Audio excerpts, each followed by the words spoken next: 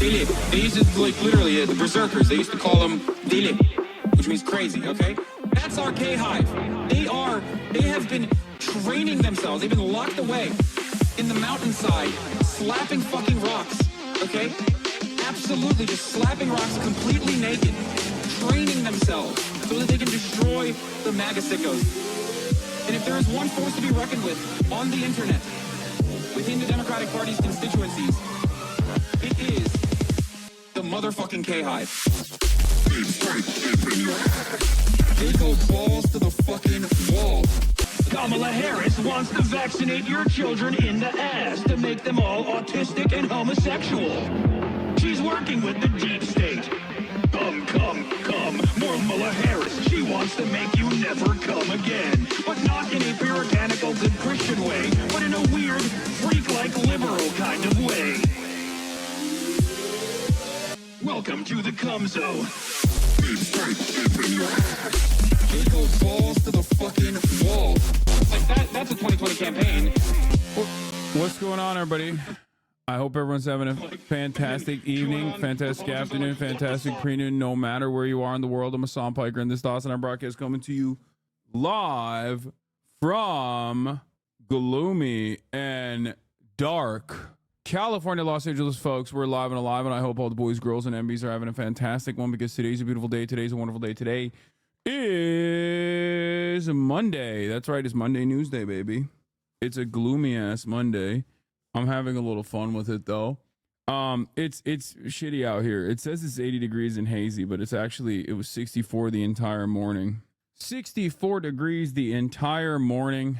And honestly, that's pretty cold. That's unacceptable. 1 degree below 65 is like officially super cold.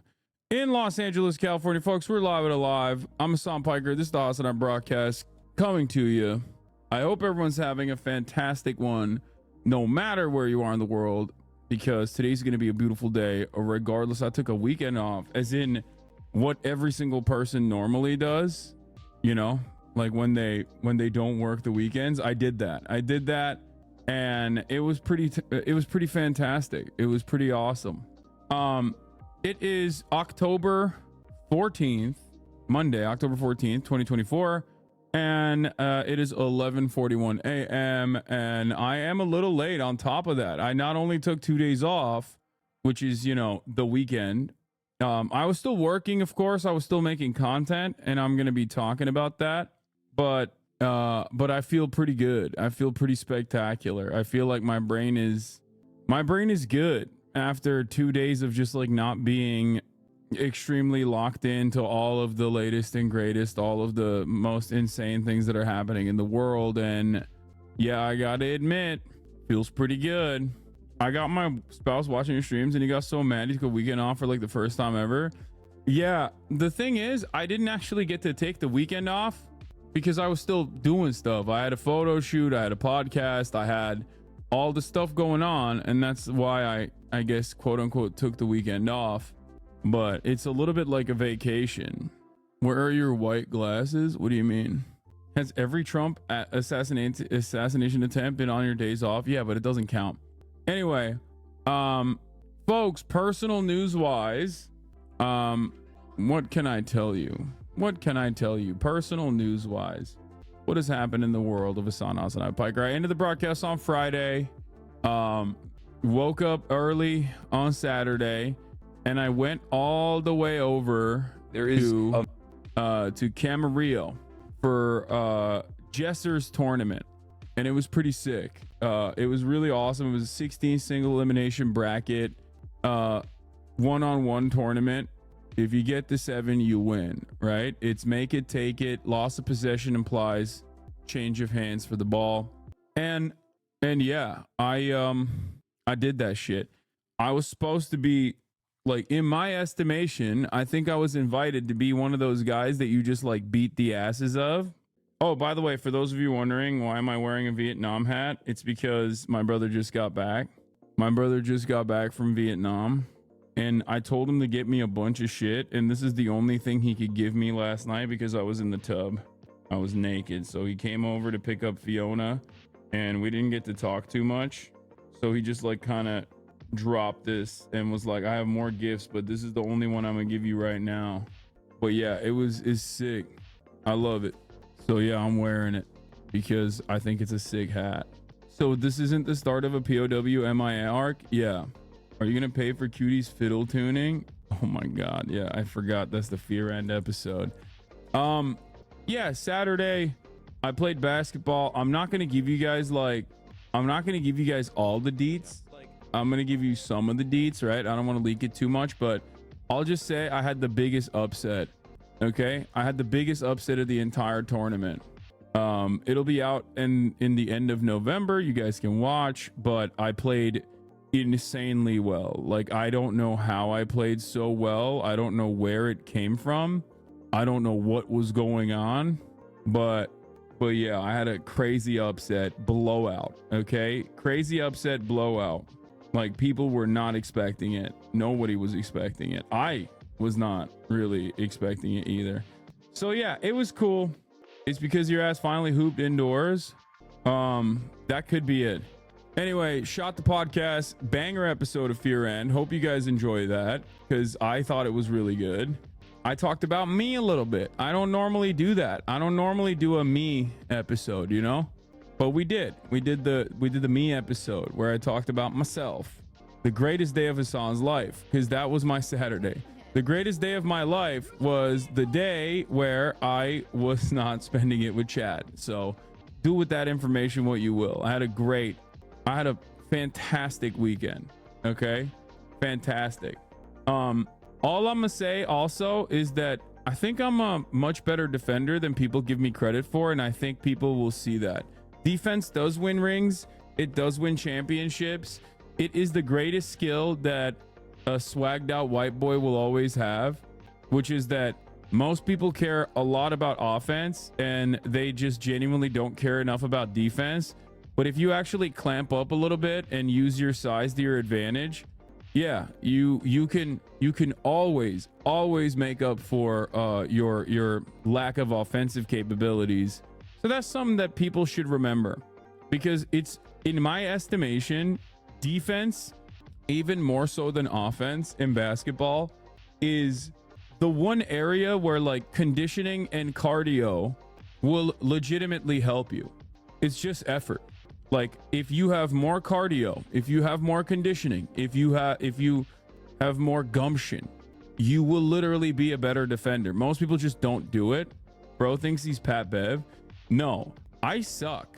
And my defense isn't all that great either. I'm just saying that unlike the average player playing pickup basketball, if you just like work a little bit harder than the average person, you know, you can wear your enemies down. Also, unlike Pat Bev, okay, let me tell you something, okay?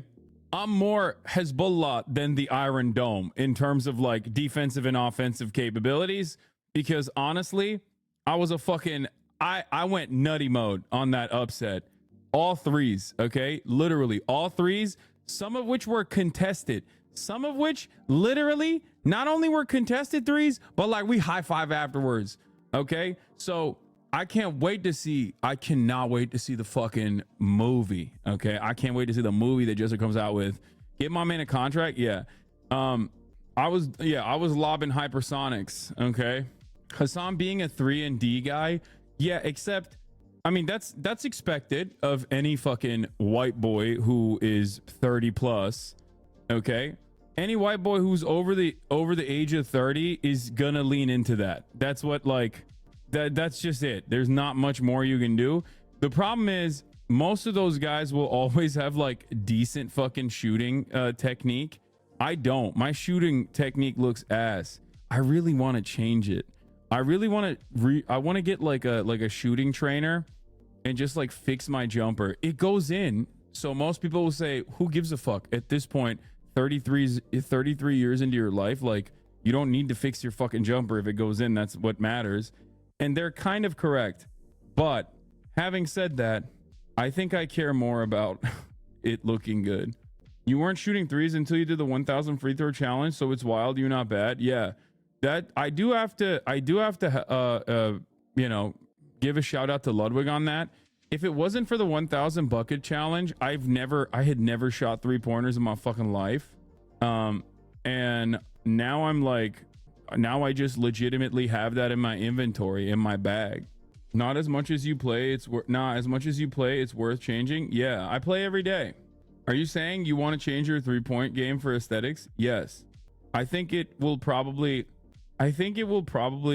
make me a higher percentage shooter as well. Ugly jumpers are a thing, but a bucket is a bucket. Dude, I also don't know what the problem is. Okay? That's the other issue. I've like filmed myself shooting 3-pointers over and over again. I just don't know what like I need to do. Do I have to like move my fucking arm in further? I think I need to. Like what point of release am I having an issue with? Like that's my other problem. Because I also don't know where the fuck, like I don't know what to fix. I guess it's like elbow in. Anyway, maybe you need a pro coach. Yeah, that's what I need. You're rich, get a trainer. Yeah, I'm thinking about it. Anyway, if your jumper is ever off in game, there would be no way to fix it in real life. Like keep your elbow in and soften up your knees, etc. I think it's good to get a coach. Yeah, that's what I'm saying. I basically train so much, I might as well fix it.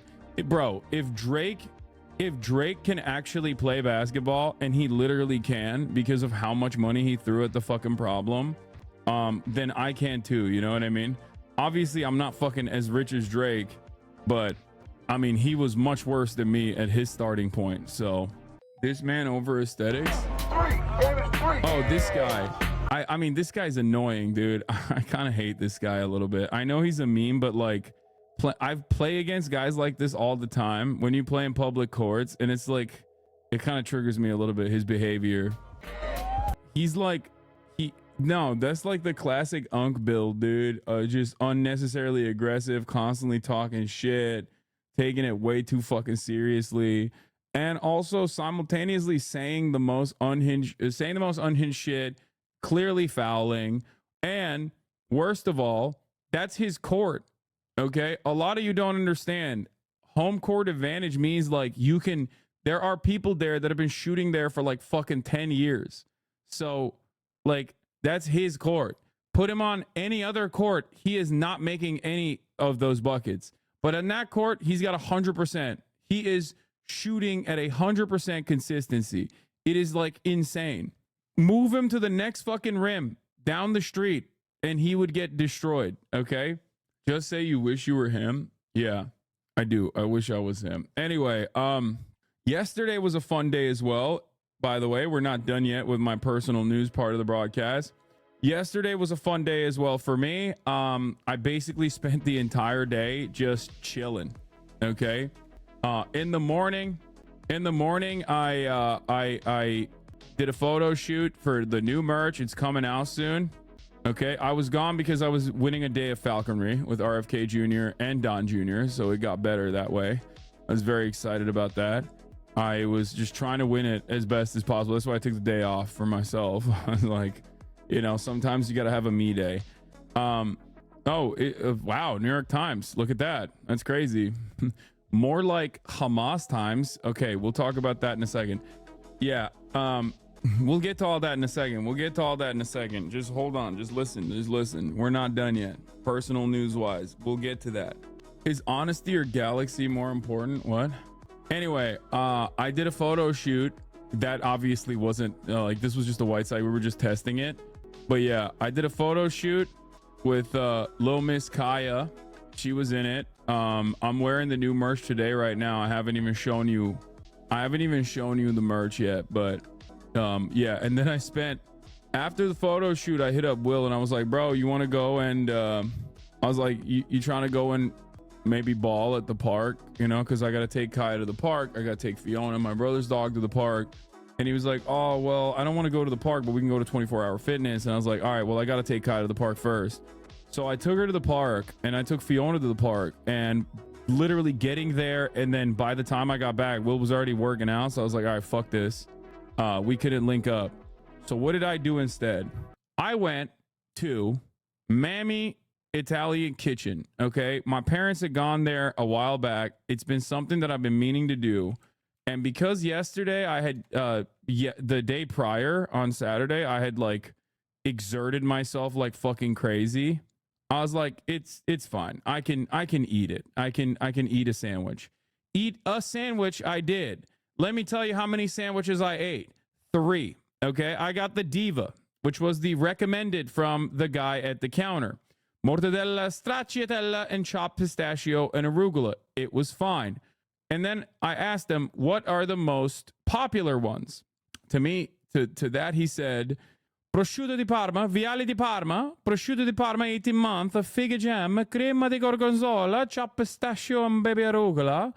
He said the other one that was like the most popular was the prosciutto di Parma, 18-month, Italian brotta, fresh presto, truffled cream, chopped pistachio, baby arugula.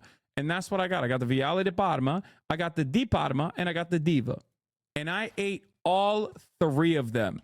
When I tell you this was a fucking spectacular experience, believe me.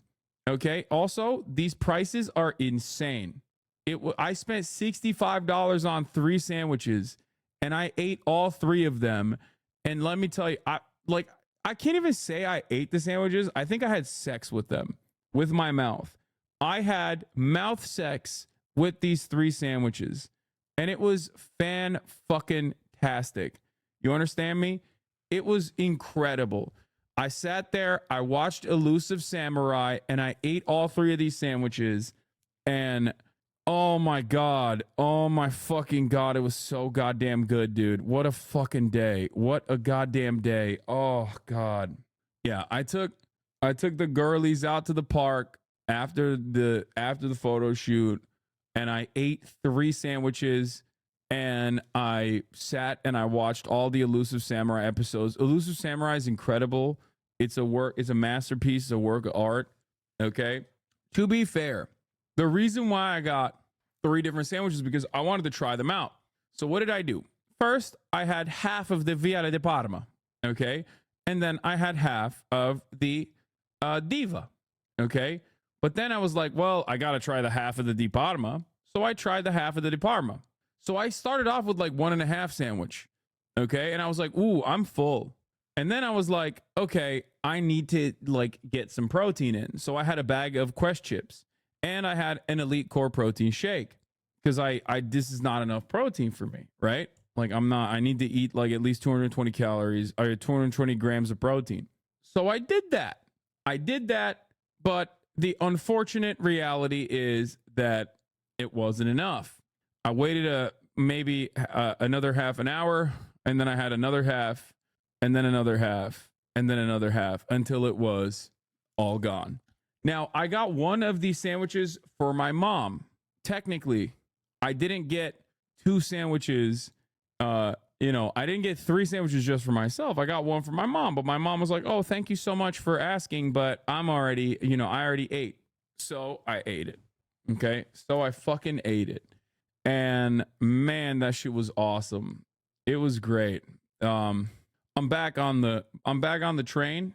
Like, I'm back on the obvious, like, I watched the Arnold, or not Arnold, sorry, the Mr. Olympia this weekend. It made me want to do steroids. Shouts out to C-Bum, 6-time Mr. Olympia Classic winner. Shouts out to the Open contestants as well. God damn, they are such fucking specimens. Okay. And that's it, honestly. That's all I did, really. It was a fantastic weekend. I wrapped it all up with a nice little.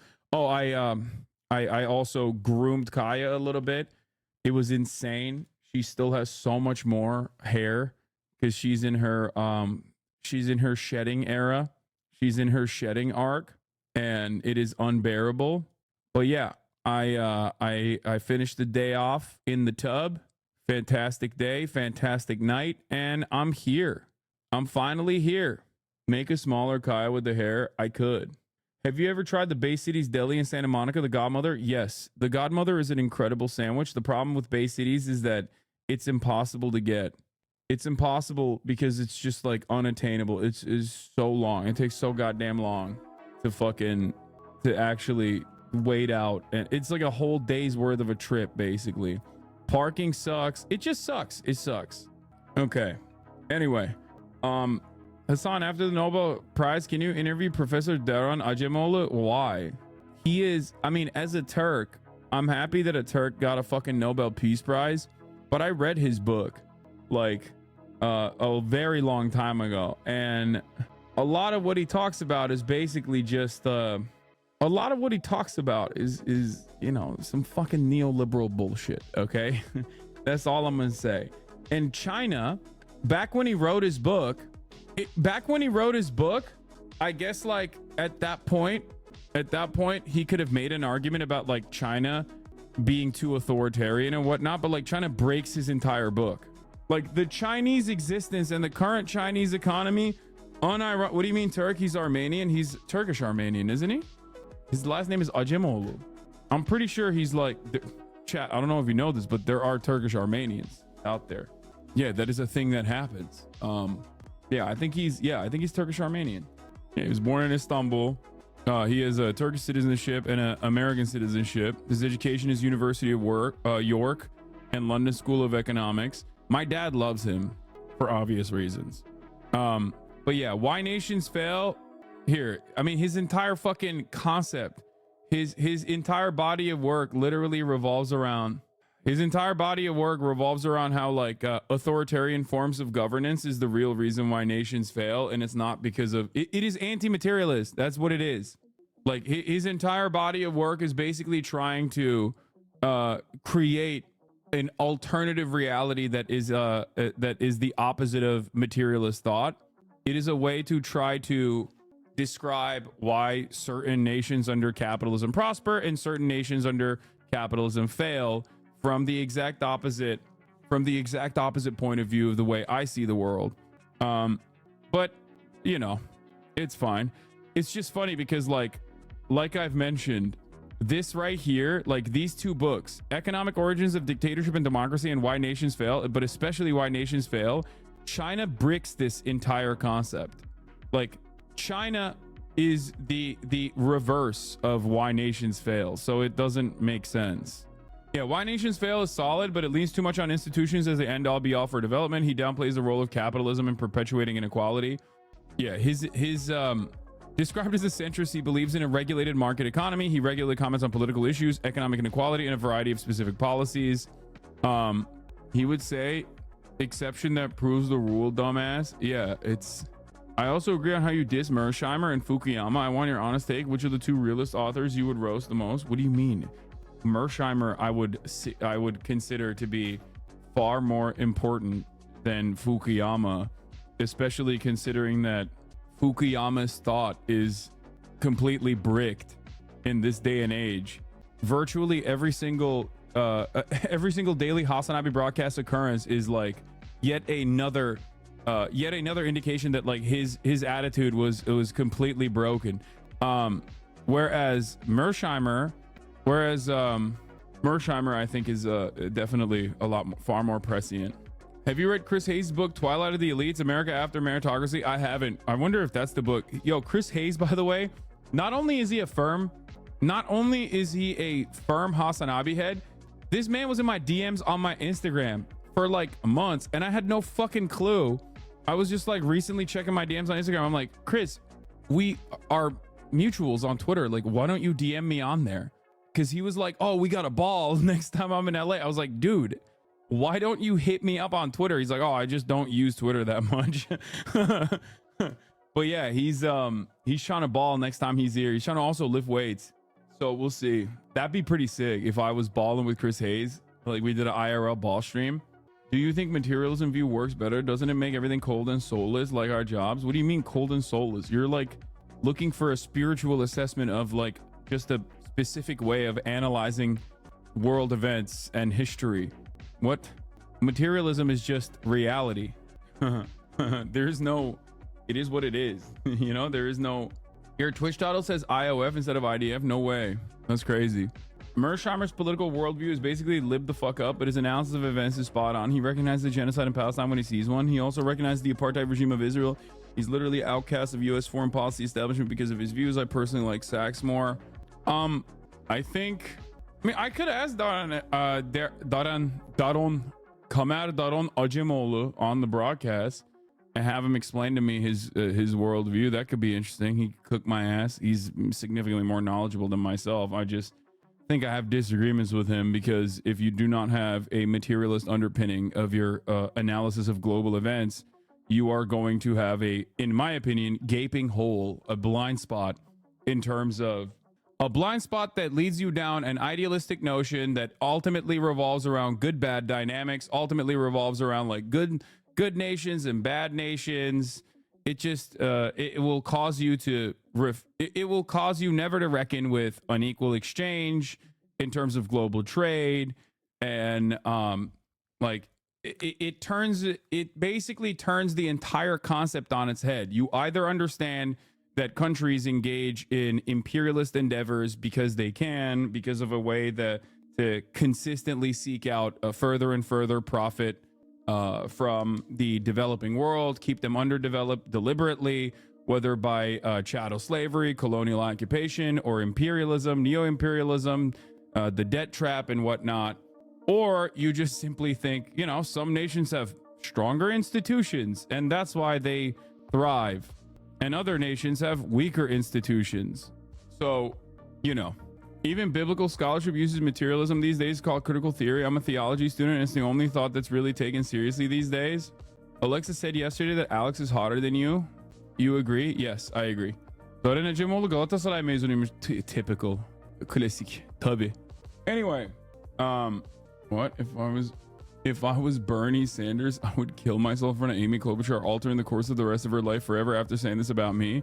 Senator Klobuchar and Baldwin have joined Governor Tim Walz on a students event. Klobuchar, we're gonna see like a bus going through Western Wisconsin with, I want you to picture this, Bernie Sanders, Dick Cheney together holding a sign that says Brat Fall. Oh my God. Okay, that's facts. God, my goat is washed. When you find out that your goat is washed. Okay. All right, let's fucking blast off. Let's get started. Ladies and gentlemen, boys, girls, and MBs, we got a lot to talk about today. Obviously, I've taken 2 days off, so there is a tremendous amount of news that occurred in the past 2 days that I took off. You already know, Israel unleashes hell on earth in Gaza, plus bombs, plus attacks UNIFIL in Lebanon, while U.S. sends 100 troops to defend Israel. Third Trump attempt. Libs panic as polls tighten for Trump. Bill Maher is a cretin. Chapel Roan video and more. The third attempt is not a real attempt. He was a Trump supporter. We'll get to that. Okay, you're making me spoil it. God, I hate Bill Maher so much. It's crazy how much I hate that motherfucker. I swear to God. Okay. All right, let's blast off. What is this? Oh, I missed this one. Y'all made so many blast off memes, dude. It's crazy. Okay, I'll use this tomorrow. Yeah, the first one was a Trump supporter too. I know. Dude. So was Ryan Ruth. Ryan Ruth voted for Donald Trump in 2016, chat. Like, I'm sorry. Every single person so far that has been apprehended as an attempted shooter or whatever is literally all former Trump supporters or active Trump supporters. Like this last guy, he's like, I don't know why you guys are doing this to me. I am a Trump supporter. That's what he said. While you were on books, what was the book about how Obama betrayed his base and sold him out to the DNC or whatever? Been looking for it. It's We Got People, Ryan Grimm. I think it was called We Got People, right? It's his first book, not this last one. Anyway, folks. Look at the people he met. Well, oh, this is the guy who who was arrested. Yeah. He literally got arrested because he meets the markings of an assassin, because he's the most average fucking Nevada Trump supporter of all time. Of course he has a shit ton of guns and he has a fucking fake like sovereign citizen license plate. What are you talking about? I can't believe there was an armed man at a Trump rally. Wow. Like, what do you mean? Anyway, I also did the Pod Johns I also did the Pod Johns on Friday morning before I went live on Friday, and apparently that one was very well received. Here's one clip off of TikTok that they posted. There is a massive amount of right-wing radicalization that has been occurring, especially in younger male spaces. Everything is completely dominated by right-wing politics. If you're a dude under the age of 30 and you have any hobbies whatsoever, whether it's playing video games, whether it's working out, whether it's, I don't know, listening to like a history podcast or whatever, every single facet of that is just completely dominated by center right to, I wouldn't say far right in the same way that it was back in like the 2016 era at the end of like Obama's administration, but like definitely center right to Trumpian right, like openly Trump right, not like genuinely neo-Nazi. That part is quieted down a little bit, but like they're like 90% of the way there for the most part. And that's it. Everything that they see is right-wing sentiment being expressed by individuals that they find charismatic, thought leaders, influencers that they subscribe to. And I think that that is some of the reason why you see this movement. The YouTube comments are incredible. Lots of 40 plus people claiming you changed their decades long belief hustle. Yeah, that was actually kind of shocking. I was genuinely confused by this. Part of the reason why I was genuinely confused by this is because like there are apparently a lot of you showed me to your parents and they like actually watched. Hassan is right. I'm a Democrat at 41. The campaign is making me sad. They keep moving right. I want them to move left. My daughter introduced me to Hassan 3 years ago, and I've been listening to him ever since. He helped change my perspective on Israel, trans people, socioeconomic politics, and religion. His influence has been massive for me, and I wish more of my demographic could be exposed to his long play content. I have gratitude for him. That's crazy to me. I did not know that it was like that. I didn't know it was like that. As a longtime listener and a fan of Crooked Media, Offline is my favorite of the bunch. It was really interesting to hear someone talk who is very clearly left and not just liberal. It kind of opened my eyes to the fact that PSA can be a bit of an echo chamber sometimes. Having this fresh perspective injected into the show was really good for you guys and the show in general, I think. I'm also impressed with how much information and statistics this guy has ready in his head like that. He really knew his stuff and didn't talk out of his ass, but backed it up with data and polling. Great interview, John. Yeah. You are good without derailing chatters? Yes. I think that one of my I think that I forget how much better I am when I'm just simply talking to a person who is listening and I'm not just like getting derailed. I've shown the video of you and NMP Law today and countless other times you open their eyes, and I'll be forever grateful to that. Yeah, I think the conversation that me and Nick Pollum had, which is ironic because like if you ask LSF or if you ask like weirdos, the only takeaway from that was oh, he showed Nick Pollum a fucking Houthi video or whatever. But I think ultimately that video was very instructive, very informative for someone who like kind of doesn't understand the basics or whatever. I don't know if we ever actually posted that. No, we did not. Or did we? Did we post it? No, I guess we didn't on the main channel. But if you find it somewhere else, go watch it. And the clip channel, you can show it to people. We should have absolutely posted that on the main channel. I don't know why the fuck we didn't do that. That's crazy. But at least Hassan Ivy Productions is eating good. Did he post it? He didn't even post it. Oh, he did. Hassan explains the Israel-Palestine conflict to NMP Law 2 weeks ago. 233,000 views. That's good.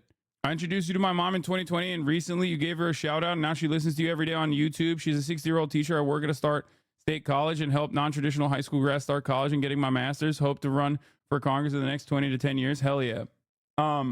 Anyway, I try my best, and I think it's I get a little discouraged from time to time, but it's good to see that like I have some level of normie appeal like this, because we do get trapped in our echo chambers online. And we do end up forgetting that like normies and their reaction to my sentiment, to my commentary is entirely different than the people who are desperately trying to make me look a certain type of way. You know what I mean? I'm glad it's on the hunt is sounding the alarm about right-wingers' total dominance over the young male demo. If you're a dude under 30 and you see it in your group chat, social feeds every day, so far the progressive establishment has failed to invest in creative solutions to compete. I think a lot of people don't understand that like my analysis of the situation isn't simply to like flood the market with like liberal content though, because I think that there is a problem far larger than that. And I think there is an education gap for young men. And I think that education gap creates an opportunity gap for a lot of young men, especially when you pair that up with the entitlement that is baked into a patriarchal construct that you are born into, that you're conditioned into socially. When your expectations of what society is supposed to be designed around does not match the output, does not match your outcomes, you end up becoming resentful. Okay? You end up becoming resentful, you end up becoming angry, and you find yourself infinitely more susceptible and infinitely more open to and primed to right-wing radicalization. There's the other side of this, of course, that is like really silly, but I think a lot of people ultimately look at this stuff and say, oh, it's because the left is so intolerant towards men or whatever. I'm not. I'm a man. I'm very broy. Sometimes the other aspects of the quote unquote online left get mad at me for those particular values or the aesthetics. But it doesn't really matter. It doesn't really matter, right? It literally doesn't matter. It like in the eyes of so many of these people that like watch, I guess like Sneeko or watch Aiden Ross, like they don't see me as a masculine figure regardless. They see me as a pussy. And I think that is in some ways wish casting, because they see me as a pussy basically because like I'm a liberal in their minds. I'm a libtard, right? So for them, they don't like it's more so just like the ideology. That's what matters more. Not like your physical presence, not the way that you carry yourself. None of that matters. What matters is, are you a right winger or not? If you're a right winger, that means you are actually a masculine figure. And for a lot of these people, they don't fit that mold either. They don't fit that mold. It's aspirational. So in their minds, it's like better if you, in their minds, if you're like kind of a loser, if you're kind of insecure, in your mind, it's better for you to be perceived as masculine online as long as you say right-wing things. Therefore, you are also masculine that way. That's it. They're just LARPing. Is that why you tell people to suck your dick? You're being broy to appeal to young men? No, I tell people to suck my dick because I am that person. I'm not being broy to appeal to young men. I'm just not fucking changing my attitude or my sentiment so that I can be like more, I don't know, more kind or more aesthetically left or liberal or whatever the fuck. Okay, that's it. I find it to be stupid. This is just who I am. Why the fuck would I change it? This goes back to the UFC conversation about creating a character because you said you don't do that. Exactly. Yeah. I think it's also a dynamic about being online. Okay. The more we present ourselves online, the more we exist online as opposed to existing in the real world, the more our outward presence online changes. Like the more that becomes a more important part of our lives, right? And that's the thing. I think that when you're online, your outward presence online can be very different than who you are in the real world. That's why a lot of people personally think, like amongst content creators, so I'll give you an example. A lot of people personally think that being toxic and being edgy is actually the only way you can be real, right? Like they think someone like myself or even the likes of like, I don't know, Pokimane or all these other content creators are like faking it. They're actually fake. They're not real.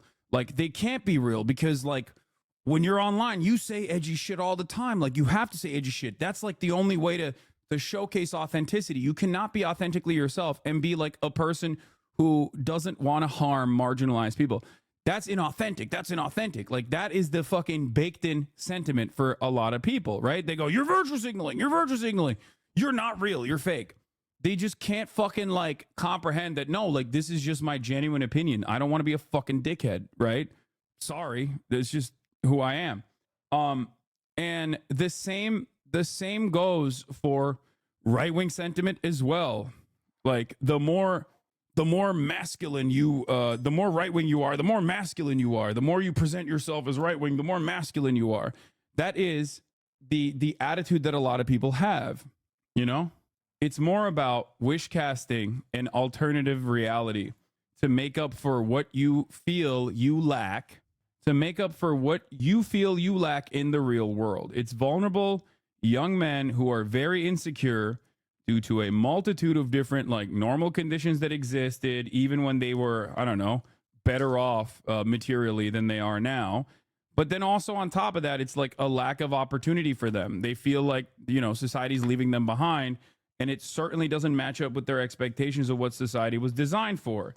They see how things were for their father's generation, and then they don't see that matching up with their current existence, and they get mad.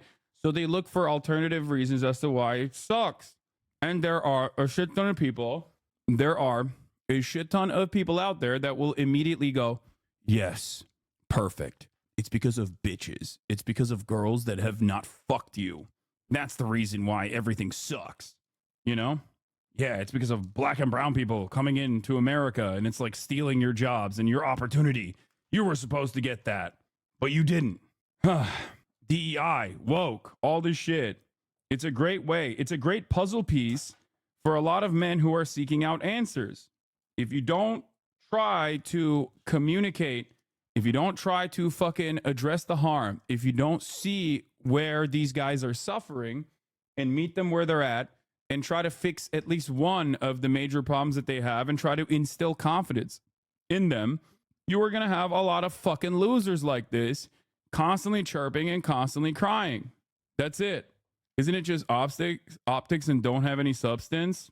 Like one thing that I used to say all the time that I kind of brought up in the Pod Save America episode as well was that it's counterculture as well that plays a role in this. Like I called it immediately as soon as Joe Biden was the presidential candidate. I was like, we're going to go back to the culture war shit. And we did, right? We did. But the thing is, it wasn't Pod Save America. Sorry. It was one of the Pod Johns' episode is called Offline, I think. But we went there. We're there now. We're back in that space. And one of the things when Trump was president that I used to tell people all the time was, hey, notice how your life isn't fucking better?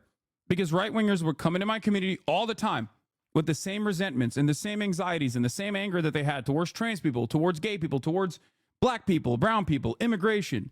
And I would always ask him like, okay, Trump is president. Why hasn't your life gotten fixed?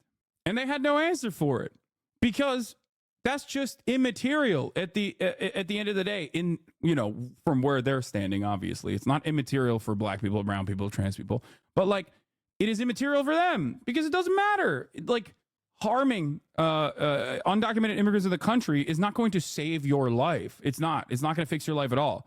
It's not going to make it better. It's just a simple distraction that they're using. It's a vehicle for the Republican Party to focus and funnel your frustration towards an acceptable, appropriate target because they don't want you to ever think about the way this society is designed. They don't want you to think about who's actually causing you harm. Don't get mad at your boss. That's a capital owner. That's a good guy. That's a productive force in this society. You, on the other hand, should get mad at people who have less than you. And the more insecure you become and the more scared you are of your future, the more susceptible you are to this sort of priming. Okay? Islamophobia is socially acceptable again right here in this clip. Not going to cry a fucking river when people who have genocide that's baked into their laws are getting genocided. I don't give a fuck. They're terrible people. What the fuck? Ain't no way he's talking about Palestinians, right? Ain't no fucking way. May as well be watching the whole clip. Most normal Asman calling for the final solution to the Muslim question. Oh my Lord, bro. Asmongold is an organization owner, and one of the people that owns the organization is literally Muslim.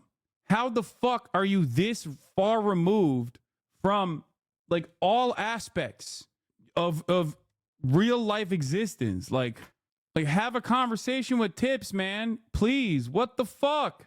It's not even a question. It's crazy that people don't see it that way. They'd be doing the same thing. And how much did they kill? As many as they can. They're not able to kill as many people as Israel because they don't have as many bombs and as many weapons. But if they did, they'd be doing the same thing. Oh my God, I hate this argument so much, bro. This is crazy.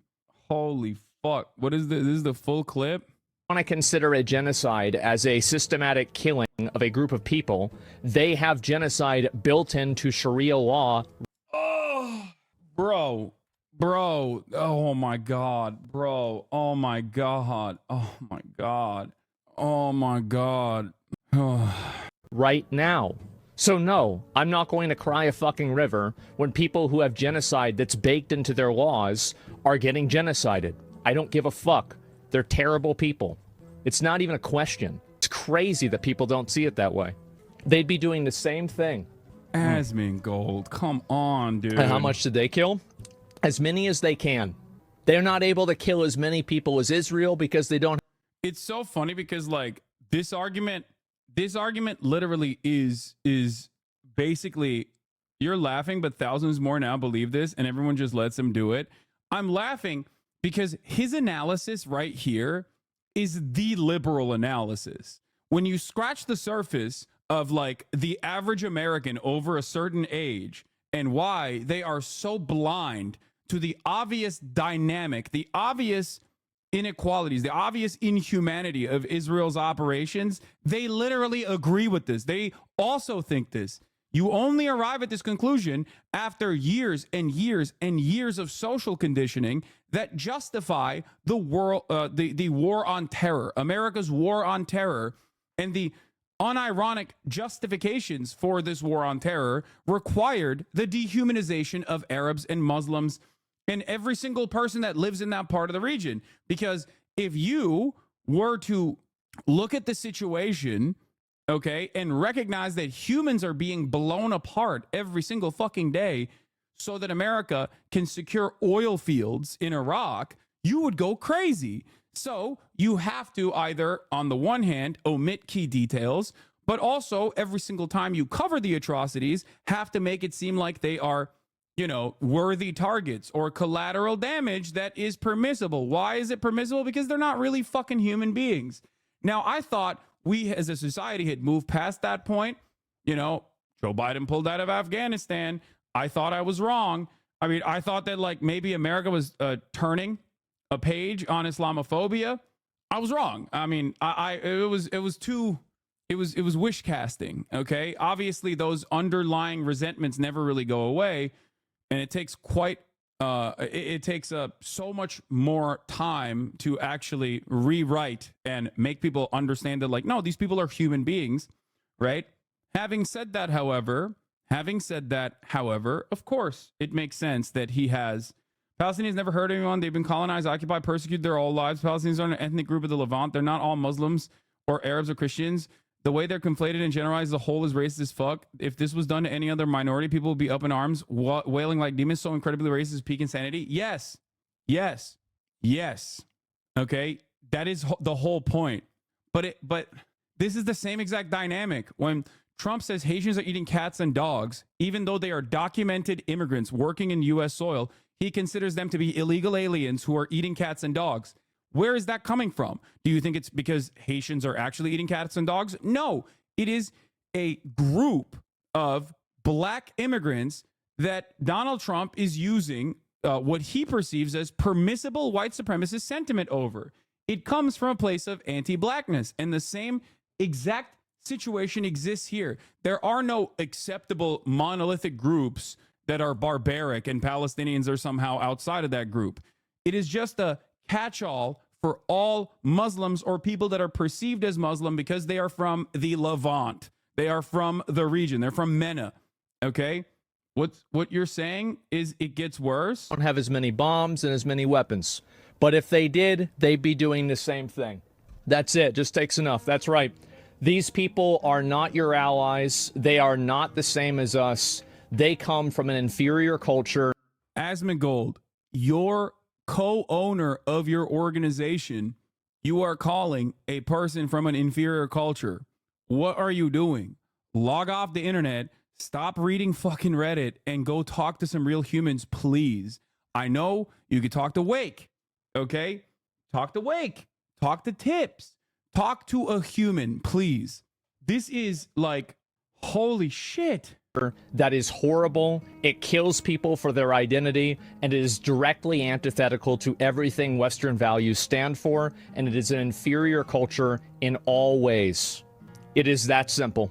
Bro, this is straight up 1-to-1 what Nazis said about Jewish people, what like the most right-wing approach to this conversation. This is insane. Okay? This is absolutely nutty. I hold on. Oh, I forgot to answer the fucking I forgot to respond to fucking Newsweek reactionary again. Okay. Oh my God. I can say that I see Americans as terrible people who have genocide baked in their system. This is just like, guys, how can someone not immediately recognize the problem with calling another culture inferior? Americans, man. Americans. This kind of attitude is like American exceptionalism through and through. This kind of attitude, American exceptionalism, literally is the same thing.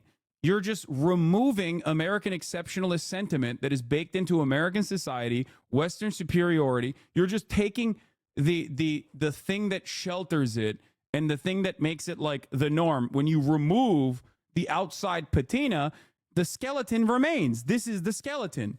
This is the bare bones, okay? This is the bare bones of the argument. That's it. This is the bare bones of the argument that like America is the best country on earth. When you remove the outside stuff that makes it, I guess, seemingly more appropriate for liberal consumption, okay, in an otherwise liberal society, this is what you arrive at, you know?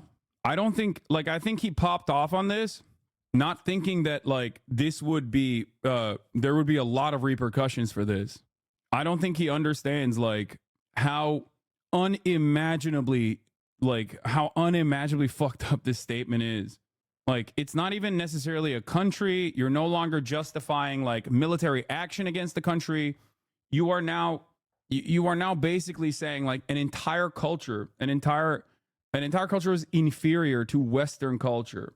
The build up to the clip doesn't just make it worse. And you know what else is disgusting? That people in the West that enjoy more privileges and freedom than anywhere else in the world romanticize their behavior or their lifestyle as anything other than barbaric. This is what people think you say about Israel. I know. Like, if you were to say this about Judaism, understandably and rightfully, you would get banned, and you should get banned.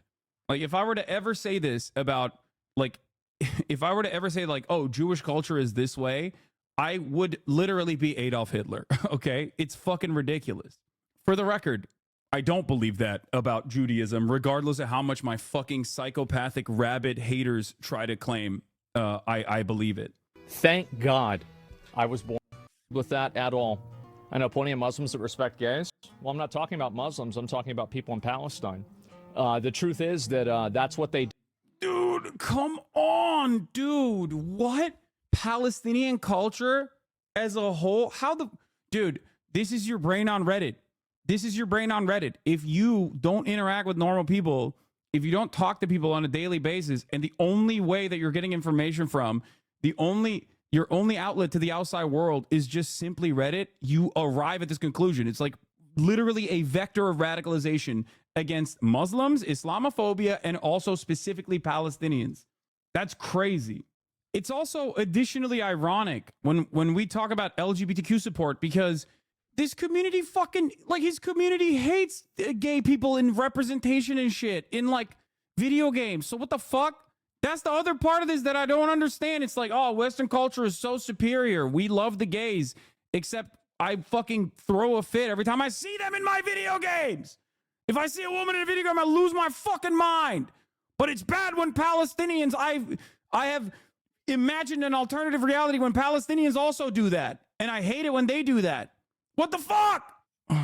Yeah, his subreddit is really bad. I know. His subreddit is just Stormfront 2, and he said this so casually because he knows his chat will love it, and it's just a normal thought for them. Most of us left these Nazi greaseball WoW types in 2007, but they're still around. I mean, this is literally, it's ironic that we're looking at Asmongold, because like I'm going to cover this in a second with a liberal from a much larger platform, Bill Maher. Like that is, this is sad and very frustrating. Palestinian culture, and all he brought up was Sharia law. We know which online forums he logs off on a stream. Oh my God. That's what they do over there. So no, I'm not going to support a group of people that would be the ones doing the genociding if they had the power to do it. I'm sorry to say, I'm not. The idea that if Palestinians had the capacity to fucking do Israel shit, they would do Israel shit back to Israel is a silly one, because if Palestinians had a nation state with sovereignty and nuclear weapons, then Israel wouldn't be able to do anything to the Palestinians, and therefore there is no fucking world in which they would do the exact same thing back to Israel. You do not know that. All of the Palestinian resistance is within the framework of anti-colonial resistance. That's what it is. Okay? There are methods that you do not agree with. There are methods that I don't agree with. Okay? But ultimately, in the grand scheme of things, who is responsible for the larger harm? Who is radicalizing people into taking action into their own hands? It is obviously going to be the colonial state. It is going to be the larger state. It's going to be the playground bully with a bigger stick. That's it. And there is no world in which, if we were to simplify these terms, you would ever say this about other historical issues, right? Nat Turner rebellion was insanely violent. Ta-Nehisi Coates talked about this with Ezra Klein on his New York Times podcast, where he said, I go back to the Nat Turner rebellion. They took axes and killed white babies. They killed white children. Does that change the dynamic and the overt cruelty? Some historians might even say, and there is back and forth on this, that Virginia was on the verge of the abolition of slavery, and yet the Nat Turner Rebellion was responsible for them not doing so. Okay? But ultimately, the morality of chattel slavery still remains. It is immoral, regardless of the reaction that it has invoked. Okay? That's it. The violent reaction to Israel's 76-year occupation and maintenance of apartheid does not justify the apartheid nor the consistent genocide of Palestinians that Israel is engaging in for the past 12 months. You're misunderstanding him. He's saying that people in Palestine have an innate hatred for Jews. I know. It is fucking ridiculous. I know. It is a way to try and justify Israel's genocide. It is a silly and idiotic sentiment that you can only arrive at if you exclusively fucking hear shit from Reddit. The fear that once the colonial occupation perishes, or once like chattel slavery is abolished, that the victims of chattel slavery will turn around and do the exact same thing to the people that once enslaved them is never borne out in reality. Okay? It's never borne out in reality. It has never happened. The Irish did not go and occupy England, okay? The Algerians did not go and occupy France. Once the apartheid was abolished in South Africa, they did not turn around and occupy, I don't know, England again, or the Dutch. That did not happen. I DM'd him. I said, look, I could talk to you off stream or on stream if you want. It's fine. But ultimately, the violent reaction from the Palestinian resistance comes from 76 years of colonial occupation. Okay? It comes from the ethnic displacement of millions. It comes from generational struggle. What am I saying? Struggle. Okay? I don't even understand. There was no historical beef between Jews and Muslims pre-Zionism, for fuck's sake. Exactly. It also is historically incorrect. He's also taken in the context of gay and trans not having rights in Muslim society. He's responding to people having Palestinian trans flags in their handles. Yeah, this is also ironic for two reasons. This is something that I deal with on a regular basis with fucking a lot of right-wing people who have these kinds of opinions. It's like, one, many right-wing people don't want that in America. So what the fuck are you complaining about? And two, there is no opportunity for a gay or trans revolution in these places because all they've known is death and destruction. Okay? You can't get to that stage if you're still, constantly under the violence of a colonial occupation. It's a pretty basic concept. The problem is People don't understand this concept, especially if they live in the Western world, when they've never actually exhibited it, when they've never actually been on the receiving end of it. Okay? That's the thing. That's the reality. When people look to this situation and go, oh, dude, they're fucking not pro-trans or pro-gay. It's like, first of all, there are trans and gay Palestinians that are also getting killed by Israeli bombs. Okay?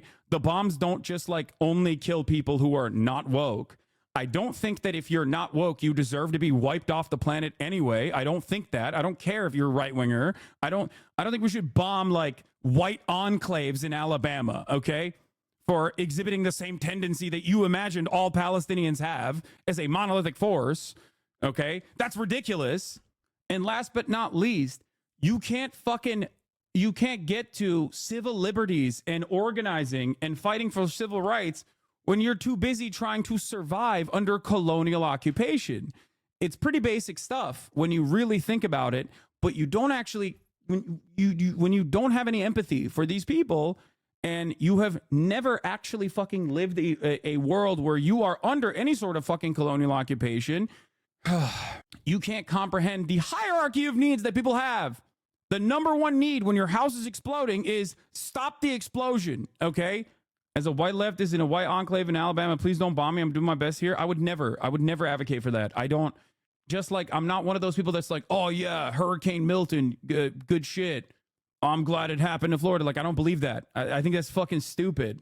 I want to help everyone. That's why I fucking advocate for Medicare for all. Medicare for all means for all, okay? Everyone needs healthcare. Everyone deserves healthcare, regardless of what their political advocacy is, even if they're fucking assholes, even if they're horrible monsters, even if they're Nazis, okay? Unconditionally. That's why I also believe in rehabilitation.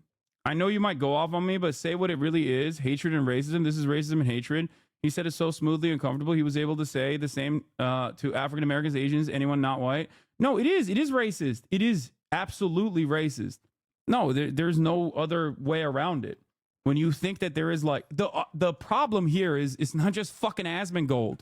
The problem here is that the motherfucking president, the Democratic Party's leader, has said similar things. Okay? On Holocaust Remembrance Day, Joe Biden went on a national stage and said that Palestinians exhibit an ancient anti-Semitism. Okay? What has become permissible in these spaces in terms of like what you can say about Muslims, what you can say about Palestinians is unimaginable, dude. And I know the alternative is Asmongold could quite literally turn around and be like, you love terrorism, you love Hezbollah, okay? You love the Houthis, and garner a shit ton of support from some of the worst people online, okay? And that's it. That's it. Why do you always say the majority of Americans want a ceasefire, support Palestine? Seems to me that it's the opposite. You think the majority of Americans also agree with Asmongold about video games? Like, what the fuck are you talking about? You don't have to invoke the majority. You can have a very outspoken minority that lasers in on these things and are like incredibly passionate. And that's all it takes. Anyway, let me finish this off and then I'm going to move on. I don't have any sympathy for them. I'm sure at some degree there are people that are caught in the crossfire. This is sad. But at the end of the day, this is an immoral, evil culture. I truly believe that. I think there's nothing funnier than saying that the Palestinians live in an immoral culture, an inferior culture, while you live in the United States of America and you are advocating for the death and destruction and the genocide of the Palestinian people. I think that is the most immoral thing you can say. That's it. I think there is nothing more immoral than taking a pro-genocide position and try to justify it by saying, "Oh, well, the people that they're slaughtering are fucking immoral and barbaric and inferior." Holy shit! Like, I know everyone's like, "Oh, what do you mean? Have you seen Asmongold's bedroom? Like, he's saying that from a fucking house infested with cockroaches." Like, I don't care. Okay, I don't care about the fucking aesthetics. I don't care about any of that shit. Like, that shit's for the birds. Okay, that's like funny. Haha, I got it. He doesn't drink water. Whatever. I don't give a fuck. Okay. That part doesn't matter. I mean, that'll get you a lot of fucking likes on Twitter, for sure. But ultimately, I care more about how many Americans also exhibit this tendency and genuinely believe this shit. It's fucking terrifying. like saying they're inferior, saying they're evil to justify the death and destruction that befalls them is so fucking horrifying. Why don't you talk to him, bro? I want to. I reached out. We'll see.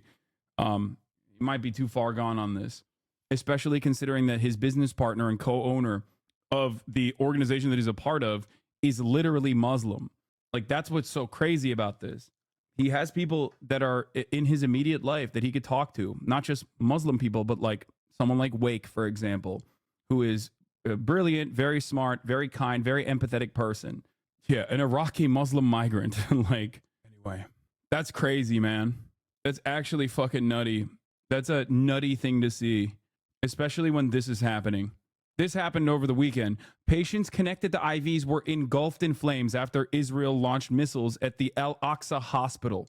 That's what happened over this weekend. Israeli attack ignited a deadly fire in a hospital tent camp at Al-Aqsa hospital. Israel has also refused any humanitarian aid from going into northern Gaza, as it has greatly escalated as genocide in northern Gaza since the beginning of October. Here's what the White House had to say. White House National Security Council spokesperson: the images and video of what appear to be displaced civilians burning alive following an Israeli airstrike are deeply disturbing and have made our concerns clear to the Israeli government. Israel has a responsibility to do more to avoid civilian casualties, and what happened here is horrifying. Even if Hamas was operating near the hospital and attempt to use humans as civilians as human shields. More than a year in, and still this war gives up fresh horrors. The sense of panic and powerlessness, not for what people have escaped, but for what they can see. In the wall of flames, those that can't be reached. The blaze sparked by an Israeli strike on a tented encampment for displaced people in the grounds of central Gaza's main hospital. Israel said it was targeting a Hamas command center in the compound. There were apparent secondary explosions, popping sounds among the flames. You and I will never agree on helping everyone. You're naive. Man, that's your fucking biggest gripe with me right now. You're so dumb for that. Like, I'm not even going to entertain this conversation. Here, eat the fucking 3-minute ad break at the top of the hour.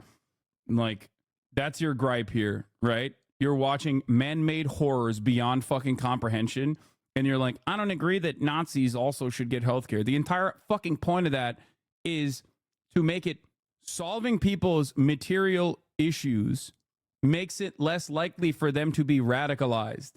Okay? There will still, of course, be... Is Al Jazeera a credible source? Yes, it is one of the most credible sources, especially as it pertains to what is going on in Gaza. It's one of the few places where there are actual embedded journalists that are still in Gaza that haven't been fucking killed by Israel. Israel's killed a lot of their journalists in Gaza. Israel shut down the Al Jazeera offices in Israel. They also shut down the Al Jazeera offices in the West Bank, which is occupied Palestinian territory. But yes, as it stands, Al Jazeera is one of the most credible sources. They are one of the only sources on the ground operating inside of Gaza still. But it doesn't matter because we're not even watching Al Jazeera right now. We're watching Channel 4. Channel 4 is a British publication. Now, I need you to understand something here, okay? I need you to understand something.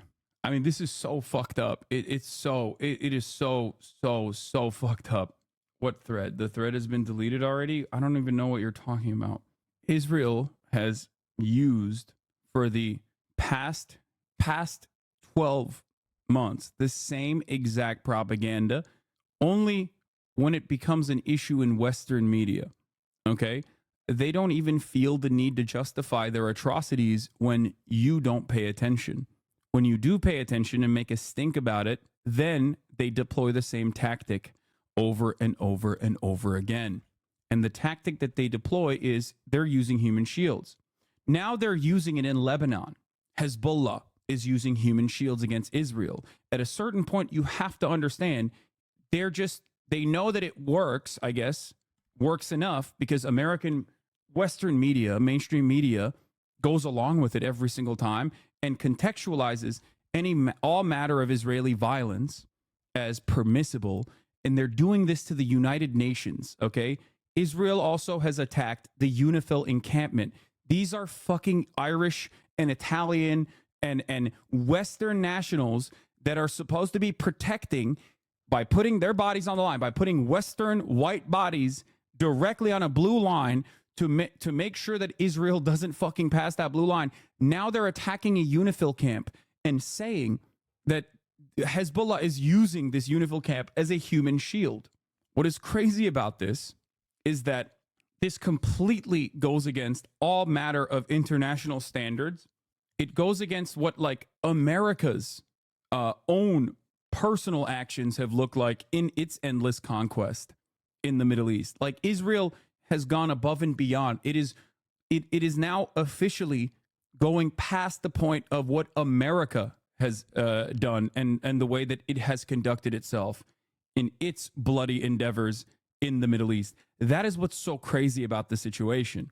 So if the Western powers that are funding, facilitating, offering cover to Israel in all of this inhumanity don't even fucking care about white people, about Westerners who are getting who are now in the crosshairs of Israeli rockets, Israeli tanks, because Hezbollah is using human shields, what makes you think that they would ever believe that Palestinians are also, real human beings that aren't just simply human shields, collateral damage? They do. If they believe that if they believe the argument that Israel makes about white people, Irish people, the UN, UNIFIL encampments being used as a Hezbollah human shield, they will believe a million times over that Palestinians are human shields. Okay? That's it. Okay. Asmongold wants to talk, he said. So I'm going to try to talk to him about oh, wait, oops. I called the wrong person about his take. Hello? Hey, can you hear me? Yeah, I can hear you. All right. Asmon. Okay. Yes. In the interest of fairness, I want you to explain what you said that I saw in limited clips earlier today, I think. Yeah. Okay, so basically, I find it to be really problematic that people put like a lot of virtue signaling, and I think it is virtue signaling, for people that are supportive for like trans rights and LGBT rights when they support countries that kill people and prosecute them for being LGBT. I think it's a huge problem, and I don't think you can have both of those things. So when you were saying like Palestinians exhibit inferior culture that's barbaric, you were simply talking about the hypocrisy? Is that what it is? Yeah, pretty much. I do. And somebody in my chat said that you said that I thought Christian theocracy was better. No, I didn't say that. Oh, what a fucking surprise. Okay. Well, here's the thing, right? Yeah, go ahead. I want you to like fully explain, because I want to understand everything that you mean beyond the hypocrisy, because like the hypocrisy version or the hypocrisy in and of itself is one thing that we can address. It's a super simple concept. Well, but how I do think you feel about that? There's always a broader point beyond hypocrisy, because online hypocrisy in and of itself, or even the invocation of hypocrisy or perceived hypocrisy, is seemingly a more damaging thing than like actual material harm, right? Oh, this person is hypocritical, and that's like a very common fucking thing. I'm sure you experience it on a regular basis as well. It doesn't really matter. Most hypocrisy, I think, is derived from a misunderstanding that is often deliberate. I see it oftentimes with you. You've seen it with me. Everybody has it happen. It's extremely common on the internet. It's the Andrew Tate phenomenon, right? Where people don't give a fuck about like what Andrew Tate may have done or may not have done, or all the shit that he has definitely done, right? And care more about like, perceived hypocrisy. Usually they care more about that than anything else. So I don't I think there's a Norm Macdonald clip about that. It was very good. Yeah, I don't necessarily care about hypocrisy that much, but in terms of the hypocrisy of the matter, I can explain it to you. Sure. Number one, so in terms of LGBTQ acceptance, right? Trans acceptance, queer acceptance, you find that to be in the United States of America, in the wealthiest nation on earth, one of the most prosperous nations on the planet, to be to a certain degree like a fancy thing to advocate for, right? I don't think that you have to be rich to advocate for LGBT acceptance. No, that's not what I'm saying. Okay, what are you saying? Sorry. No. What I'm simply saying is that LGBTQ representation in video games is oftentimes considered to be something that is like unnecessary or something that is Oh, you're considered talking to about be like in games? in games, in facets Uh, of culture, in facets of media. Yeah, sometimes it happens. It feels like it's inauthentic. Yeah, sure. Okay. Well, in turn, wait, is there a positive example of LGBTQ representation that you can think of in mainstream media in recent years? Sure. Just yeah. so I understand what the dynamic so is there. Did you play Final Fantasy 16? I did not. Oh my god. So they had a character in Final Fantasy 16. His name was Dion. And he was like the prince of an area. He was like the, like person who could like channel Bahamut, right? And he was gay, and it was part of the story. And they actually blocked sale for that game in some places in the Middle East because Square Enix didn't want to censor the game for that reason. And But I respected them a lot for that. But that was wait, they refused to block the game? Is that what you're saying? Yes, yeah, Square Enix did not do Yeah. that. And that was a good representation of like gay or trans. Yeah, I think so. I really do. Okay. I think that whenever you create a character, that the character's personality, sometimes it feels like when characters are added into stories, especially if they have like an LGBT like lean to them, they can be turned into being like a one-dimensional like I guess identification of that person. And it's like they make like an overt effort to talk about that and discuss it. And I feel like in a lot of times it can come off as patronizing or talking down to the audience. Okay. It feels very inauthentic to me. Okay, so Yeah. there are instances where there's like gay representation, trans representation that's like ham-fisted and just simply Yeah. added on as I think not so. not a necessary vehicle for narrative development, but instead simply for identity points, right? Sure. To do diversity. Okay, so not to get too lost in the sauce, we can get back to this part of the conversation in a second. But my point was that like that level of LGBTQ representation, it's for diversity, it's for marketing purposes. Usually, it's just like sometimes it could be shitty narrative devices, but ultimately it doesn't really matter. But a lot of people still get mad at it, right? A lot of people in the do. Western world still get mad at it. And for me in particular, there is a hierarchy of needs for and that all human beings respond to, all human beings exist under.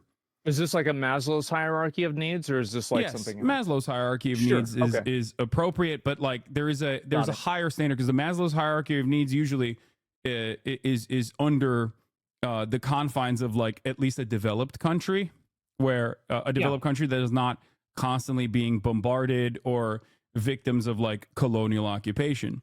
My point is that Palestinians are not inherently anti-gay or anti-trans or anything like that. There are gay Palestinians, there are trans Palestinians, both living in Gaza, in historic Palestine, and also certainly outside of Gaza. Well, The is it problem against is- the law? The problem is there is no time or space or opportunity for them to engage in queer liberation, let alone, advocate for more representation in their artworks, for example, when they're too busy being bombed and destroyed and killed and ethnically displaced for 76 years under an apartheid regime that is a settler colonial occupation. Okay, real quick, you don't think that I support Israel, do you? I don't, but I think Okay, that good. no, I don't think you support Israel, but I think you saying I that don't. like Not Palestinians at all. Palestinians are immoral or evil or have an evil, antiquated culture or are barbaric is think not that. only ahistorical. What's up? I do think that. Yeah, I mean, I think you're wrong.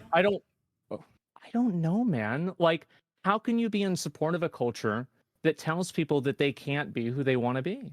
Like, I mean, really, I mean, if I was advocating for what the laws were there, I would get banned for hate speech. How's that acceptable? I think you are misunderstanding what their culture is, what the Palestinian culture is, and you're also not setting the standard under the material conditions in which they exist. I don't like- think that you can do that. So there Like, are a for number of other example- countries. For Okay, example, well, okay, let me go after this. okay, you go ahead, but I will give you more historically appropriate points in Sure. a second. So basically, the reason why I don't like what they do is because it's based off of a religious theocracy. And so you can look at other religious theocracies in other countries that aren't being bombed. And the one commonality that they have is that they all suppress people's identity and they express their freedom of expression. And I think that any culture and any type of government that is derivative of a religion is fundamentally inferior. I think this is true with any book. It's true with Judaism. It's true with Christianity. It's true with Islam. It's true with Hinduism. I think it's true with anything. And I find it to be very problematic that we're using these books as a guideline for like how to make laws when these books actively encourage killing people for different types of identities. And obviously, like, I understand that there's like a huge spectrum of people that are part of any culture. There's people that are way more progressive, people that are way less progressive. But what I see is that I see countries that have laws that haven't been bombed, right? You look at like Saudi Arabia or like Dubai. A lot of these other countries still have the same types of expressions or same type of restrictions on the expression for LGBT. And I find that to be problematic and inferior. And I think that you could I want to make sure that this is very clear because like, I don't want you to think that this is something that's like oh, the brown people over there are wrong. I would say the exact same thing for us, you know, like the church, you know, like Christianity. Like if you look at, for example, like Salem witch trials, it's disgusting. It's horrible. So all I'm saying is that I think that there is a standard that's being applied, and I don't really understand how that's defensible at all. I don't like, and that's what doesn't make sense to me. Is It's that not. like okay, It's well go ahead. not. Yeah, go ahead. But here is the problem. Okay. It's not defensible, but I think most people, including like the gay Palestinians or queer Palestinians or queer Lebanese people, Sure, understand that there is no room for advocating for civil liberties in your own domestic policies when you are escaping bombing So campaigns. I see your point, So but do you this see is my the point reason. that This is the reason go ahead. why so many of these countries, whether it be Iran, whether it be Afghanistan, whether it be Egypt, or many of these places that were far more liberal from Western standards, from the Western understanding of like social liberalism, multiple decades ago, before Western intervention, are no longer as socially liberal as they once were.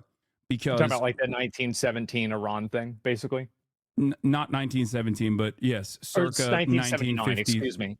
Yes, sorry. And when you look at the history of these countries, and not to say that like I don't personally think that Saudi Arabia deserves to be annihilated for having a religious theocracy. I don't personally think Israel deserves to be annihilated for operating within like liberal confines, but still maintaining a religious theocracy that is baked into now their constitution. Do you Israel, think that I support that? no, I don't think you support that either. Okay. But oh wait, well, in terms of the Palestinians, I think the quote was that inferior cultures deserve to be wiped out. Oh, I don't know about that. I feel like anytime you're killing people based off of anything like that, I don't think that Israel or America or anybody has the right to come in and tell Palestine how to live and for them like what they're supposed to do. Right? I'm not trying to tell them what to do, but if you want me to accept their culture as being equivalent to ours, I won't do that. Okay, And I do think that it's worse.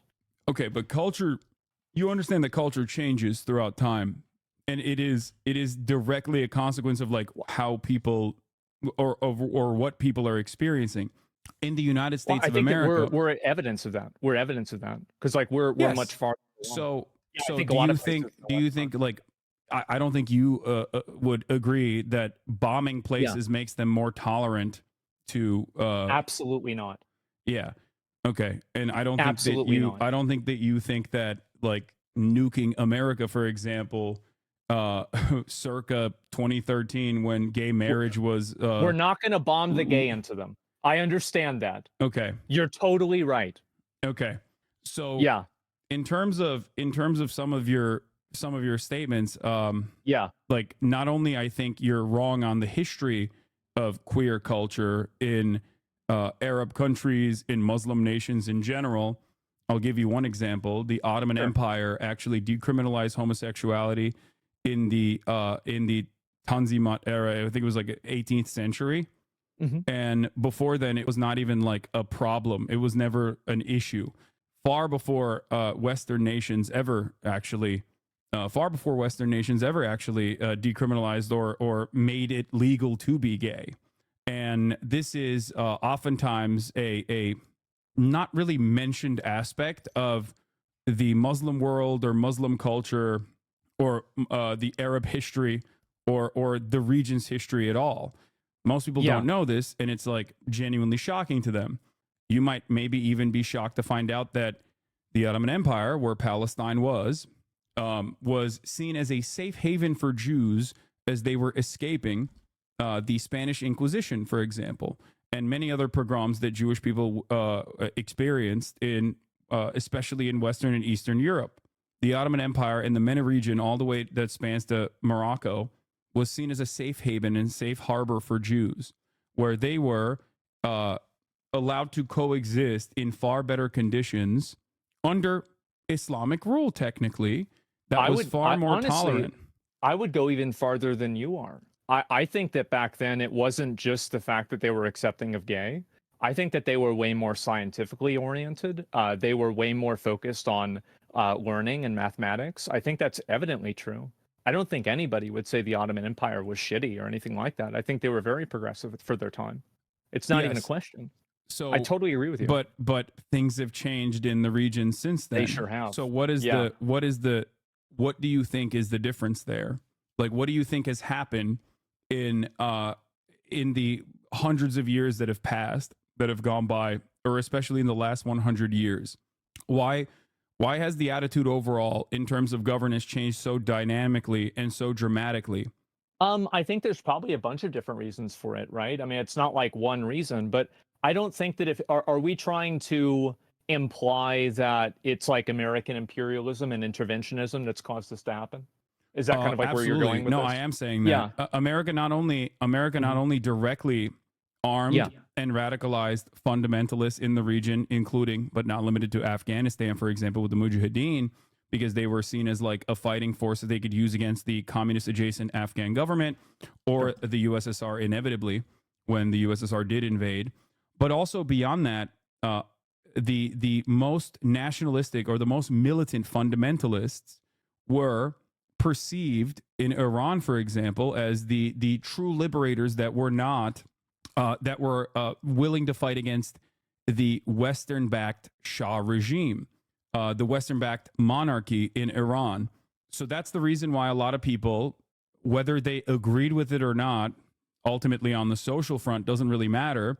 They were like, these guys are going to protect us. These guys are actually fighting back against this ruthless rule of the Shah that was, falsely torturing people on a regular basis. Okay, so that's if usually if how your argument is that, well, how do you reconcile that with the fact that there are other countries like Saudi Arabia, for example, that don't have that history but still have the same laws? Oh, that's a great example.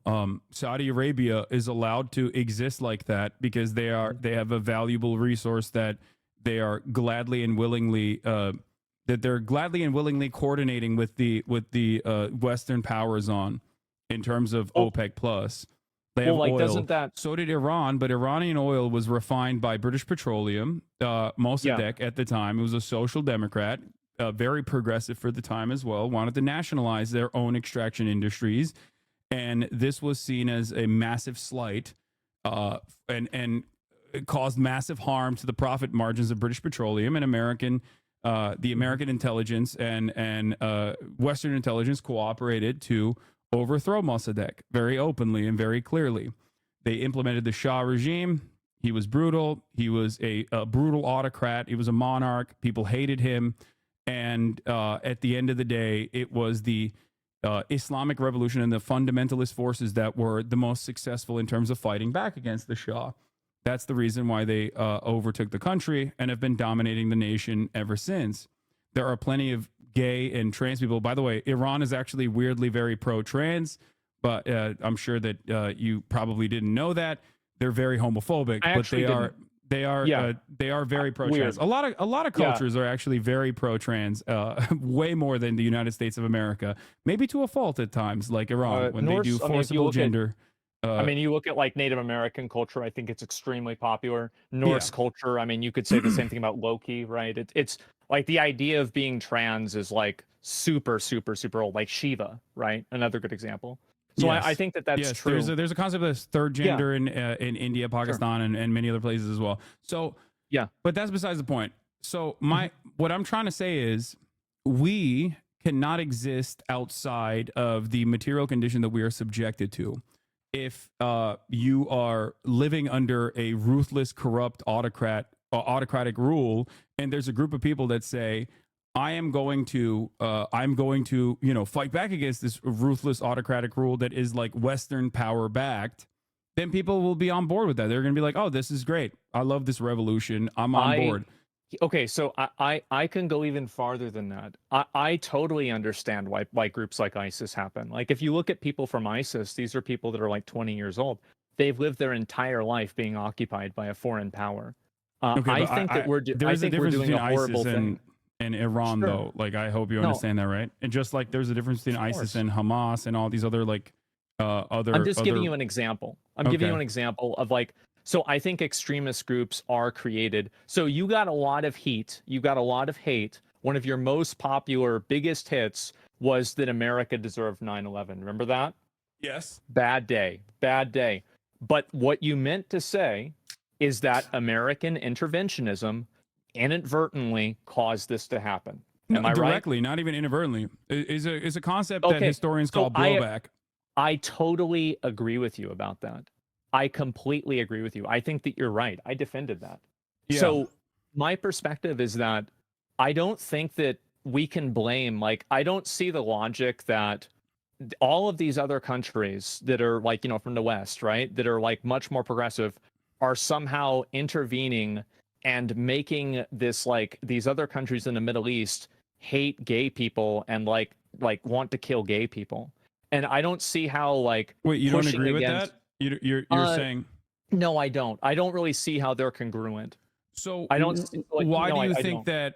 So why do you think that historically they didn't hate gay people, but now they do? Like, don't you? I'm not don't, sure. you recognize that like culture changes. You said that you understand that like the Ottoman Empire Sure. was more progressive in comparison like- to its European counterparts in terms of like the way that they view gay people, even or homosexuality in general. I think that Um, we can come to the agreement, and like, we can talk about historically all you want, right? I think that in some cases, like, that's true. In a lot of cases, like, the way that this is perceived around the world, like, Romans looked at it differently, Greeks looked at it differently, everybody's looked at it differently. But I'm talking about what's happening today. And if I'm looking at Yeah, those but- cultures today, those are cultures that are oppressing people based off of their identity. And at a certain right now, point, right when now, the Palestinians don't have any structural governance to be able to do that regardless. So there is no like gay oppression happening in Gaza, because the only oppression that's happening in Gaza is that Israel's lighting them on fire with regular frequency. and we're paying for it. Yes. So, in terms of like Islamist Yeah. fundamentalism, right? Yeah. In terms of Islamist fundamentalism, or the way that Mm-hmm. the way that like you perceive Palestinians as viewing gay people, Yeah. there has never been an opportunity for Palestinian people to engage in queer liberation, because in the hierarchy of needs, the number one need for them is to stop Israel from killing them, is to stop Israel from dominating them since 1948. And even Right. before then as well. But after Israel was formed in 1948, that has been the game for the most part. They have never had an opportunity to even think about queer liberation. If your house is on fire, you're not going to be spending a whole lot of time thinking about the color of your curtains, right? And that's what this is. There's a much larger problem at hand. And this is precisely the reason why a lot of people, this is precisely the reason why a lot of people actually, never fully comprehend this, but a lot of leftists in the Western world do understand that intersectionality. And regardless of like the perceived queer phobia from Palestinians and Palestinian governance, they still, of course, offer solidarity. I said this earlier, and I think it's a take bear repeating. I'm in favor of Medicare for all and universal social safety nets in the United States of America unconditionally. I do not believe in refusing to offer, for example, any sort of health care to a person because they're a Nazi even, right? That's an extreme case. I think that they deserve health care. I agree with you, and I would even go farther than that. I think that if somebody's an illegal immigrant, I don't think that we should ever tell. I think it's disgusting to tell a doctor or tell a healthcare provider to let somebody die or to let them bleed out or something like that just because of that. I completely agree with you. I had to pay my taxes recently. I'm sure you're probably about in the same place. It was 7 figures. And so I have no problem with that. I live in California. It's pretty significant. You got a bad. Yeah. But I don't care. Good. I don't mind that. I don't either. I used to be paying for people used to pay for my food stamps. Now I'm paying for somebody else's. And if they raised my taxes to pay for Medicare for all, I would be happy and I would vote for that. So if you understand that, right? Sure. So you recognize that. Would you say that like a religious enclave in Alabama, for example, deserves to be wiped out for their understanding of like gay people? Like a white religious enclave in Alabama? Absolutely not. Okay. I don't think that they deserve to be wiped out, but I would not advocate for them. I would not look at that group and say, this is a group of people that I support. So you can understand where the confusion comes from when you and I can said see that about Palestinians. That's right? why I wanted to. Yeah, sure, right, sure, and that's why I wanted to talk to you about it, right? Because I think that you and we had a conversation about this before. And I can very much easily empathize with Palestinians. Of course I can. But I don't think that it's entirely true that Palestine, didn't Palestine support Hitler? No. Pretty sure they did. No. The mayor of Palestine supported Hitler. What you're talking about is the British colonial British colonial occupation put forward a leader. Oftentimes in colonies, when you engage in like colonial actions, like and British Mandate Palestine was obviously a colony of the English, they will appoint a person into a position of power that is more acceptable to British needs and desires in the region to dominate the people. History is riddled with examples such as this one. The Palestinian Grand Mufti was a singular person who went and linked up with Adolf Hitler. And thought that he could coordinate with Adolf Hitler in terms of like ridding Palestine of the Jews. Having said that, however, 11,000 and that sounds pretty bad. It does. When you realize that one, there were also Jewish militias, early Zionist militias that also sought out Adolf Hitler's help and tried to coordinate with Adolf Hitler. You understand that this has no bearing on an entire people and what their actual attitudes were. Not only that, but also 11,000 Palestinians actually fought alongside the Allied forces against Adolf Hitler. So Palestinians, by far greater numbers, actually fought against Adolf Hitler than the one British occupation guy that actually linked up with Adolf Hitler. It's actually a common historic Holocaust revisionist talking point that Israeli Prime Minister Benjamin Netanyahu once famously utilized as well, where he falsely claimed that Adolf Hitler did not want to kill the Jews until he talked to the Palestinian Grand Mufti, who gave him the idea of killing the Jews and doing the final solution. This was such a gross historical revisionist talking point that obviously the entirety of Israeli society actually criticized Benjamin Netanyahu for saying such a ridiculous... But he did want to get rid of the Jews, though, right? Yeah, but it's a singular person that has no bearing on real Palestinian existence, especially when much larger numbers of Palestinians fought alongside the Allied forces, right? I think that it definitely does matter if a figurehead of a country is supporting Hitler. It's not a figurehead of a country, though. It's the figurehead. It's an appointed person and that has no bearing. And for example, don't you feel like it's a bit unfair for you to attribute every instance of bigotry and bad behavior to being the West's fault?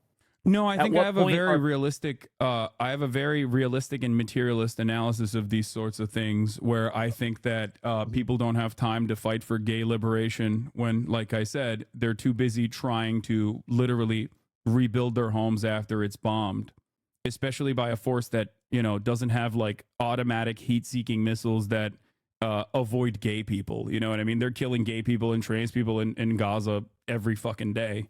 Like, there is no, like, gay liberation is not a real conversation here. It's just a mere talking point that a lot of people who defend Israel, not saying you do, but a lot of people who defend Israel try to repackage Israel's violence and contextualize it and make it seem more appropriate to an American audience that is sometimes pro-gay and pro-queer. It rarely ever works. A Yeah. lot of queer people still don't give a shit. They're like, I don't care. Just stop killing these people is their attitude. So Oh yeah. that's it. That's the reality of the matter, is that once Palestine is liberated, then they can have this conversation internally. But right now, Western forces are allowing the death and destruction of this people to continue. What do you think the odds are that after this stops happening, that the Palestinians are going to get together and say that it's okay to be gay? I don't know, because I can't even imagine a world where this death and destruction isn't constant. But I would say that just like in the United States of America, you know, there people inevitably evolved, inevitably fought back, and what do you and think? created I've actually got a really good an question. environment for queer liberation, even though Sure. to this day there are still a shit ton of problems that especially trans people experience on a regular basis.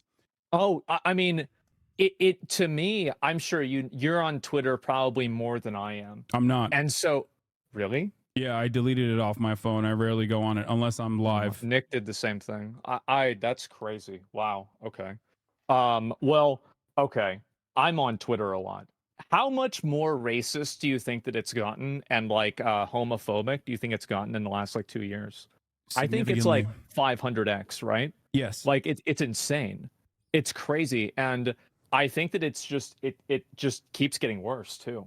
And I'm curious, like, kind of what your viewpoint is, because we're talking about like kind of how like these different cultures are accepting people, and like now, what do you think about like Saudi Arabia and like the way that they're like, I guess, effectively sports washing things? I think that's the term that's being used a lot, right, with like esports, etc.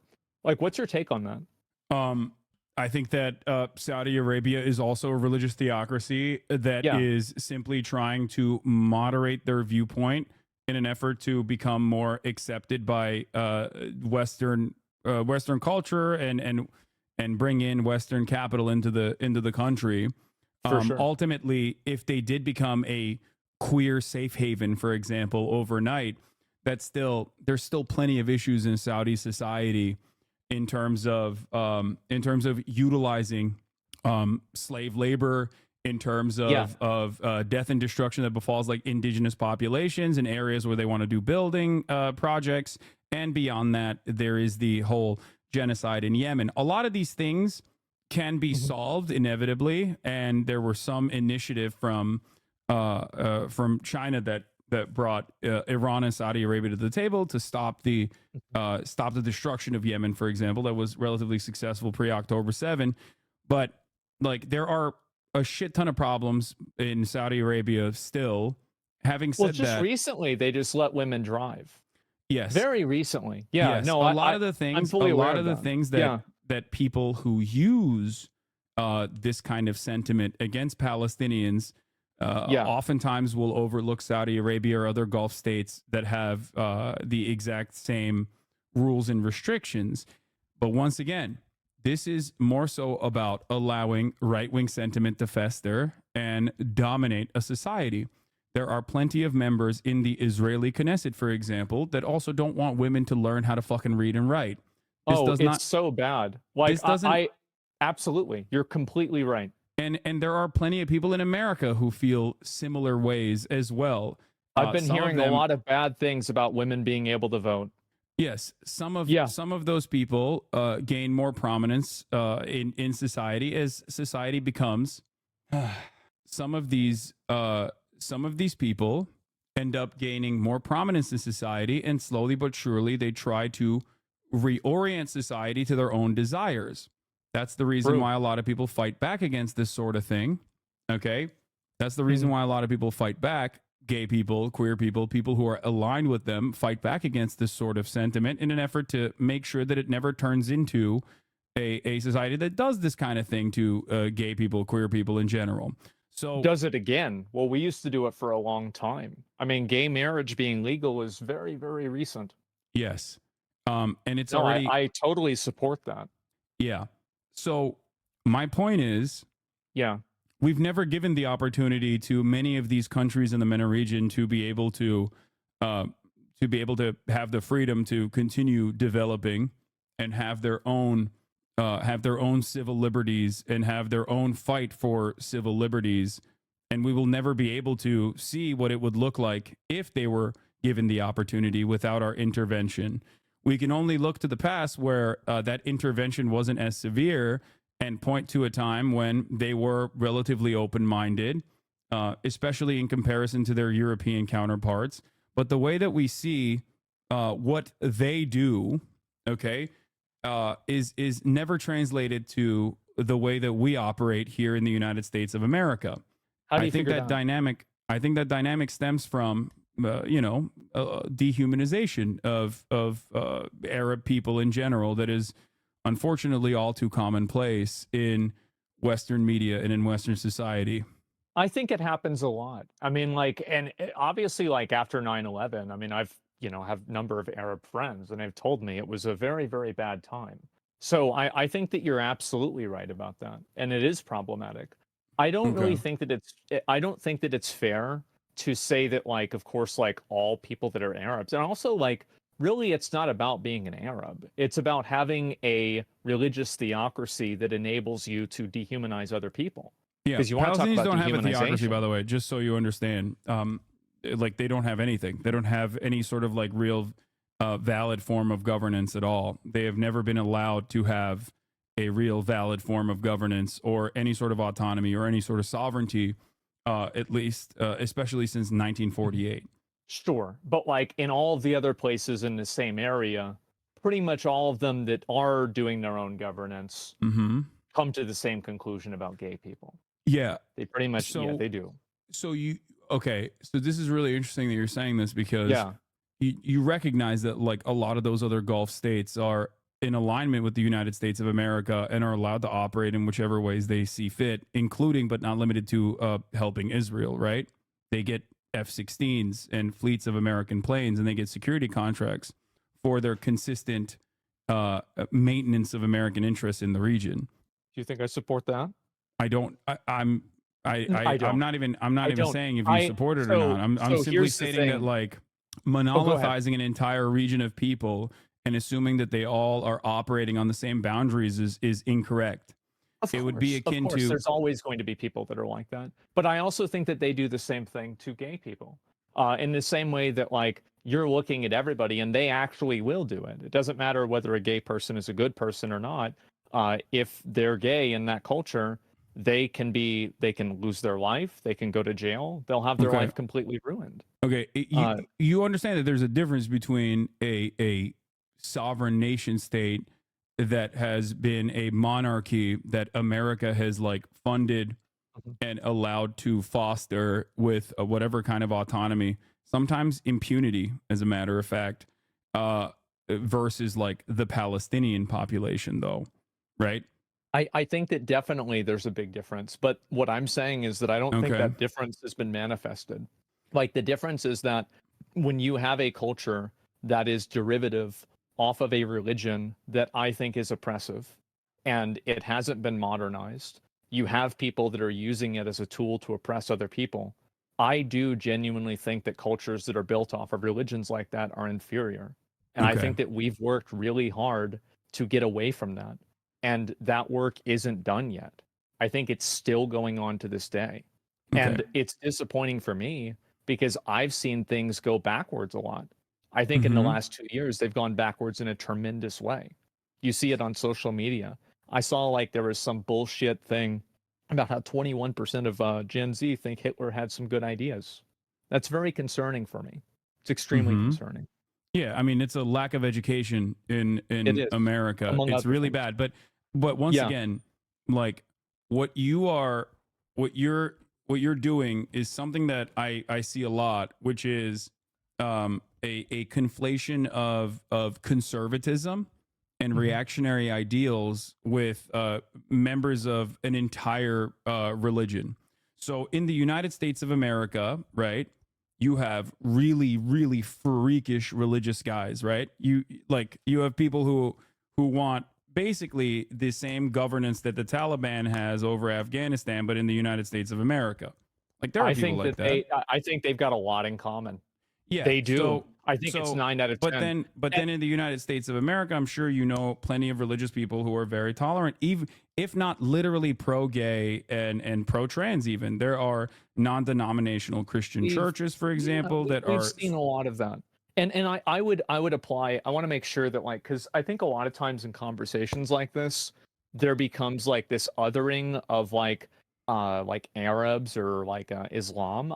I don't really see that as an othering. I think that there's a lot of overlap between Christianity and Islam, right? okay. Especially in terms of, like, laws, etc., and things to believe. And I think that I would view a Christian, like one of these like super like religious zealot Christian people, I would view them trying to push that on other people as the same type of basically inferior culture. I think that it is inferior. That's why Y- we fought for years and years and years to get rid of it.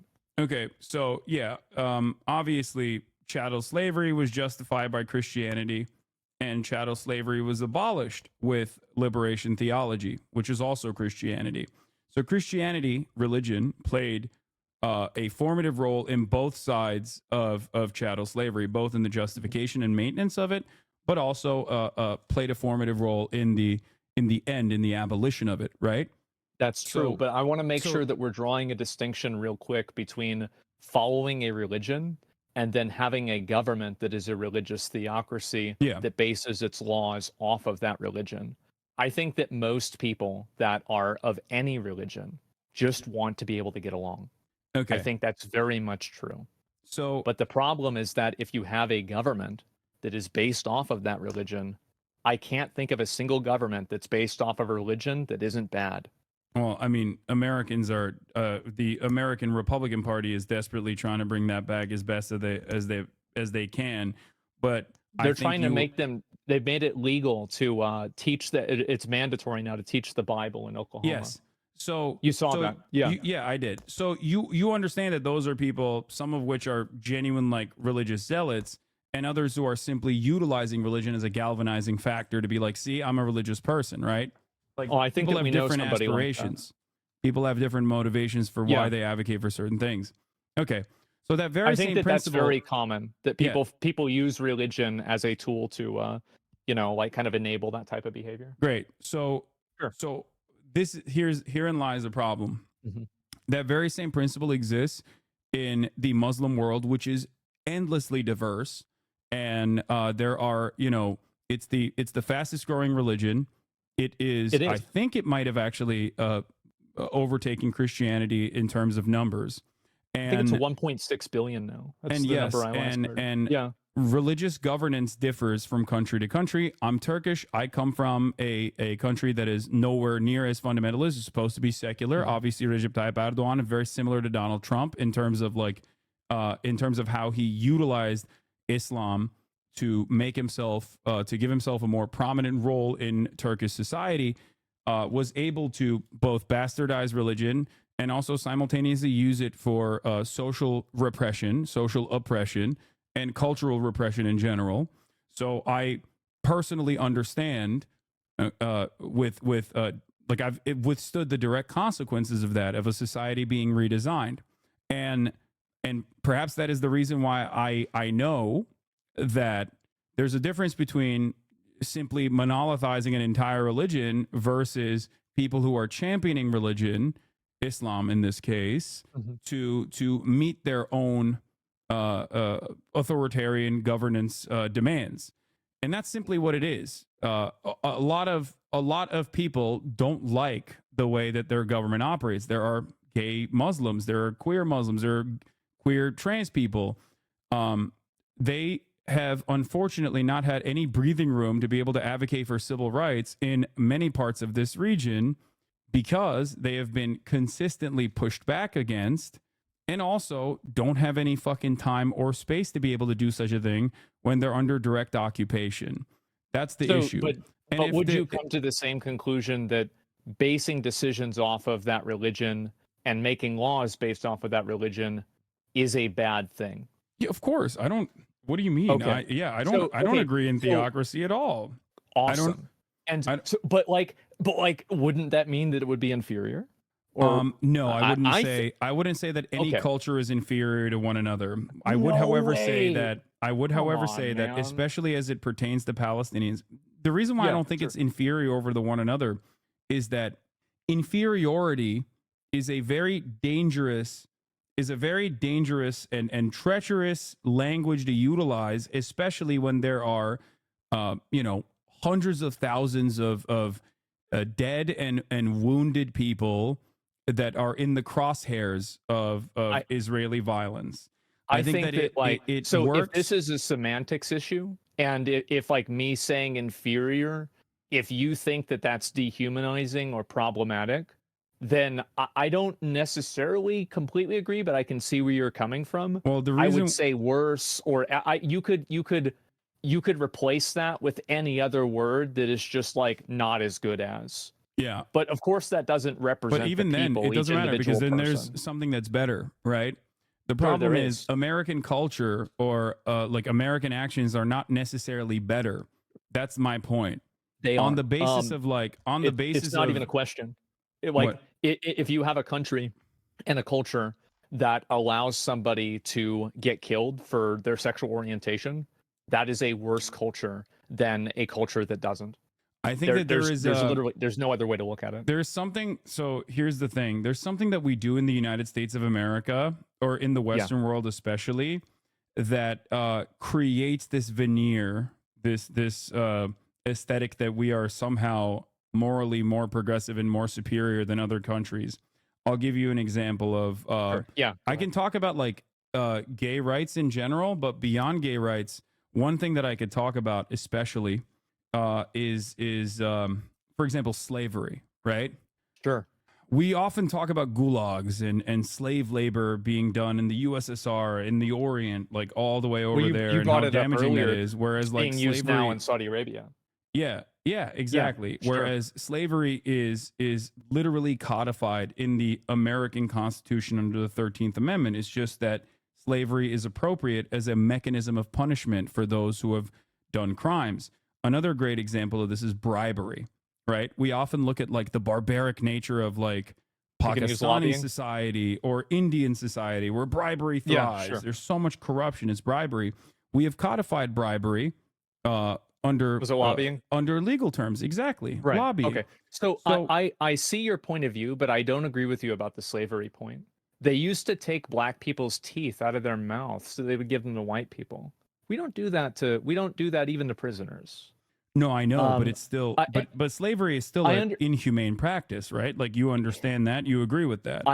I do, but I'm saying that the level and the severity of like the American like transatlantic slave trade is like several measures of Of course. worse than the way that prisoners are treated here. Of course, Yeah. no, chattel slavery is a unique evil, and every single historian will agree with you on Sure. that front. That many cultures have practiced slavery throughout time, none of which as uniquely evil as chattel slavery, because there is obviously a like scientific racial aspect to it in terms of like indentured eugenics and servitude. stuff? Indentured servitude, for Yeah. example, did not mean that like your next of kin was also enslaved in a similar fashion. Whereas chattel slavery is different because if you're black, that means you are inhumane. It means you're inferior.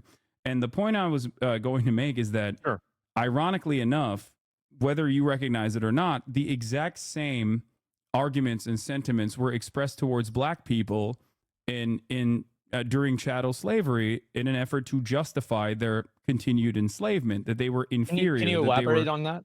I'm not Yeah. sure what you mean by that. black people were perceived in an effort to continue in American culture, in American society, in the Western world, in an effort to continue the dominance of black people, in an effort to continue Right. their subjugation. The Americans, or at least like people in positions of power, were like, we need a way to make this appropriate, to make this justifiable, to make this permissible.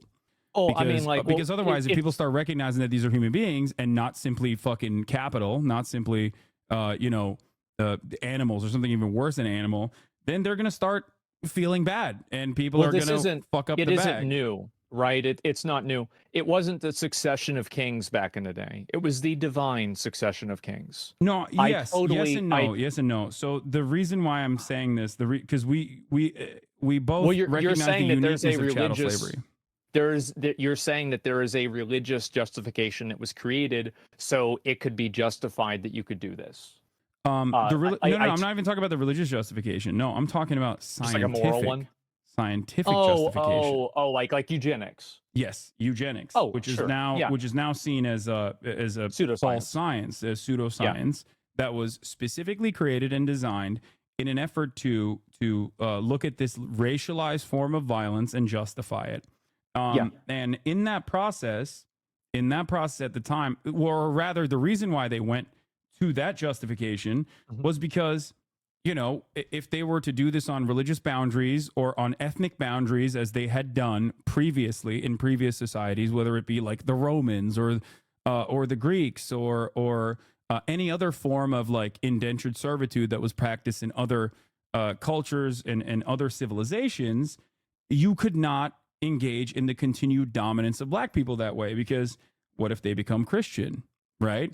Or when you bring black people here, they learn the culture, they can they can integrate into society inevitably. So in order to no create doubt. this like continued dominance, they sought out the scientific, in air quotes, the pseudoscientific understanding of black inferiority, African inferiority. Their I see. culture is And- barbaric. I think, are you trying to draw a parallel between like the eugenics argument for like subjugating black people and my argument for saying that like the like a religious theocracy is inferior? Is that kind of like where you're going?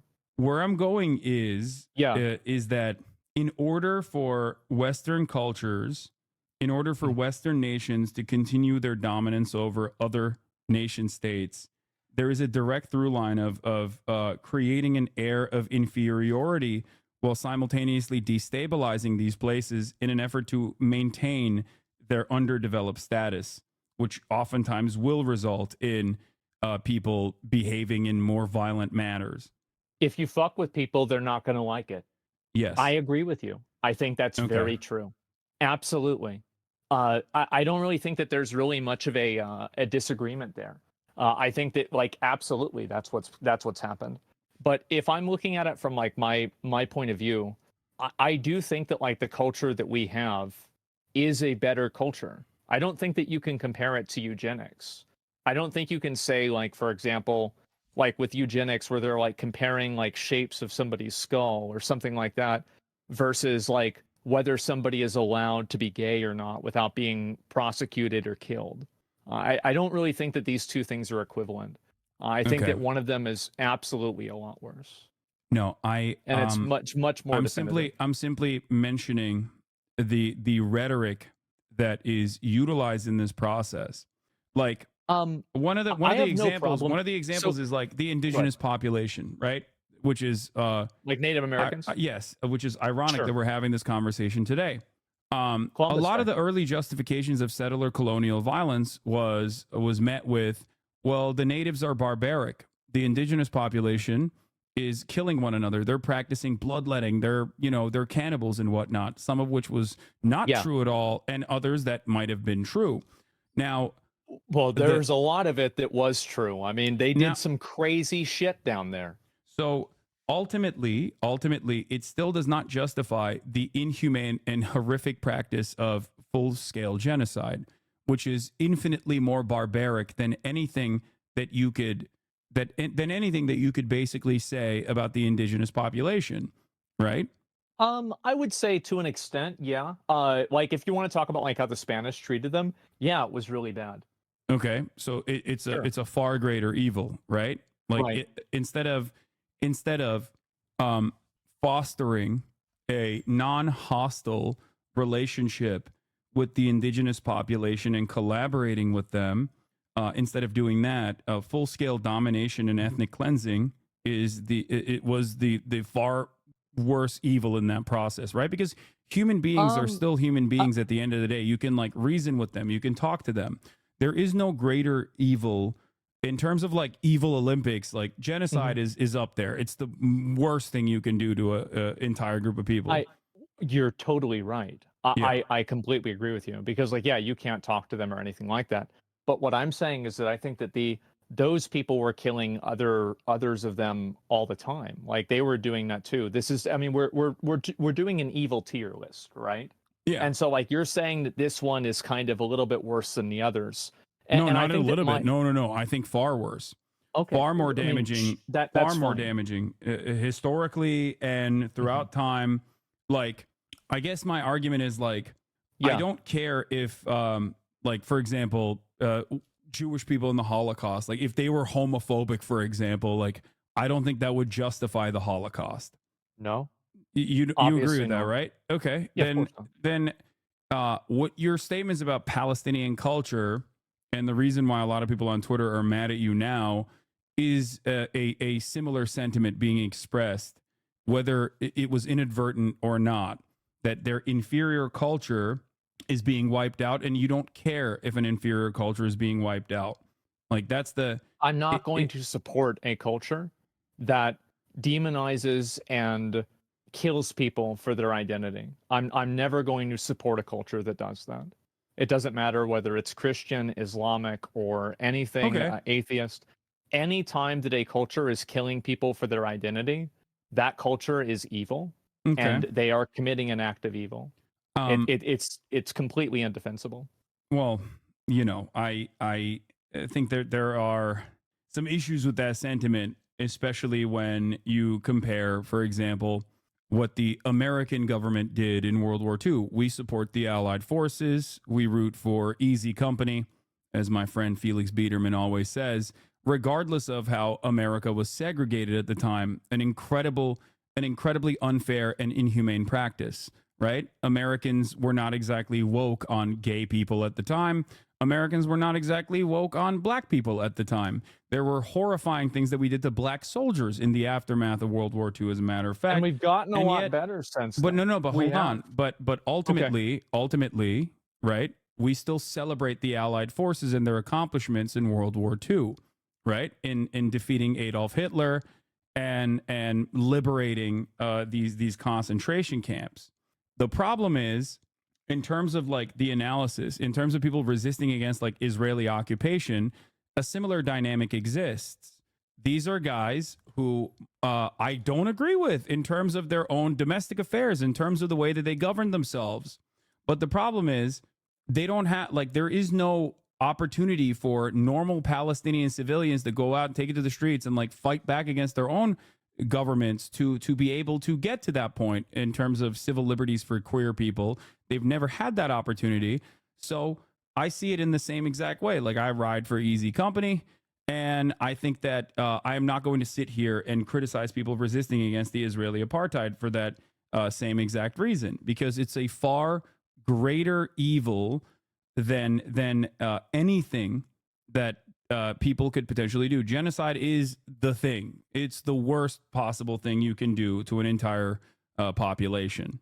But they would be doing the genocide to people based off of their identity. No, you can't imagine that, is what I'm saying. You can't and you can't point to Saudi Arabia as a reason for why you think they would, especially when historically they haven't. And beyond that, there's never been an opportunity for them to be liberated so they could even fight back against so that normal Palestinians could fight back against, like, you know, whatever kind of religious oppression that might come afterwards. So Your perspective is that you think that if Israel wasn't doing this, that Palestine would like basically progress through these social issues in the same way that we have. I think all people, when they no longer are subjects of colonial oppression, will inevitably come to that recognition, just like Americans did, where there is more breathing room, where there's more of an opportunity for people to fight back, in that, like, work their way through those hierarchical needs. And yes, queer liberation is a part of that. Feminism is a part of that. Feminist movements are a part of that, and that's how societies are allowed to evolve and you know, become a different version of what they once were. The problem is there's never been an opportunity for them. Now, having said that, just like I talked about, you know, Easy Company and the Allied forces during World War II, like, you root for them against Adolf Hitler, right? Because Adolf Hitler was doing a genocide. Mhm. And that's the same principle here for the Palestinian liberation, is that regardless of what their attitude is, regardless of what their cultural attitude might be, the governance specifically, because Hamas in and of itself is an Islamist fundamentalist organization that has evolved throughout the years. But having said that, it is still, you know, they're definitely guys who maybe I don't see the world in the same ways with, and don't agree with their form of like internal governance. But I'm not going to spend a lot of time on that because their primary bad. what.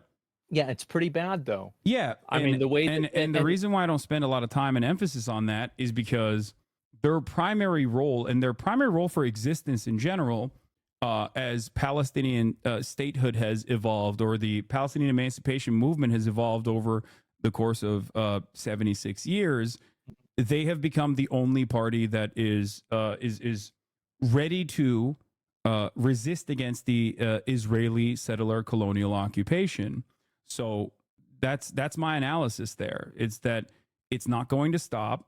Palestinian people are going to continue to be mercilessly and ruthlessly dominated by the Israeli apartheid, as they have historically. And I'm not going to fault and find ways in which, like, I'm not going to spend a lot of time on the disagreements that I have with either their tactics or even the way that they would potentially govern themselves.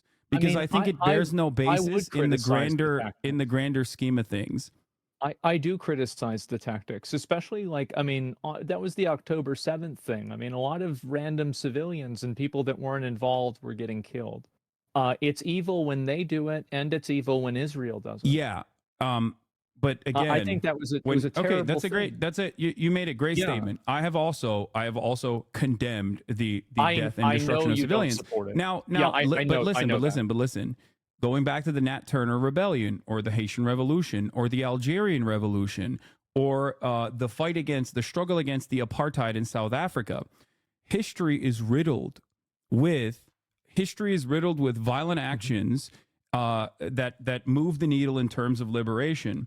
But when all is said and done, you don't think about the practice of putting a fucking tire around collaborators in apartheid South Africa and lighting them on fire. You think about how gross and inhumane the practice of the maintenance of the apartheid was.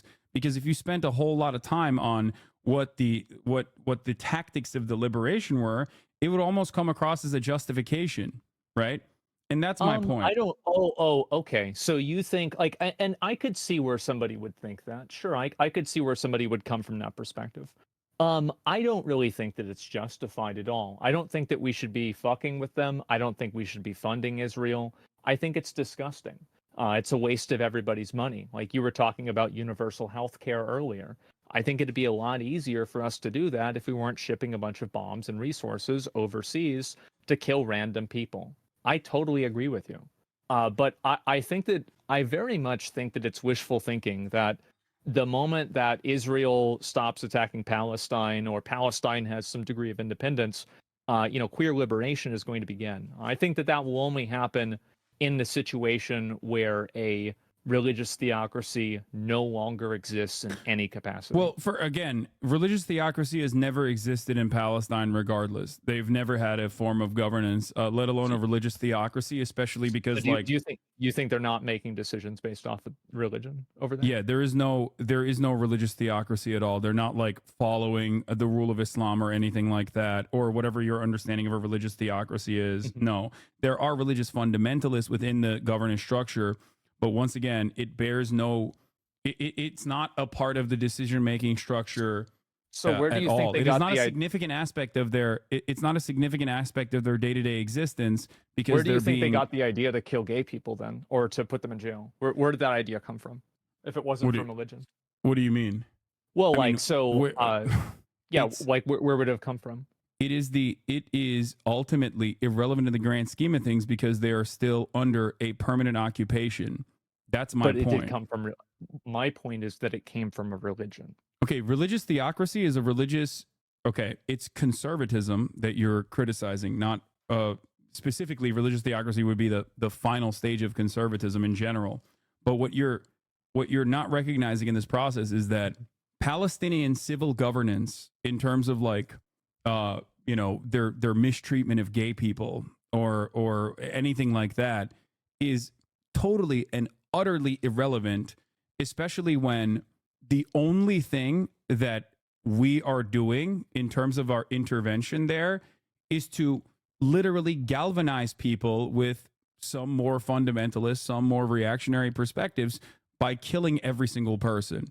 True. So if I your completely agree goal, with you. if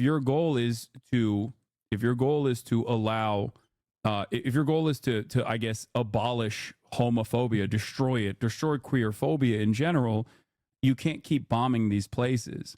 You need to allow these societies to redevelop, and then civil liberation will come. Just like in the United States of America, some form of that has existed, some form of that occurred because a lot of gay people and their allies fought long and hard, and inevitably in 2013 we allowed gay marriage to happen legally, right? even though there's always going to be a constant push and pull. There are still plenty of people who are trying to take that back as well. But my solution for that is never to bomb and kill and massacre people who have these opinions. I don't think that that's the right option either, but I'm not going to support a culture of people where that is the default. And I don't think that it's as simple as saying that because we're bombing them and because this Maslow's hierarchy of needs is happening, that this is the outcome. They like, I don't really see how it's congruent. That You can see how it's inconsistent though, right? Because like you're saying that you don't want to bomb like a religious enclave, a white religious enclave in Alabama. I don't want to bomb support Israel. them. But if they were being bombed, I don't think you would sit idly by. You say this is fucking completely inappropriate. You wouldn't be like, well, they're inferior in terms of their culture, so they kind of, you can make up your mind on whether they deserve it or not. But I don't remember the exact quote you said, but like I'm pretty sure it was something along the lines of like, they're gonna get wiped out, and because they're inferior, that's fine. So if you view your fellow American citizens as human beings, the Palestinians are no different in that regard. I think it's definitely different if you're talking about people that are from your country or not. Absolutely, it's different. Wait, why?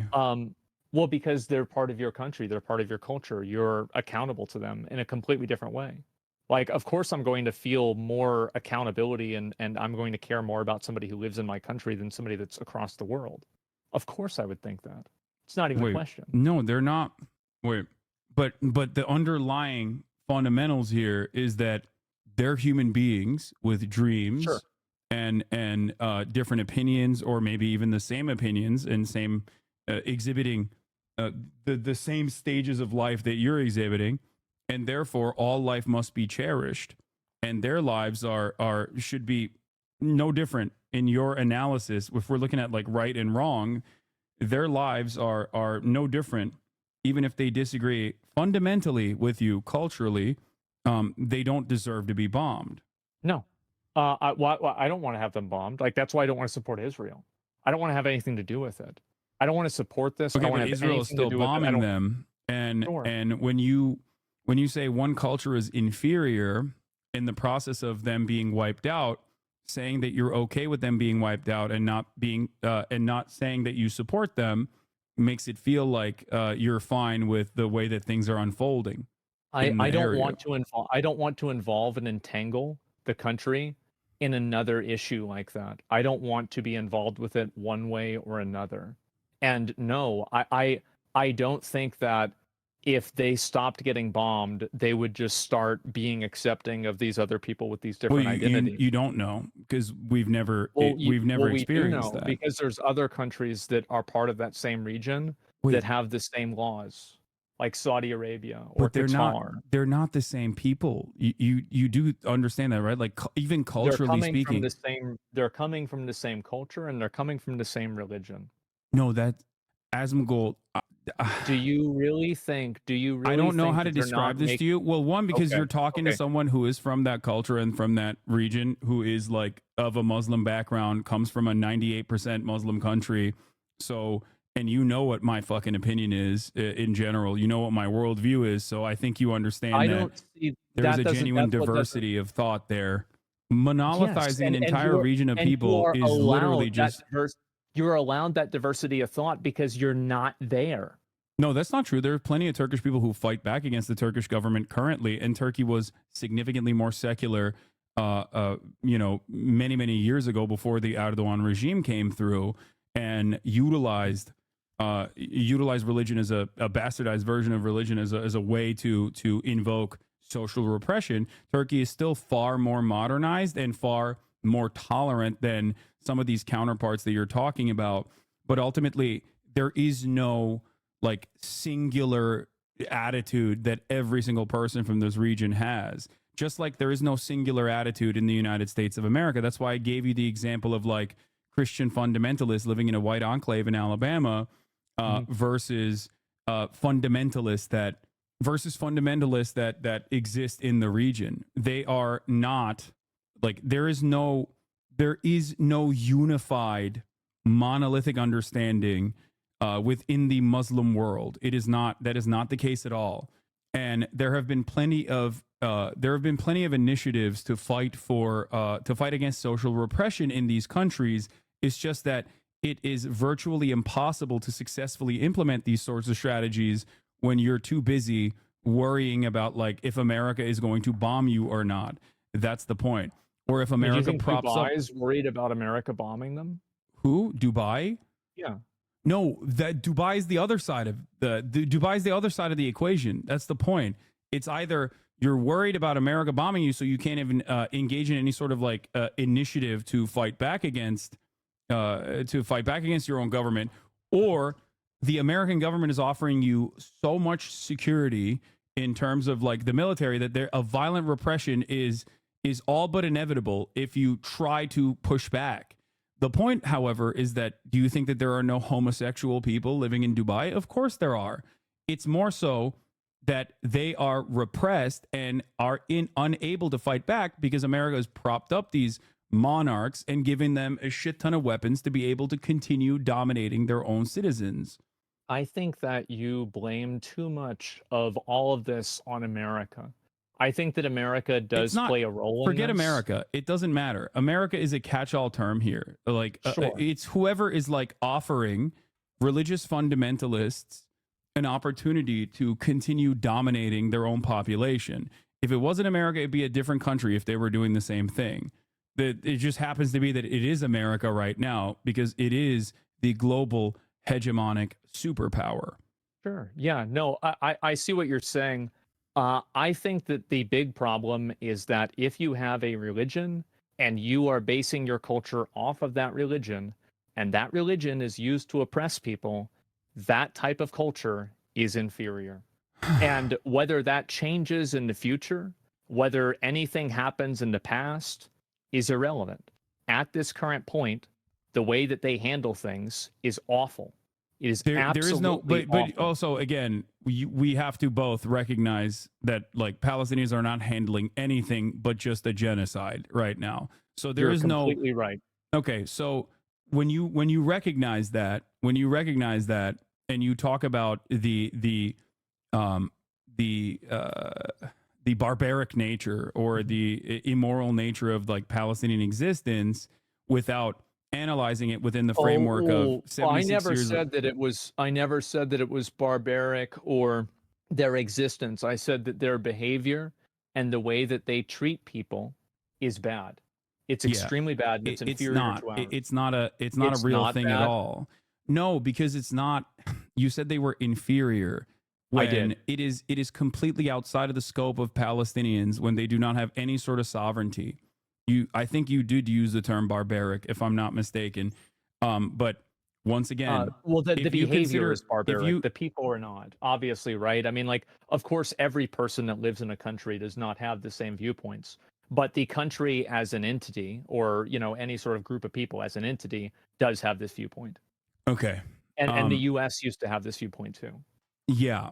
And in that time frame, if the United States was being mercilessly and ruthlessly bombed by, I guess, an alien force that is because like the power dynamic, the disproportionality of the power that like a nuclear armed militant state in the region that is backed by the hegemonic superpower America is incomprehensible from the perspective of Americans. So I have to use like an alien force with Sure, superior yeah. technology in this situation. If we were getting fucking ruthlessly slaughtered by an alien force, I wouldn't give a fuck if someone was homophobic or not. I'd be like, thank you for fighting against the alien force.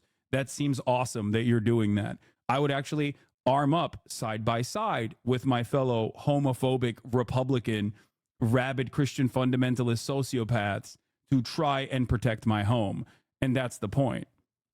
I think that that's probably true to an extent, but there's not really an alien invasion. I mean, that's not even what's No, happening. I know. The only Like, reason you're why I'm talking- using that as a hypothetical is because there is no world power that Yeah. represents that disproportionality that America and Israel present over an occupied territory of Palestinians that literally cannot even engage in regular foreign trade, and Israel dominates their life to such a degree that like they literally used to deny cookies from entering the Gaza Strip or pasta from entering the Gaza Strip, a practice that the Israeli Kojat authorities considered putting the Palestinians on a diet. That level of ruthless domination over the course of 76 years is probably going to harden you against the group that is dominating you, is probably going to make you hate the group that is dominating you. Sure, and it's but you're not righteous being and dominated correct by gay to hate people. them. You're What's not up? being dominated by gay people. You're not being dominated by transsexual people. What? Like, I totally agree that, yes, of course, like, it No, makes gay sense people that and trans people, Palestinians- gay people and trans people are not a part of what I'm saying. I'm saying that the gay people and the trans people that are living under those conditions in Gaza, right, see Israel as a far larger problem in their existence than they do like Islamic fundamentalism in terms of governance, which hasn't even been like a real way that Palestinians will be able to govern themselves because they've never had sovereignty. That's the point. And I talk to gay people in the region all the time. I talk to gay people in Lebanon. They have a similar opinion. It's not like Hezbollah is a fan of gay people in Lebanon. I've heard about that. Yes. Yeah, and yet they also view Israel as a far larger, far more violent, far more consequential force of evil than they do Hezbollah. Now, there are naysayers. You will find some people who are like, oh, I'm so glad that Israel is bombing Lebanon, as a Lebanese person, certainly.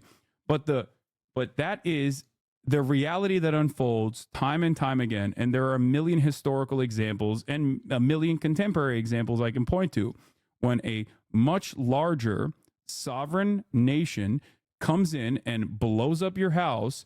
All of a sudden, you're not thinking about sucking dick, okay? You're just not. You're not thinking about getting gender confirmation surgery or being able to fucking get your HRT on time. You're thinking, oh my God, my house exploded. What the fuck do I do? You're thinking, I have to run. And you're feeling grateful for people who are fighting back. That's just it. And that's the existence for Palestinian people. It's not necessarily that they're like monolithically barbaric or immoral or inferior to Western culture. It's just that they're busy being like, I want cookies sometimes. And that would be nice if I could get it. And that's on a good day, by the way. On a bad day, I'm like sure. yesterday, they're thinking, oh my God, my family members burned in a tent hospital in Al Aqsa because Israel lit it on fire.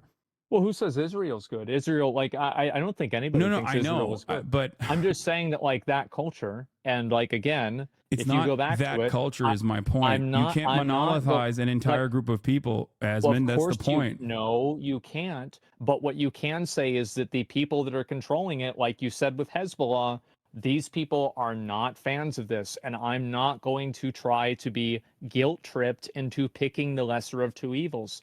And I don't think that after this conflict is over, if it ever ends, I don't think that they're going to magically get together and just let gay people do what they want. I don't Okay, but think that's what's going to happen. you're imagining a world without any sort of evidence by pointing to other countries in the region that are literally Yes. directly at odds with these two groups of individuals that are directly funding and facilitating and allowing Israel to continue doing this kind of thing. By pointing to them and saying, well, this is just the nature of this people. And that is not the case. And that is my point.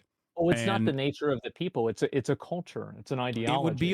it would be like saying, sorry, America is an inferior culture circa 2013, or America is still an inferior culture when Trump inevitably wins in 2024 and implements some of the things that they wanted to implement in terms of, like, the Supreme Court has openly stated that they want to fucking even revoke the Obergefell decision. Like, when that happens, I don't think you will say America is an inferior culture. I think you will say that there are a lot of religious fundamentalists that have overtaken this government and is now moving America in the wrong direction.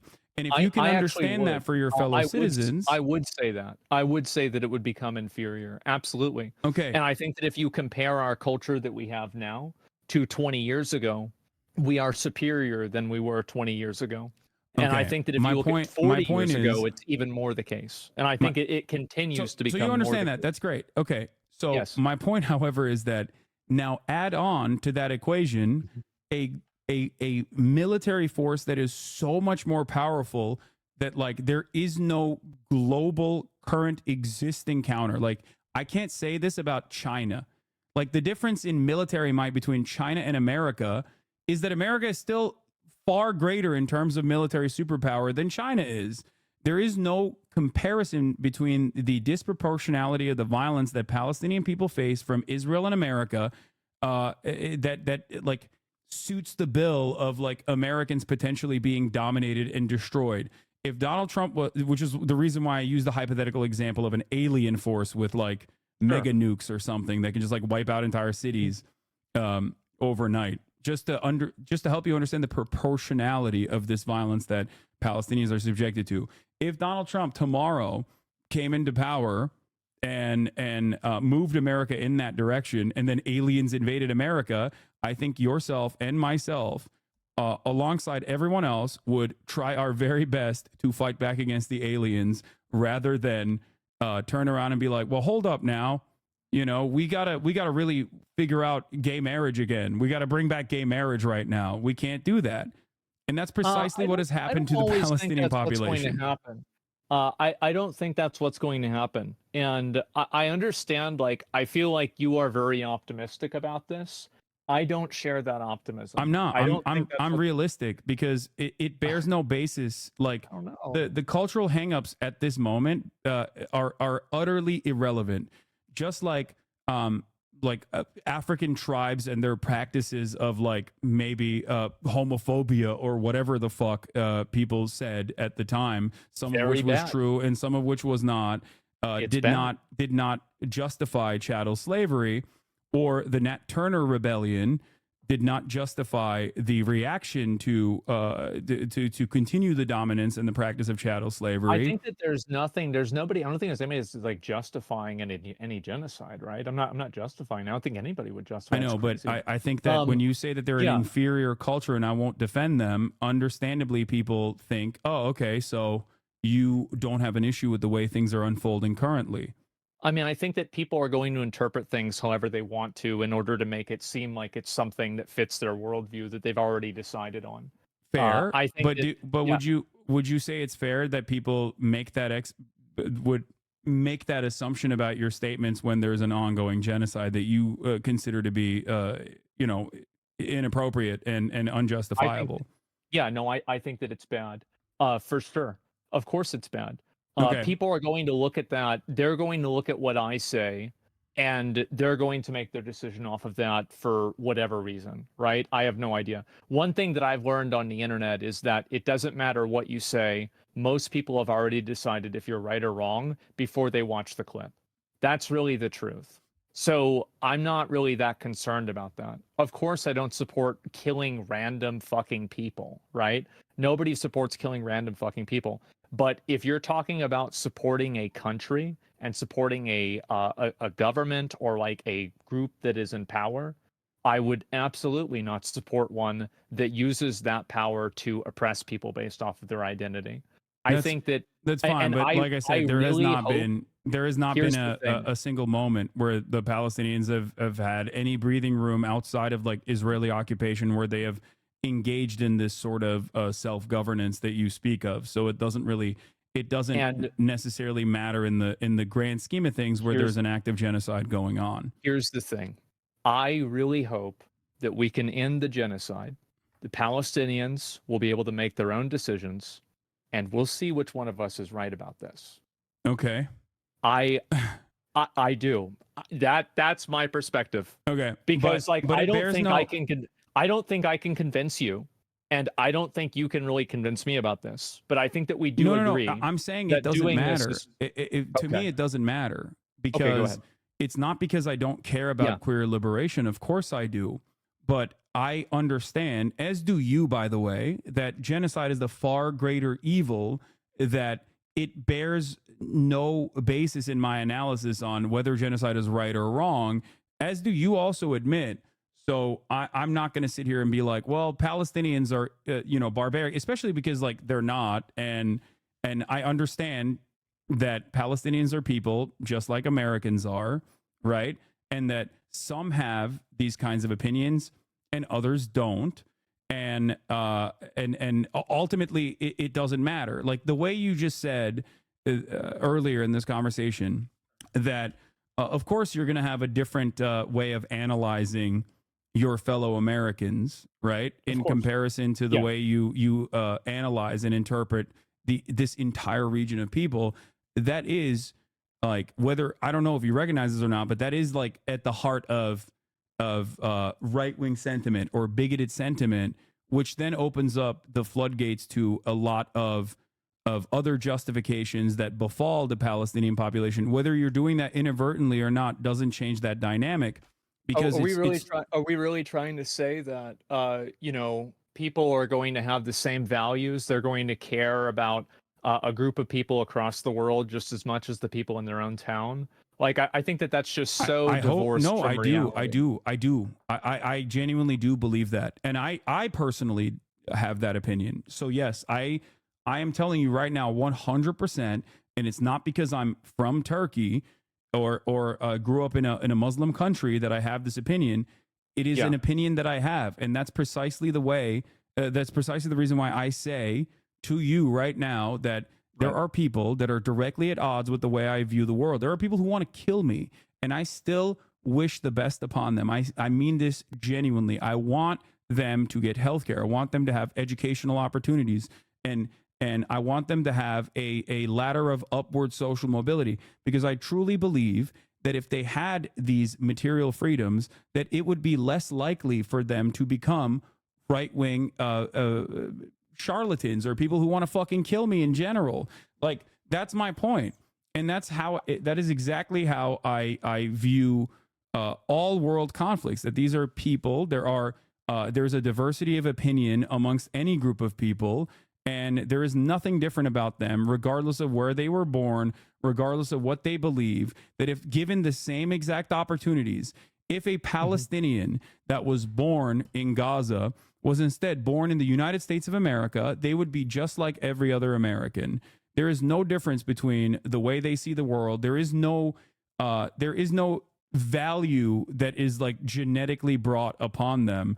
They are all responding to stimuli in the same way that you are. They're responding to their material conditions in the same exact way that you are.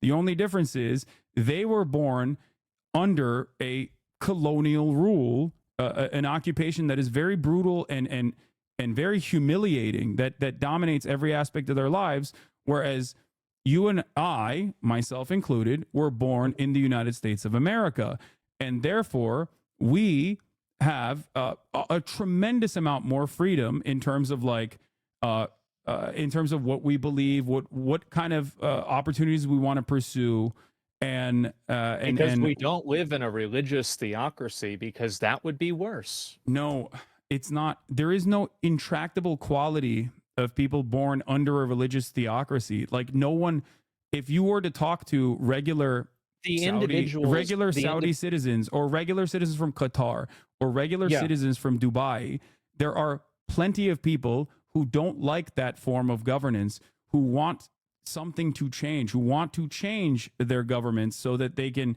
live free lives in the same way that Americans, to a certain degree, in comparison to those other countries, can live freely and express themselves sexually, even though there is plenty of setbacks here in modern America as well towards trans people, for example. And the only difference is where they were born. And I don't think that is a sentence of that automatically means that they're immoral people. I do not make my assumptions about an entire region of the planet just by the nature of where they were born. I talk to people as they're human beings. If you took everybody that was in China and you put them in a random place, what do you think the laws would be like? Do you think they'd be like Chinese laws? What do you mean? Like where? Like if everyone in China was born in the United States of America, I think that the American governance would be exactly the same. It's entirely dependent on the material conditions, and it dependent on geology, dependent on your natural resources. Like I don't know how much more they would differ, but if a shit ton of Chinese people immigrated into the United States of America, for example, as they have, yes, they would become Americanized, as is the case with undocumented migrants, for example. There are plenty of studies conducted on this as well. We can talk about that too if you want. I think that's so that's a good point, but I also think that whenever you've had large contingencies of people from other cultures that come into, like, let's say the UK, they have tried to push for other laws. They have tried to change the laws there. They absolutely have. What do you mean? About like people pushing for new laws? Like in terms of what? In terms of how people can express themselves, in terms of how people can act in public? Yes. You need to elaborate a little bit. I'm a little confused about what you're saying. What I'm saying is that there have been a lot of instances where people that have come from another country that come into a new country make the new country like their old country. I think that's what would make sense. Is there an example of this in modern history or in any time in American history at all? Yeah. An example is that, so I live in Austin, Texas, and I can drive over to other parts of Austin, Texas that are a lot closer to Mexico than they are like America. They have Spanish names, and there's a bunch of people there because a lot of those people came from another culture. Absolutely. Wait, I think that's Texas the same everywhere. Texas is probably the worst example for this because of the war. Well, no, because Texas, like the border and everything. The border crossed them is what the common sentiment is in general. Right. But in terms of like Texas culture, Texas. Here, I'll give you actual data on this. Right, studies are conducted on this stuff all the time. There's always a new group of migrants that are coming from a specific part of the world, whether it's because they're like economic refugees, economic migrants, or if they're like escaping war or some kind of like political struggle in their on the home front, right? And whenever there's always dare I say violent resistance to that, and the qualities of that violent resistance, like that immediate reaction, doesn't necessarily change until they become a part of the in-group. A great example I can give you is the Irish, for example, or the Italian migration Italian, yeah. that has occurred in the United States of America. Similar attitudes were demonstrated towards Italian people or Irish people. Oh, they're changing the look, culture. bro. Like there are so many redneck, like Hispanic people here. The super Republican, yes, and they are the ones that are always about build the wall. Yes, Yeah. no, I totally. You're completely right. Okay, so they course that become happens. Americanized, and there's data for this as well. So the data shows that Well, it by happens the and it second doesn't generation, the data shows that by the second generation, regardless of where people are coming from, whether it's Guatemala, whether it's Mexico, whether it's a Latin American country or Norway, by the second generation or China, Americans assimilate almost completely, and by the third generation, they have completely assimilated. And there are examples of this around you that you can probably point to. People that are maybe 2 generations removed from being fresh off the boat, or 1 generation removed from being fresh off the boat, that are impossible to associate with anything but American culture. The people that you we had in meet my on- high school, we had a lot of Eric Hernandez's.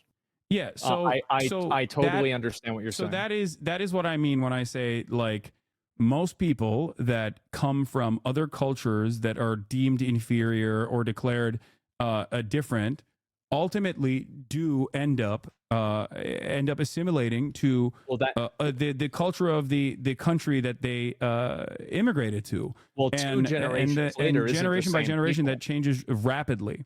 Well, I mean, you're talking about, like, you know, the way that one person is, like, 2 generations later. Of course, I'm not going to be like my grandfather. I'm sure you're not either. Yeah. Of course, people change over time. But Yeah, I'm so that- saying that if you take people from a culture, those are going to be their values. That is their values. Now, will that change over time based off of where they're at? Absolutely, it will. Of course, it will. But Okay. it's not like a switch. It's not some like switch, like somebody just comes over somewhere and they're just completely different. Yeah, but ultimately, so- second generation, it changes. So, like, their next of kin that is born on U.S. Yeah. soil with the same rights and same responsibilities, like, ultimately exhibit the exact same outcomes, regardless. Once they are firmly a part of the in group. So ultimately, I guess that, like, kind of goes it kind of goes against the argument that you were presenting earlier, that you also recognize, right? Like, that these people, they come in and they are not monolithic. Okay, they are not monolithic in their understanding of the world at all. And while there might be some cultural differences, ultimately nothing like inferior or superior to one another. I don't no, I don't personally know engage about in that. I don't know about that. I think that there are differences that are inferior and superior. It's not even a question. I don't think that Uh, people are. I don't think that people are impossible to change. That is not something that I but believe. having to change them implies that they should change. I And don't think that's what people- I'm saying. Yes, I think that some things I should think that in change. terms of inferiority, I wouldn't necessarily say cultural inferiority. I'd say conservatism.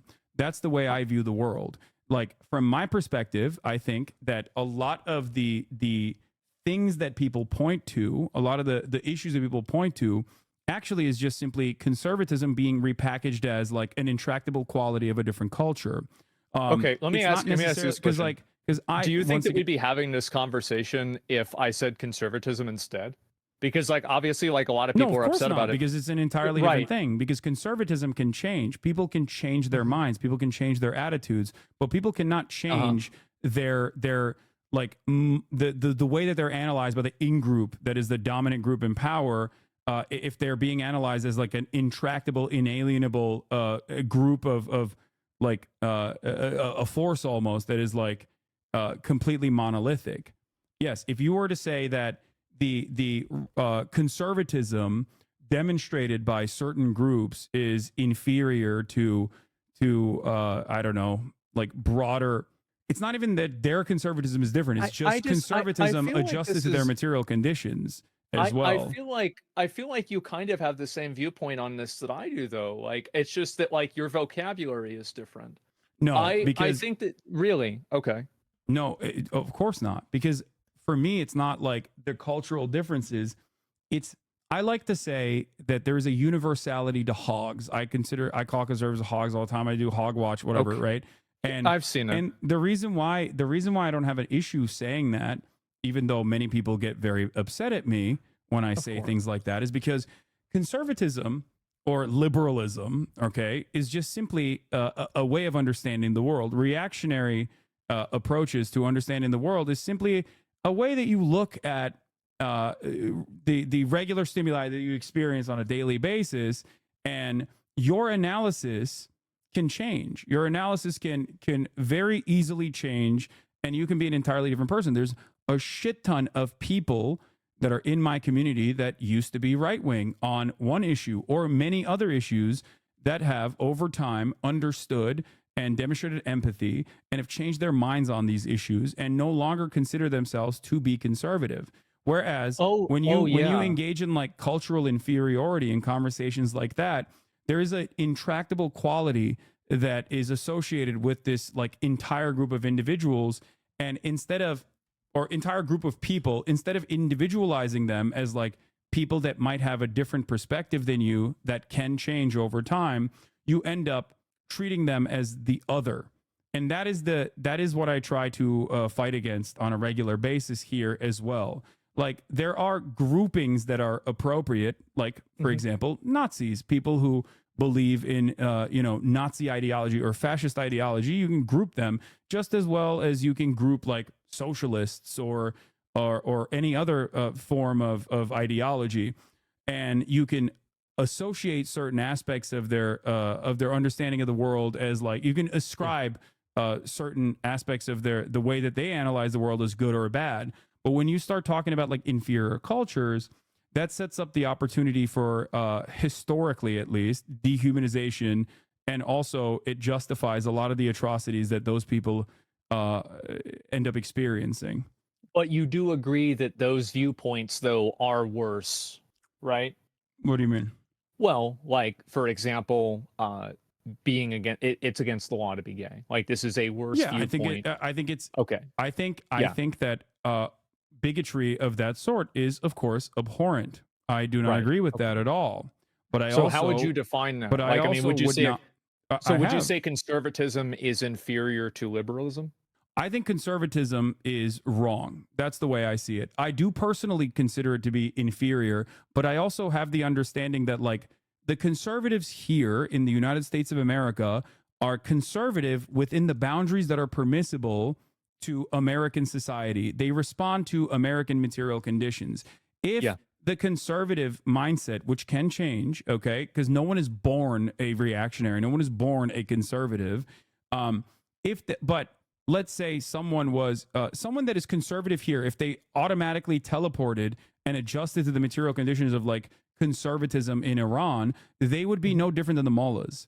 That's my opinion. Like, and that's precisely the reason why plenty of Americans. Yes, I totally agree with you about that. I think that if you got together a lot of preachers in like, these southern racist churches, you group them up with people from the Taliban, I think that they'd have a lot in common. Yes. I totally even the likes of Ben Shapiro, yes. it's adjusted to American society. It doesn't have to be a one-to-one comparison. It's adjusted to American society, because ultimately, what do our conservatives do? Like, an example I use regularly is you have the what's that fucking church that always goes to like even Westboro Baptist Church. Yeah, Westboro Baptist Church. Like, those guys are fucking insane. Right? They are. But what do? Instead of going and rising up in arms and like fucking murking gay people, they go and protest outside of like, I don't know, non-denominational churches, or they go protest like at a gay funeral. And then what do? They go back home and eat $5 jalapeno poppers at Applebee's, because that is the material reality of living in the United States of America. A lot of your needs are fulfilled. A lot of your needs are met. If the dynamic was that America resembled, I don't know, the Korengal Valley, or America resembled fucking the material conditions of like a Gaza, you bet your fucking ass that those guys would absolutely, or Iran is a better example in this circumstance, they would be doing the same shit. They would be doing not even the shit that the mullahs are doing. They'd be doing ISIS shit. They'd be fucking throwing gay people off the roofs. You know what I mean? And thank God that we have American culture. No, but it's not. But you see, in check. No, but that's not American culture. You see, that is American material reality. It is our material reality that we've created through our culture. No, no, culture is Okay, not you what disagree. created this material reality. I absolutely disagree with that. Yes, it is American domination that that there is an invisibility to that has allowed us to live in the heart of luxury. There is no cultural underpinning that made Americans like exist in the way that they do. It's more so just So military you think that dominance. you think a culture has no impact on the success of a country? No, I don't think so. I think that disagree. I think that culture I think that does. culture is created after after the material realities. Yeah, no, I don't think that there's like anything unique. See, that's what I mean. Do you think that there is some uniqueness to like someone being American? And if you think that there's a uniqueness to someone being American, then what happened before America even existed, right? Or if there's a uniqueness to someone being American, do you think that they uh, uh, any person living somewhere else would directly be at odds if they were to come into the United States of America, and they would not be able to Americanize? I think some people aren't. And I'm sure there's a spectrum for that. There's some people that come into America and they Americanize right away. Absolutely, 100%. Yeah, myself. And, well, yeah, there you go. And so, because like you came over here, you 12. I came right? here when I was 18. Oh shit. Okay. Wow. Okay. Way Yeah. later. Yeah. So yeah, you just fit right in. It's no big deal. Other Well- people, it's totally different. I think a big reason for that is language too.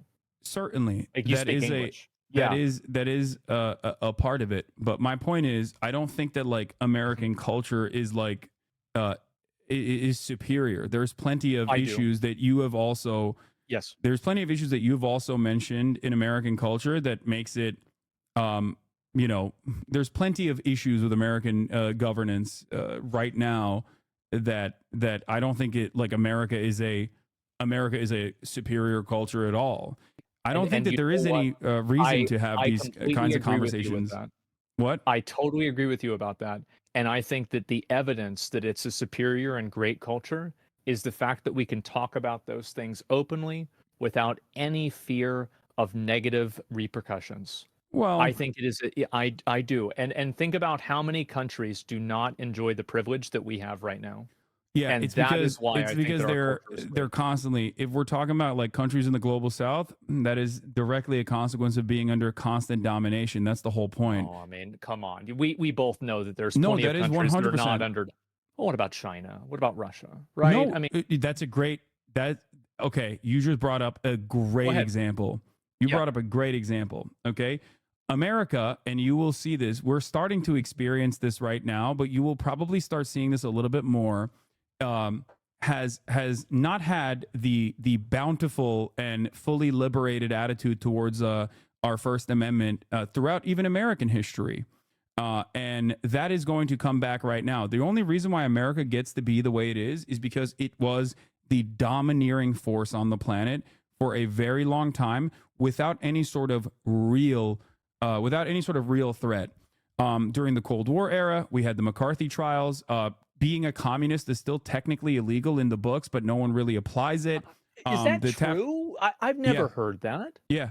The I'll take your word Espionage for Act it. was That the sounds insane. The Espionage Act was directly designed during World War II in an effort to stop people from speaking out against the war efforts. Like, so Sure. even throughout American history during the Cold War, and even before that during World War II and even World War I, there were plenty of instances where naysayers were actually jailed. Something that seems insane to contend with now in current It American is. existence, right? Yeah. Exactly.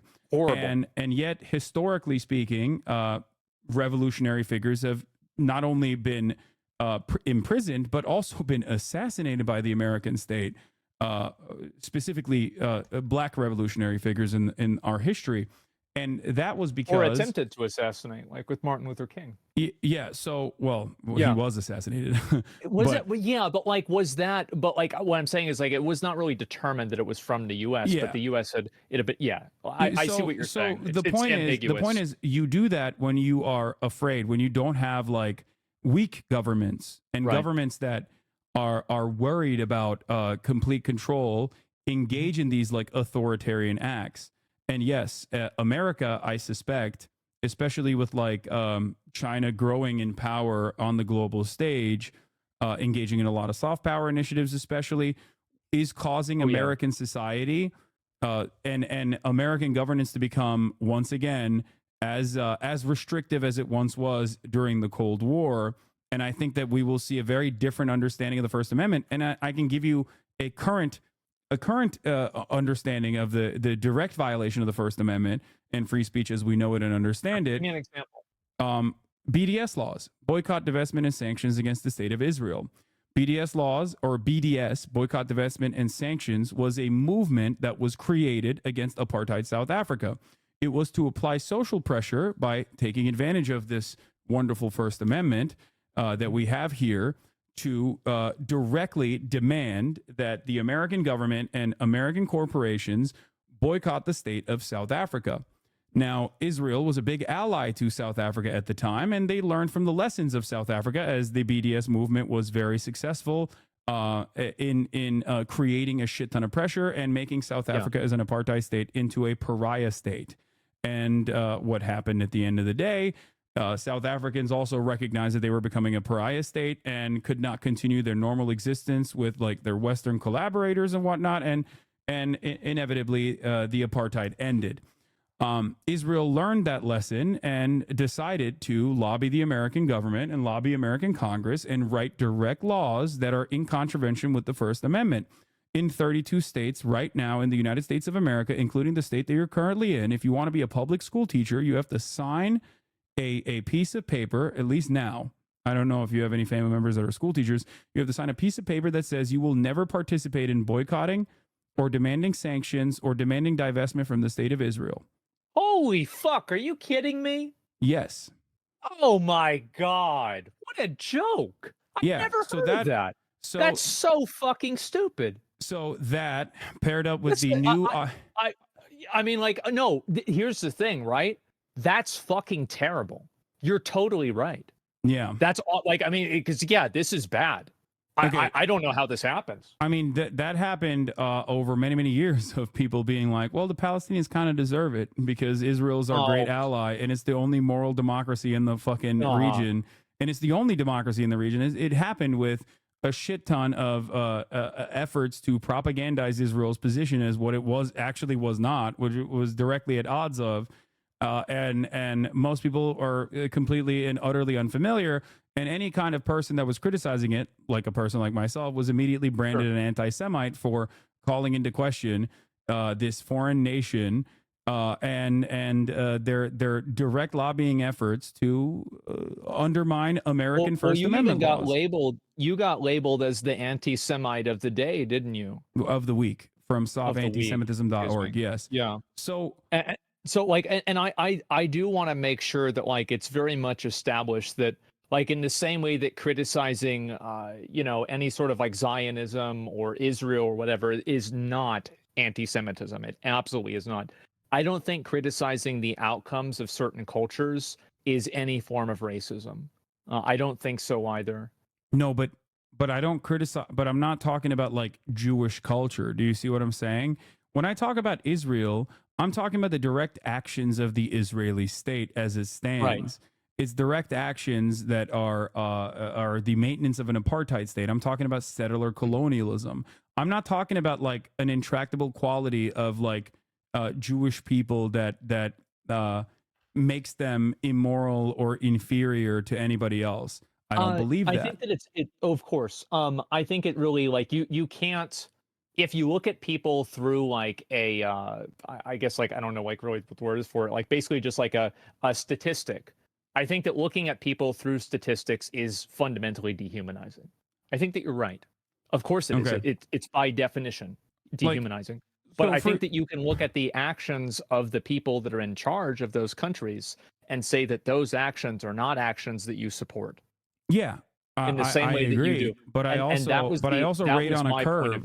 I also rate on a curve in terms of like what is immediately in front of me. Mm-hmm. You know?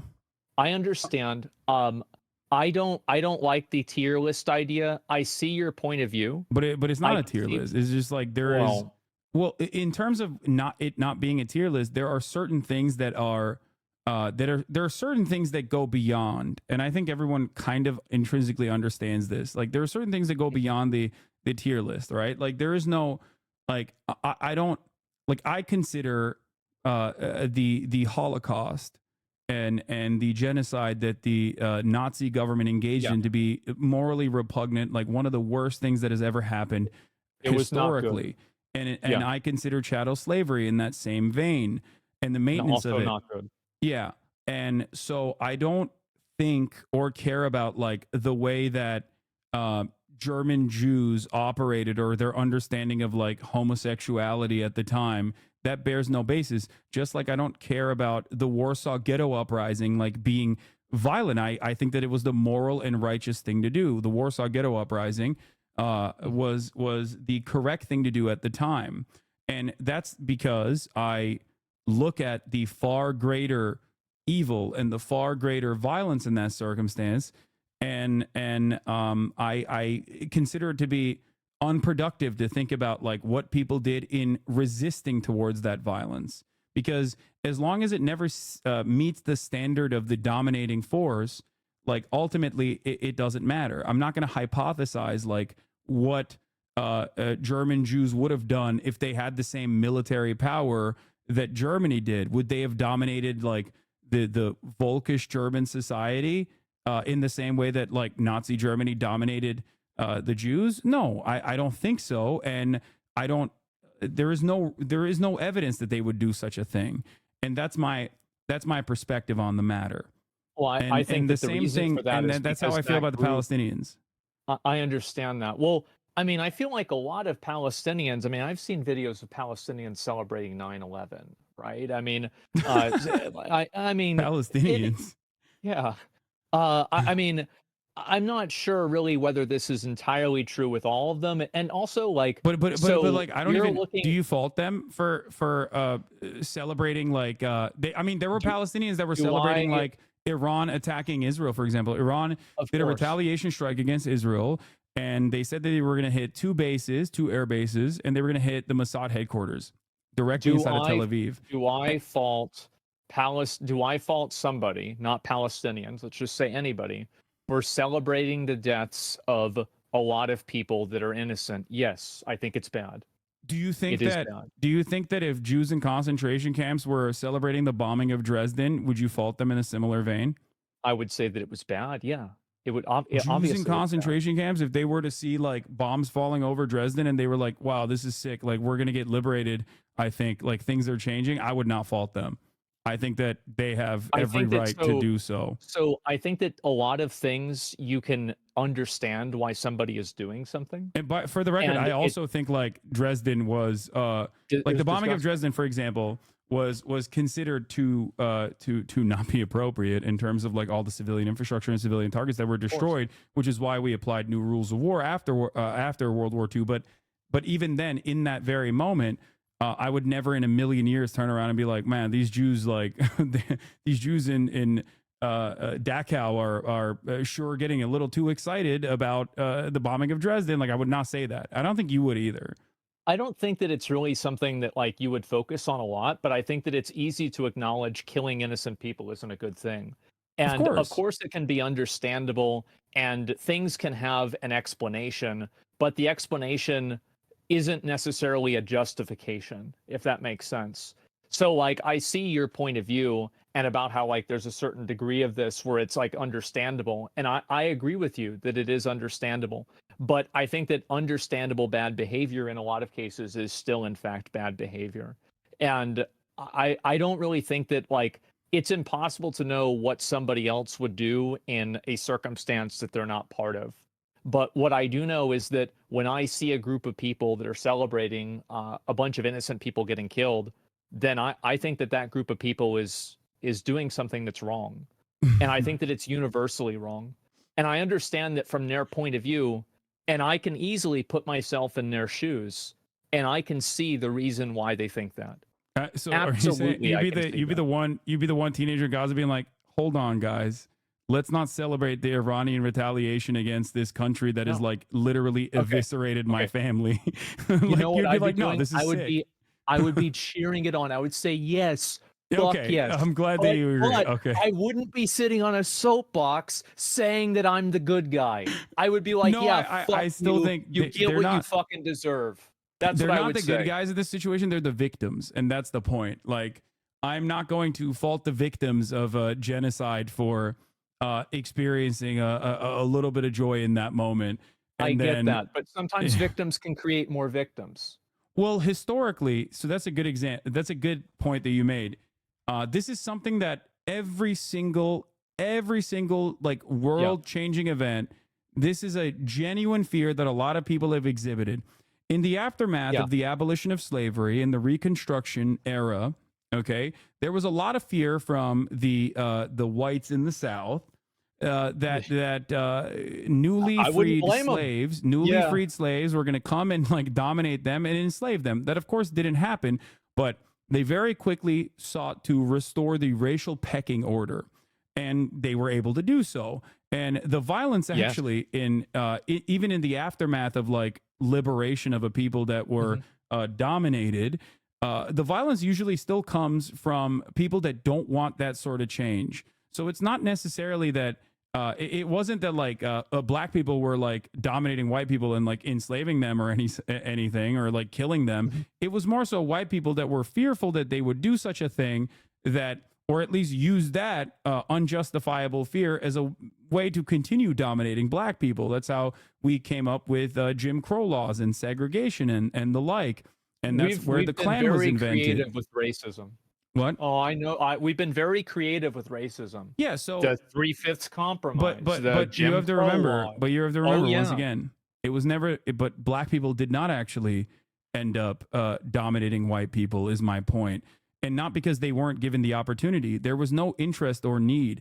The idea that the idea that like colonial victims will do the very same if given the opportunity is false. It has never happened throughout history, and that's my point. That usually is the domineering principle from those who are at least like watching from the sidelines, or those who are directly a part of the dominating group, like the colonial entity. But that's usually not how it goes. That's never how it goes. Right. So if Palestine had the ability to, do you think Israel would exist? That's a great question. One that people ask me all the time. If Palestine, okay, if historic Palestine existed, right, in the same way as like a nuclear militant force, Israel as an apartheid regime would not exist. Israel would have never been able to dominate and occupy Palestinian villages and wipe out Palestinians, and that there is no like the dynamic would be so different that where would they the go? dynamic would be so different that like the notion that Palestinians would wipe out Israel is silly. Like it's not. There would be no need for the Palestinians to wipe out Israeli citizens, because that need is born out of being removed from their homes, their ancestral homelands, and being destroyed. If, for example, in the 20s, when the settler colonial initiative started after the Balfour Declaration, if this was not done as a dominating force in a British Empire at the time, was not purposely and willingly shipping Jewish people into the region and giving them areas that they had declared that was basically created in the same way that like America was created, giving them areas of land specifically. And instead, if Jewish people were like voluntarily migrating into the region, then it would resemble American society. It would be a diverse society of Jews and Muslims and Christians living side by side. But that is a complete alternative history in this situation, so I don't even know how that would work. Massively. Yeah, it's total alternative. Well, I don't know whether that would happen. I could point to like Ottoman rule in the region, because Jews did live in the region under Ottoman occupation, and they were cohabitating the space without much struggle or fight at all, as a matter of fact. I think that you're right about that. I do. If I think about it myself, and I feel like back then, definitely a better cultural viewpoint on that. I think so. I don't know what would happen if Israel wasn't able to defend itself. Would they continue to exist? Right. It's very hard to say. No, because it's like we're making predictions. In terms of the resistance, right? In terms of resistance, everyone always says like, "Oh, Palestinians are inherently anti-Semitic." Joe Biden himself said. No, that's Joe Biden himself said. Palestinians demonstrate an ancient form of anti-Semitism, and that's why they are, resisting against Israel. This is not the case. Right. Many of Palestinian resistance leaders throughout history, including ones that are religious fundamentalists, including ones that are secular, including ones that are very including ones that are Christian, including ones that are Marxist, socialist, they've always said that this has nothing to do with Judaism or Jews in general. If Israel was a Christian state, or if Israel was a Muslim state, and they said that they were doing, then they would, hate. Then they would hate Israel as a Muslim state. It has nothing to do. It bears no basis. And Palestinian resistance throughout time. You're right about that. And Palestinian resistance throughout time has hardened and has become more violent as Israel has become more violent towards Palestinians, because the standard is always set by the occupying power. And it goes in the opposite direction as well. If Palestinians were allowed to coexist amongst Israelis in a singular nation state, then there would be no conflict. There would be no Hamas, because these groups would be dealt with under civil governance. If there were groups that, for example, like the Klan, for example, like there's the Jewish Power Party, which is the Klan, but for Judaism. It's built is around that like over in Israel. Yeah. Okay. Well, it's originally it's an American Jewish guy whose name is Meir Kahan. There's an entire movement of Jewish superiority, Jewish dominance. Right. It's basically, in the simplest terms, it resembles the Klan. But imagine if, like, instead of Christianity, the Klan was like Jewish, I guess.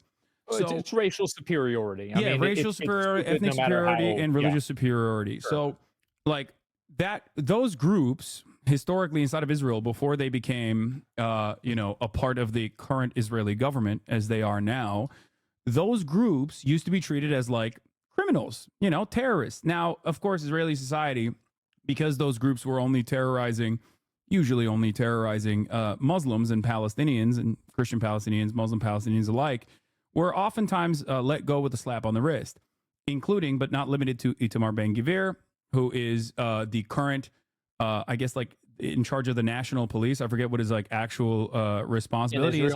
He very famously, in Israel, back in the day, pointed to the hubcap of the former Prime Minister Yitzhak Rabin weeks before his assassination and said, "We have his hubcap of his car, or we have like the emblem of his car. We can get to his car. Tomorrow we will get to him." And then he was assassinated, right, by a fucking rabid right-wing psychopath. Why was he assassinated? Because he was kickstarting the negotiations process amongst Palestinians and Israelis. So how do you see this being resolved? Because like I don't really see it being resolved unless one group wipes the other group out. No, and I don't want to sound like great. What do you think? I mean, the greatest example of this is Europe. Yeah, the European Union. You think it's going to be like that? Well, look at the European Union. These guys were fucking each other's cousins and killing each other for hundreds of years. Like England and France. Okay, they had the 100-Year War. Nazi Germany did the Holocaust, and that was bad. And so much death and destruction.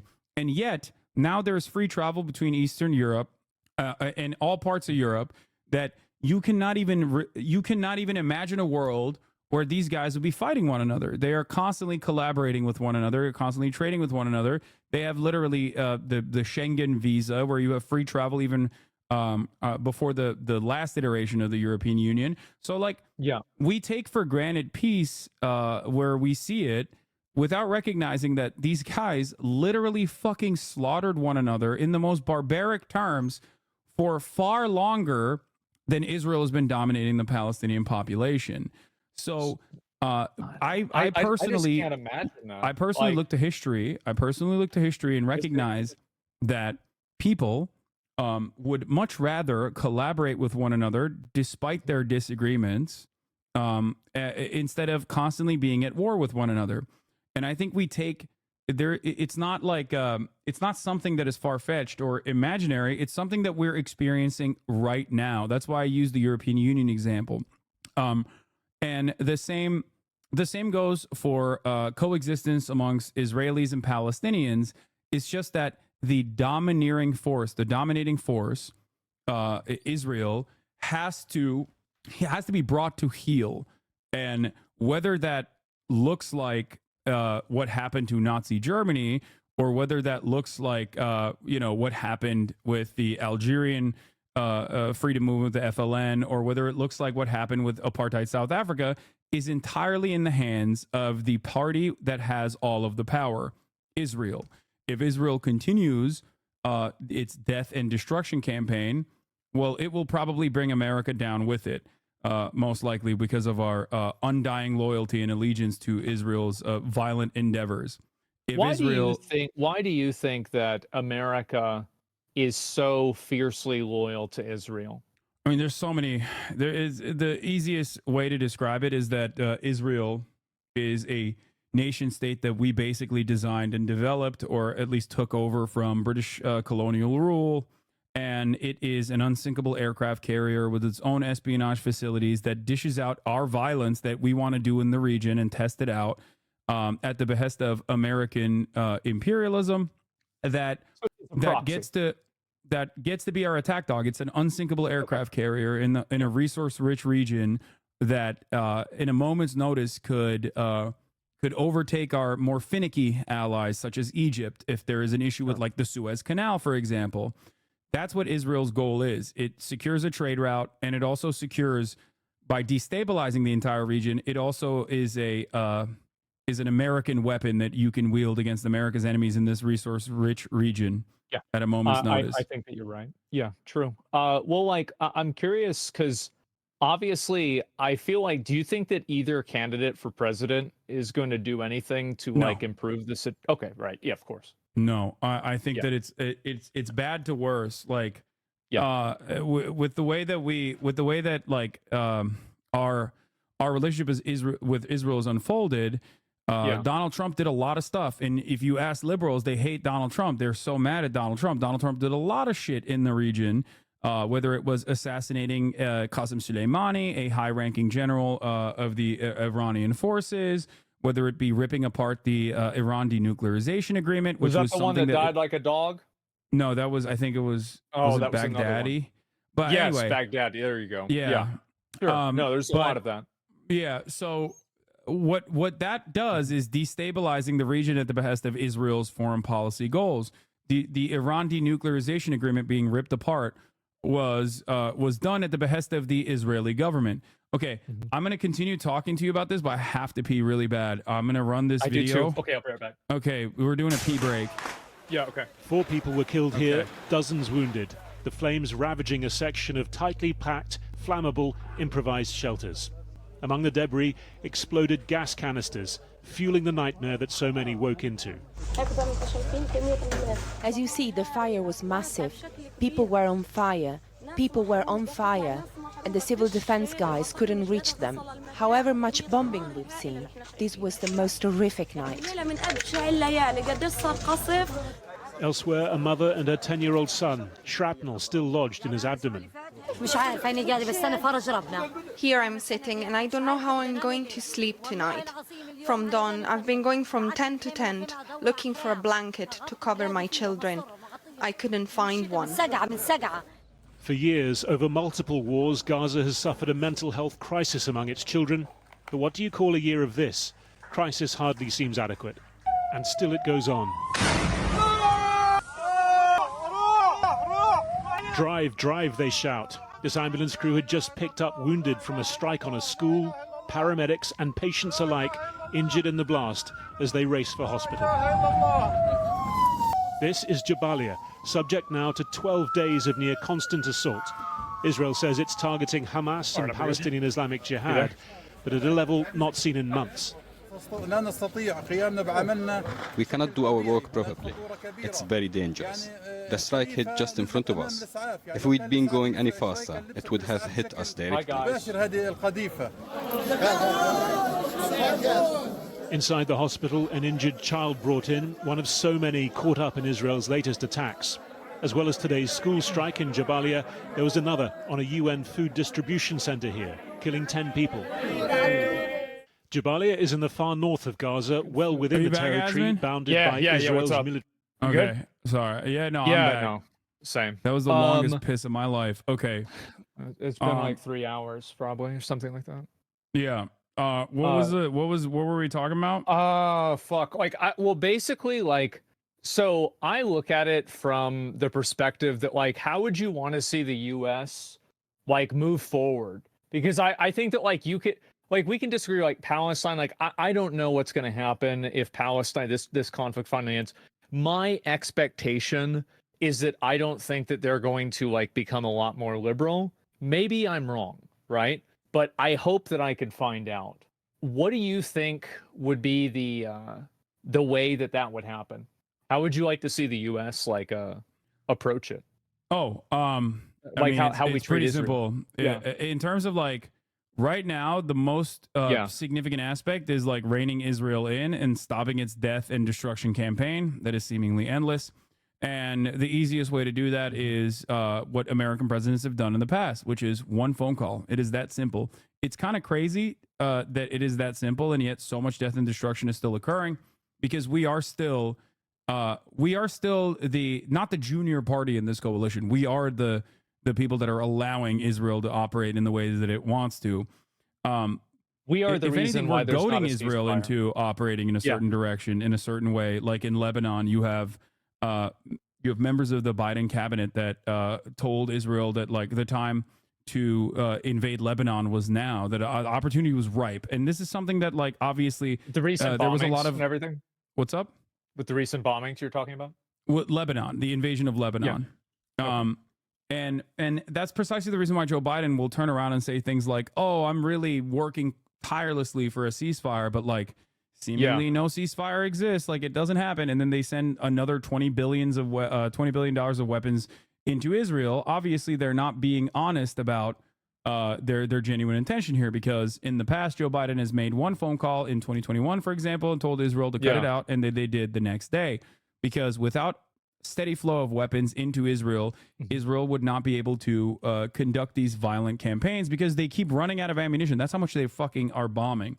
That they don't have the runway Running without, out of bombs. Yes. Yeah.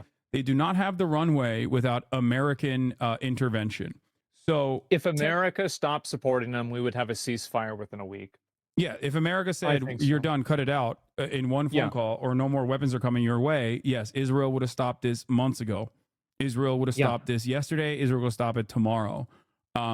So we're not doing that. And I think that a lot of people think about why that is the case. And I guess like the smartest analysis that I've encountered, that I've thought about quite a bit, is that we're gearing up for war with China, like a Cold War with China, which is going to be a far harder one to fight, especially given like our current position in the global economy, China's current position in the global economy, and the trade relationships that we have and the rest of the planet has with China that did not exist with the USSR last time that Cold War happened. And I think America is trying to basically dominate the region as best as they possibly can, and sick Israel on all of the other regional actors, so that they can, I guess, redefine the maps and reshape the maps in the way that they see fit, so Have they like can an move on, imposing power. Yeah, sure. and of so course. that they can move on to the far graver threat that threatens American hegemonic superpower status, which is China. And I that's think the so. reason why they're trying to do like this last ditch, before this last hurrah. It's weird to talk about it on these terms, but I think that's precisely what is going on. It's Israel doing, I'll use a German term here, its own Endsieg before they're done. And they're going to do as much territorial acquisition as they possibly can before they are restrained by the American government, whether that is the Trump administration or the Kamala Harris administration. Who knows? But it will. I think that's what's happening, and they're trying to fucking make sure that they can set up a permanent occupation in at least like the northern Gaza Strip, and potentially the entirety of the Gaza Strip, as they will redesign it in the same way that they have in the West Bank, inevitably. But they're just trying to do that to the best of their ability, and obviously that means ethnic cleansing of the entire population, 2.5 million people that live there, ethnic displacement as well. I think that it's really problematic because I've seen that the behavior of Israel, I think, has really like just multiplied the amount of actual anti-Semitism. Like Yes. Adolf has been making a comeback in a big way. It's Yes. crazy to see it. Absolutely fucking insane. I see tweets like this every single day. People that are just like openly anti-Semitic or just calling somebody a Jew as like, let's not listen to them at all. Yeah, Well, but I think that, it's that just- it's really underlying just made it worse. anti-Semitism has always existed in America. The reason why it's now getting more prominence is one, because like Twitter is a right-wing shithole and Elon Musk doesn't give a fuck or likes that. I mean, he follows like literal Nazi accounts that talk about how like we must protect the like doing the 14 words 14 like letter. Yeah. Yes. So I think that that's part of the reason. And the other part of the reason is because like Israel, not dissimilar to ISIS, claims that they're doing this for Judaism, and that they claim falsely that they represent the interests of all Jews around the planet. They say that every Jew is of one mind, that they are monolithic in their understanding of Israel. Everyone is a Zionist. Everyone wants Israel to exist. And everyone wants Israel to exist in the violent ways in which it has to exist as a demographic majority Jewish country. Now, in order to maintain a demographic majority like this, you have to literally sometimes eliminate people that are maybe growing in population size. And Israel can only do this as it maintains a violent apartheid regime in the West Bank and is now rebuild or redesigning Gaza in its own interest in doing full-blown ethnic displacement in Gaza. The problem is they claim that they're doing this for Judaism, and that's just wrong. They're not doing this for Judaism. Well, they're There just is no using part it of- as a tool. That's Yes, really what it there is. is no It's part the of same as there is no anything. part of Jewish Yeah. culture or Of course. Jewish theology that or a theological understanding that says that like Israel has to exist in this way that it does. As a matter of fact, there is actually a theological understanding under Judaism that Jews cannot have a nation state until the Messiah comes back. So that's the reason why you see so many of these like ultra Orthodox Jews in pro-Palestinian demonstrations that are side by side with the Palestinians criticizing the state of Israel. It's like blasphemy. Yeah, there are a shit ton of anti-Zionist Jews that are prominent members of the resistance against Israel. I have Jewish fans in Israel who are anti-Zionist living in Israel, and I analyze that in the same way that I analyze my own existence in America. I do not agree with American imperialism. I think it's awful, and I work every day to try to get others to recognize that reality.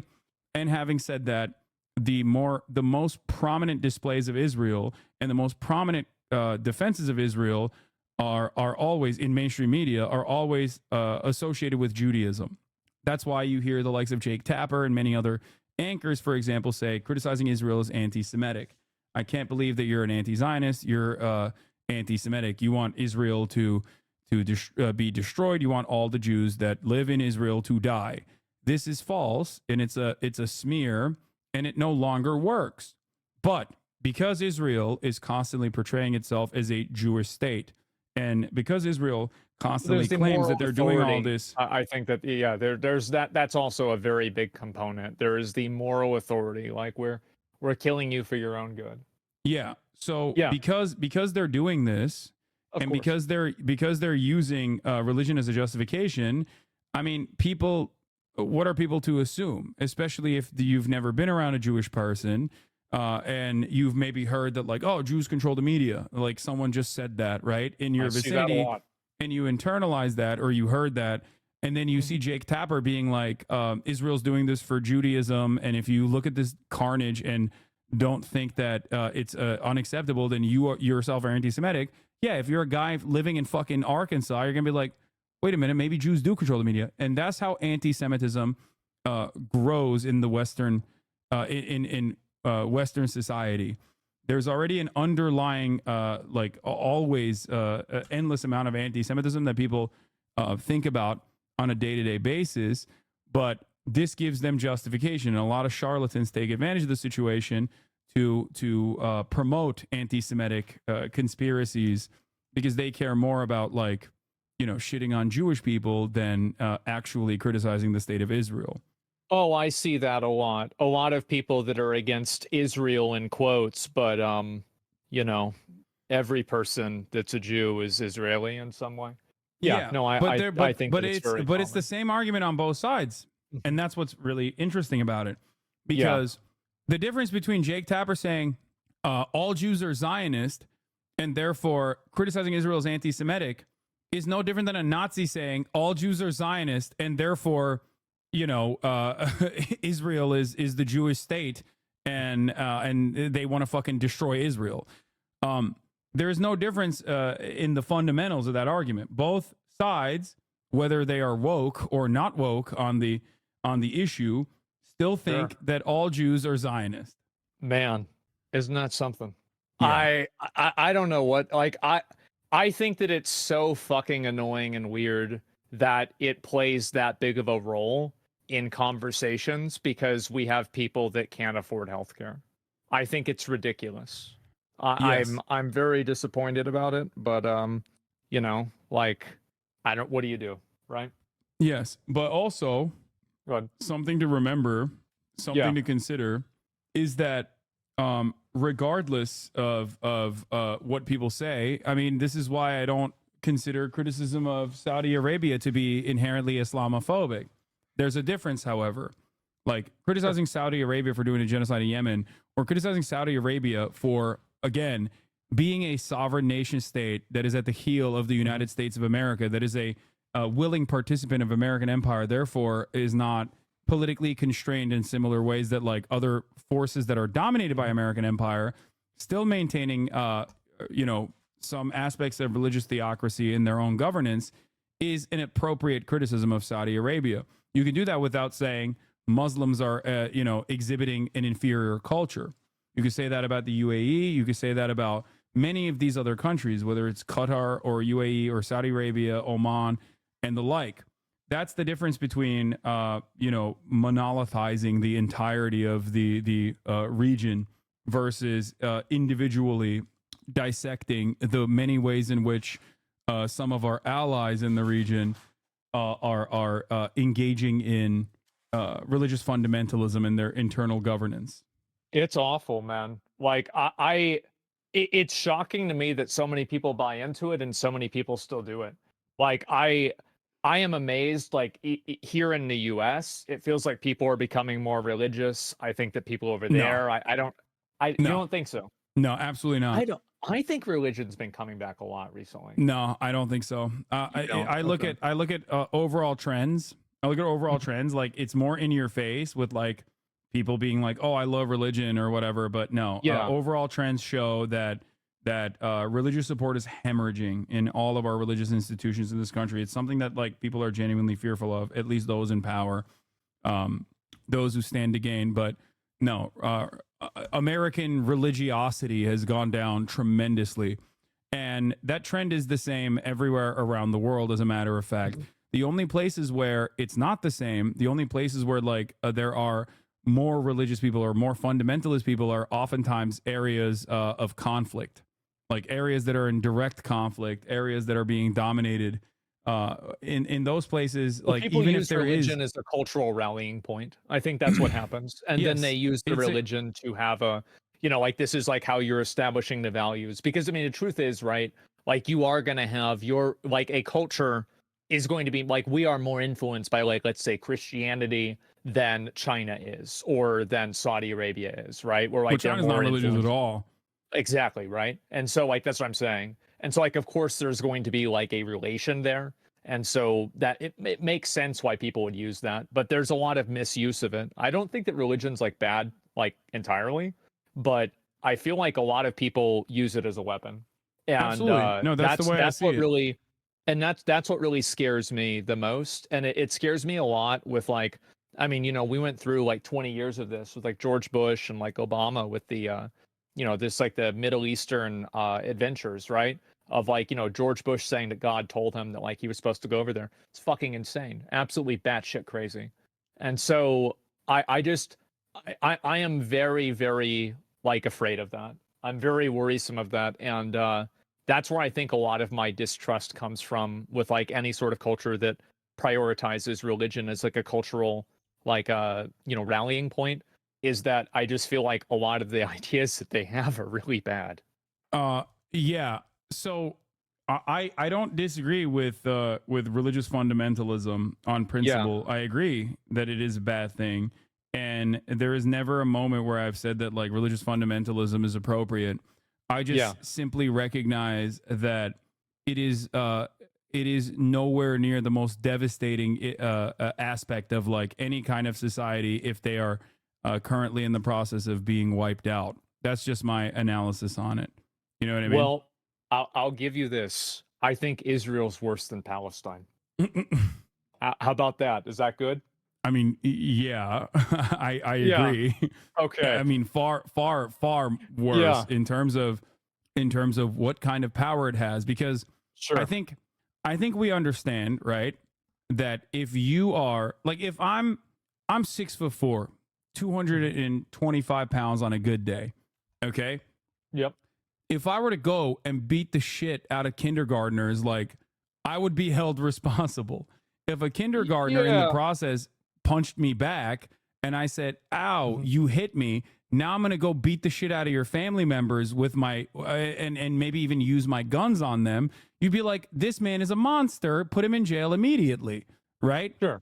Yeah, but when Israel does it, and you turn around and you go, what about the vibes of those kindergartners, though? Did they deserve it? Maybe they do deserve it. Maybe they had some bad opinions. Maybe they called him Baldy or something. Then obviously it would be seen as like even if I was interested or not interested, even if I could recognize right from wrong, it would come across to onlookers that I was like justifying some of the some of the things that the much larger party in this circumstance, me, did to the kindergartners. I really hope that Palestine can be free. I don't think that I don't think it's going to go the way you think it will. I don't. What do you mean? I think that with continuing to control people with like religious fundamentalism, I think that's going to continue. I don't think that the moment that like they get out from under Israel, they're going to just like be okay with all of these other types of like identities. I don't think that's going to happen. Yeah. But that's never happened is what I'm trying to tell you. Like that's never even been able to be implemented in terms of like Palestinian history, so much so that there's never been a moment in Palestinian history where there's like any sort of sovereignty. So we can't make that we can't make that assumption, because that has never even throughout Palestinian history ever existed. I agree with you. And I think that I have an assumption. I think you also probably have an assumption, but I think that we both agree that it would be good to find out who's right. I mean, sure, but once again, regardless of, there's two different things that I want to make very clear here. Yeah, go ahead. Regardless of whether Palestinian people will, let's say tomorrow, Palestine is emancipated and they have full-blown sovereignty, and they decide to be religiously like very right-wing, very fundamentalist. I still think that is infinitely better than the current genocide that is going on. Would you agree with that? Is it better? Well, I mean, like, if they're going in there and they're killing other people instead, I could see arguments for being... No. I'm saying like they are being very restrictive towards gay Palestinians. Let's say tomorrow Palestine is a sovereign state, and as a sovereign state tomorrow, they're no longer being genocided. And in the when they are rebuilding, Palestine is a sovereign nation state. They are very homophobic, they're very transphobic. They're like really harming gay people and trans people in Palestine. They're like arresting them. I still think that, while still inappropriate, would be a far greater outcome than being completely wiped out and being completely genocided. I don't think that is going to be the outcome. But regardless, I want to make it very clear. I think that, yes, no genocide is better than, any kind We're of not genocide. making a genocide tier list. I get that. I understand. That's all. My point is that I agree with you. I just don't think that I don't like their culture either, right? I find it to be problematic as well. And that's why I By the way, the to... people that we were talking about in terms of Palestinians are like, they are some of the most educated per capita population in spite of everything else, just for the record. Like, I don't know if you knew this or not, but Palestinians are literally some of the most educated people on the planet, like per capita. I hope so. I mean, I hope so. I mean, there's like, okay, sorry, Palestinian educational attainment is in spite of being genocided by Israel, in spite of like living under Israeli occupation, is incredibly high. They have a tremendous amount of obviously a tremendous amount of struggles and tremendous amount of hurdles to go through. But the status of education in Palestine is that 96.3% of the population is literate. It's higher than like the high human development category average, as in Palestinian society as a whole is like has a higher literacy rating than developed nations. That's really good. That's great. Yeah. So like, I don't think that these are the religious fundamentalist people that you think that they are, is what I'm trying to explain. I don't think that I think there were a lot of people that were religious and also very well educated that can do very bad things. I don't think that, like, For sure. the more educated you are, like, I see what you're saying, and I think that you definitely do have an argument with it. Do you sure understand why like cultural inferiority arguments end up like leading you astray in this subject matter? Because now that I've told you the literacy rate being higher in Palestine in the Palestinian population, now you're saying, well, they can be literate and still fundamentalist, but like, well, yeah, there isn't evidence of this reality of like broad sweeping fundamentalism in Palestinian existence at all. If you are pointing to Hamas, which is a Islamist fundamentalist organization that started off as a charity that became this like violent resistance group, in terms of their governance, if that's what you're pointing to, once again, the situation is very different for the broader Palestinian society, because that is the only group that has successfully been able to thwart Israeli further Israeli incursions. That is the reason why they are the domineering group. Israel killed all the fucking secular leadership so consistently, or turned it into, like the Palestinian Authority in the West Bank, turned it into its own security apparatus, but with a Palestinian face. So from the calculation of the Palestinians, they're like, okay, these guys are fucking, these guys are religious, but they're also the only people defending us. It's the devil, I understand the It's argument. not even the devil. They see it as like, these are the only people that are fighting back against the country that is, bombing my house. I understand that. And I can see their point of view. I just think that they're still bad. I do. I think it's bad to prosecute people and to kill them based off of their identity. Okay, there's no disagreement. There's no disagreement with what you're saying. Of course. The difference, however, is that again, go ahead. Palestinian internal governance has always existed within the confines of being a colonial entity. They've never had full-blown sovereignty. So their internal affairs have to always be analyzed. Well, one, Palestinians are not of one mind, right? So that's number one. And number two is that we are talking about, especially if we're talking about the Gaza Strip, we're talking about people that are majority underage. Majority.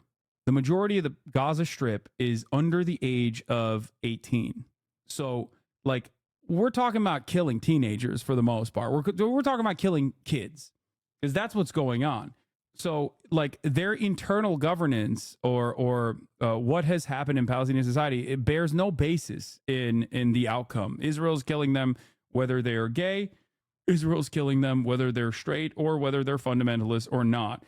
Palestinians could be the wokest, okay? Palestinians could be making fucking video games with like only trans representation, and Israel would still be killing them.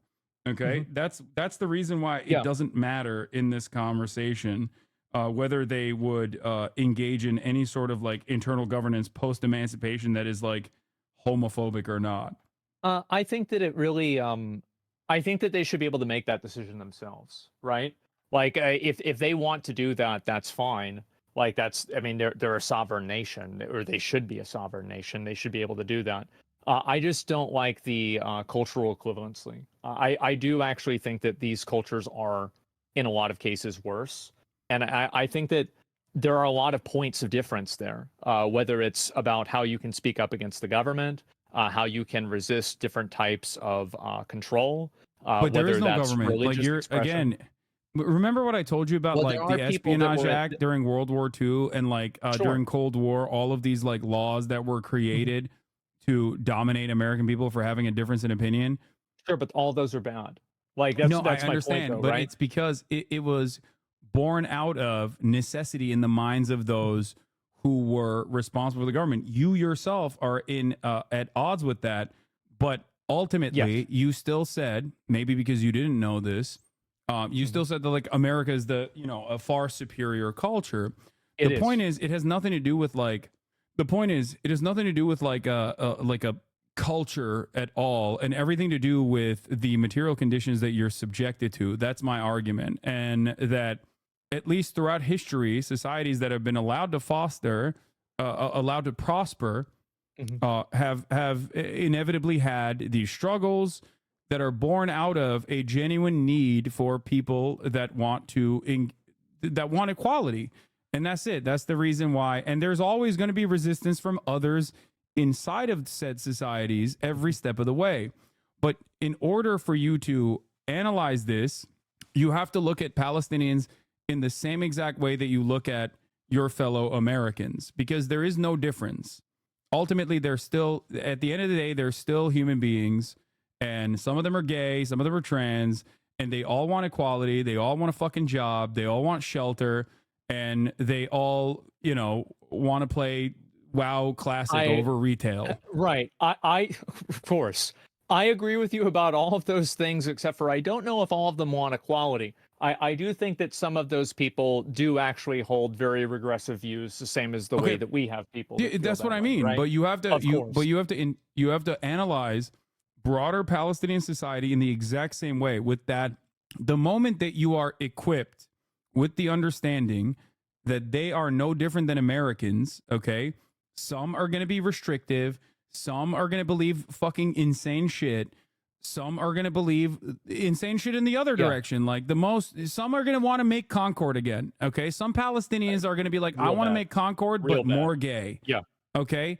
And that is just the reality. There are that might be happening. There are people with a diversity of opinion. They're no different than you and I in terms of their needs, in terms of like the way, in terms of what they want for themselves.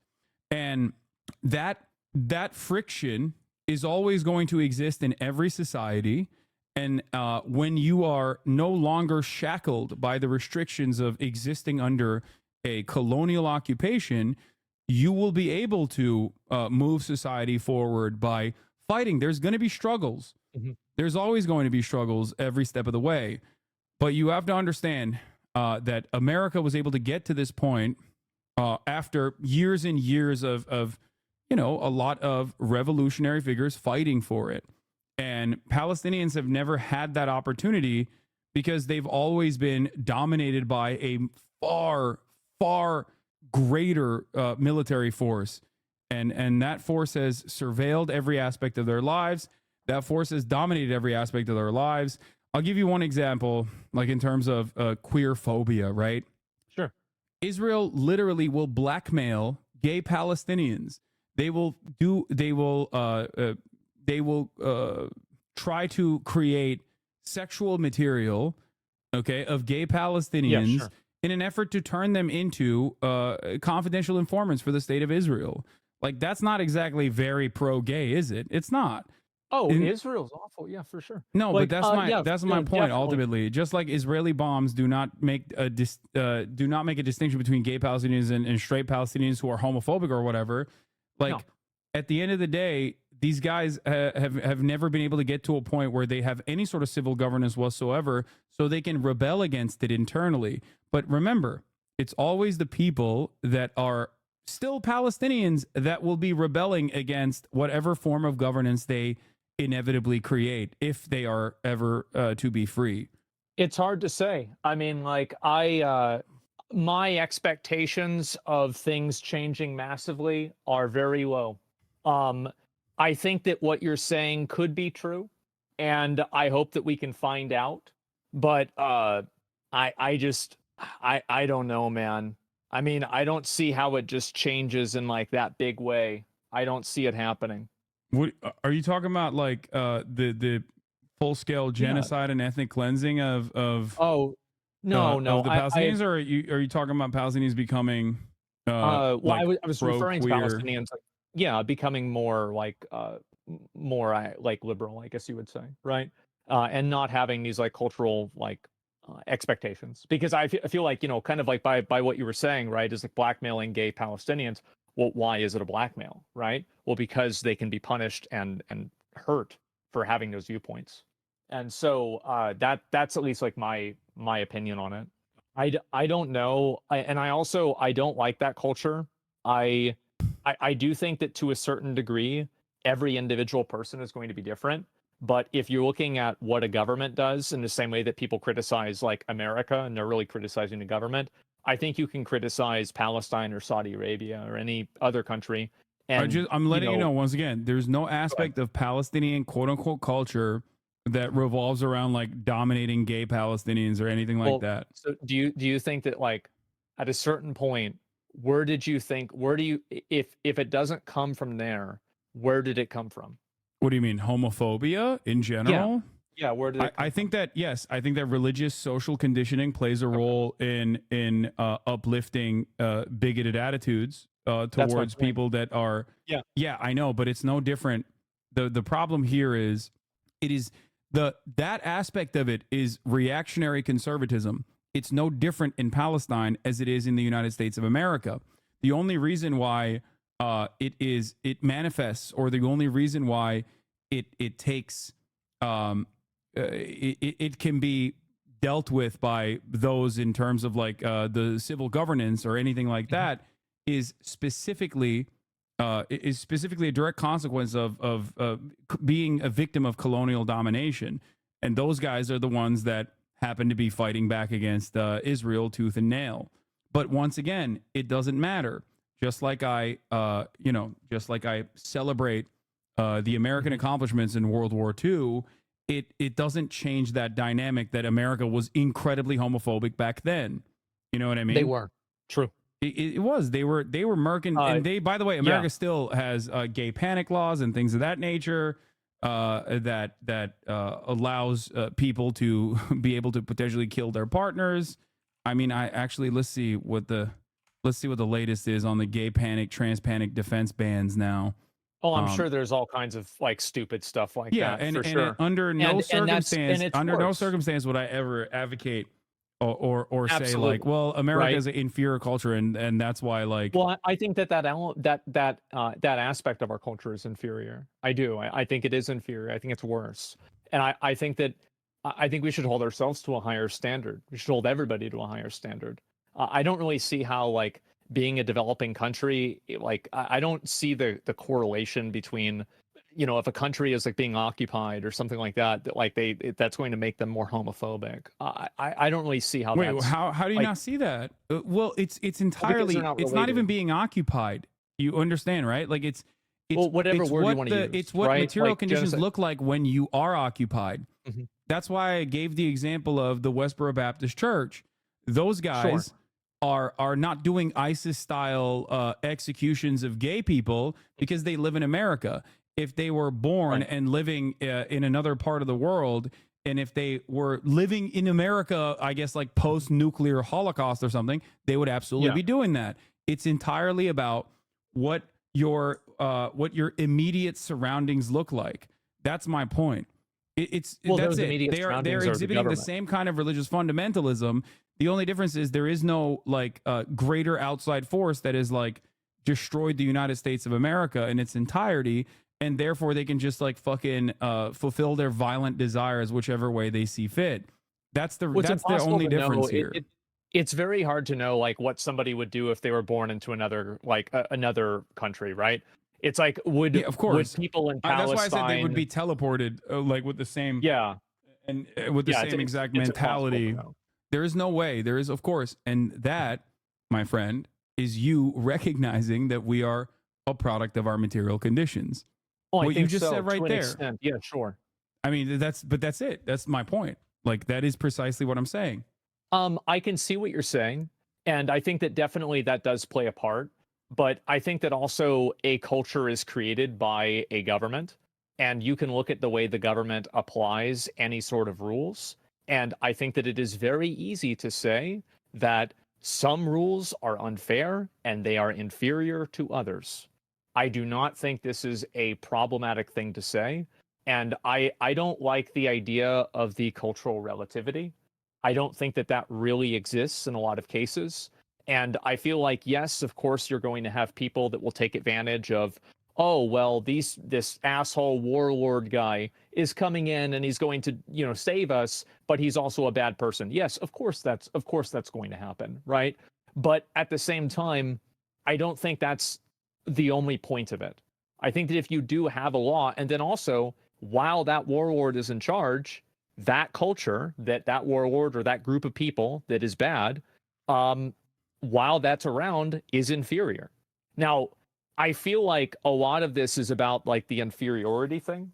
To me, the word isn't really that important.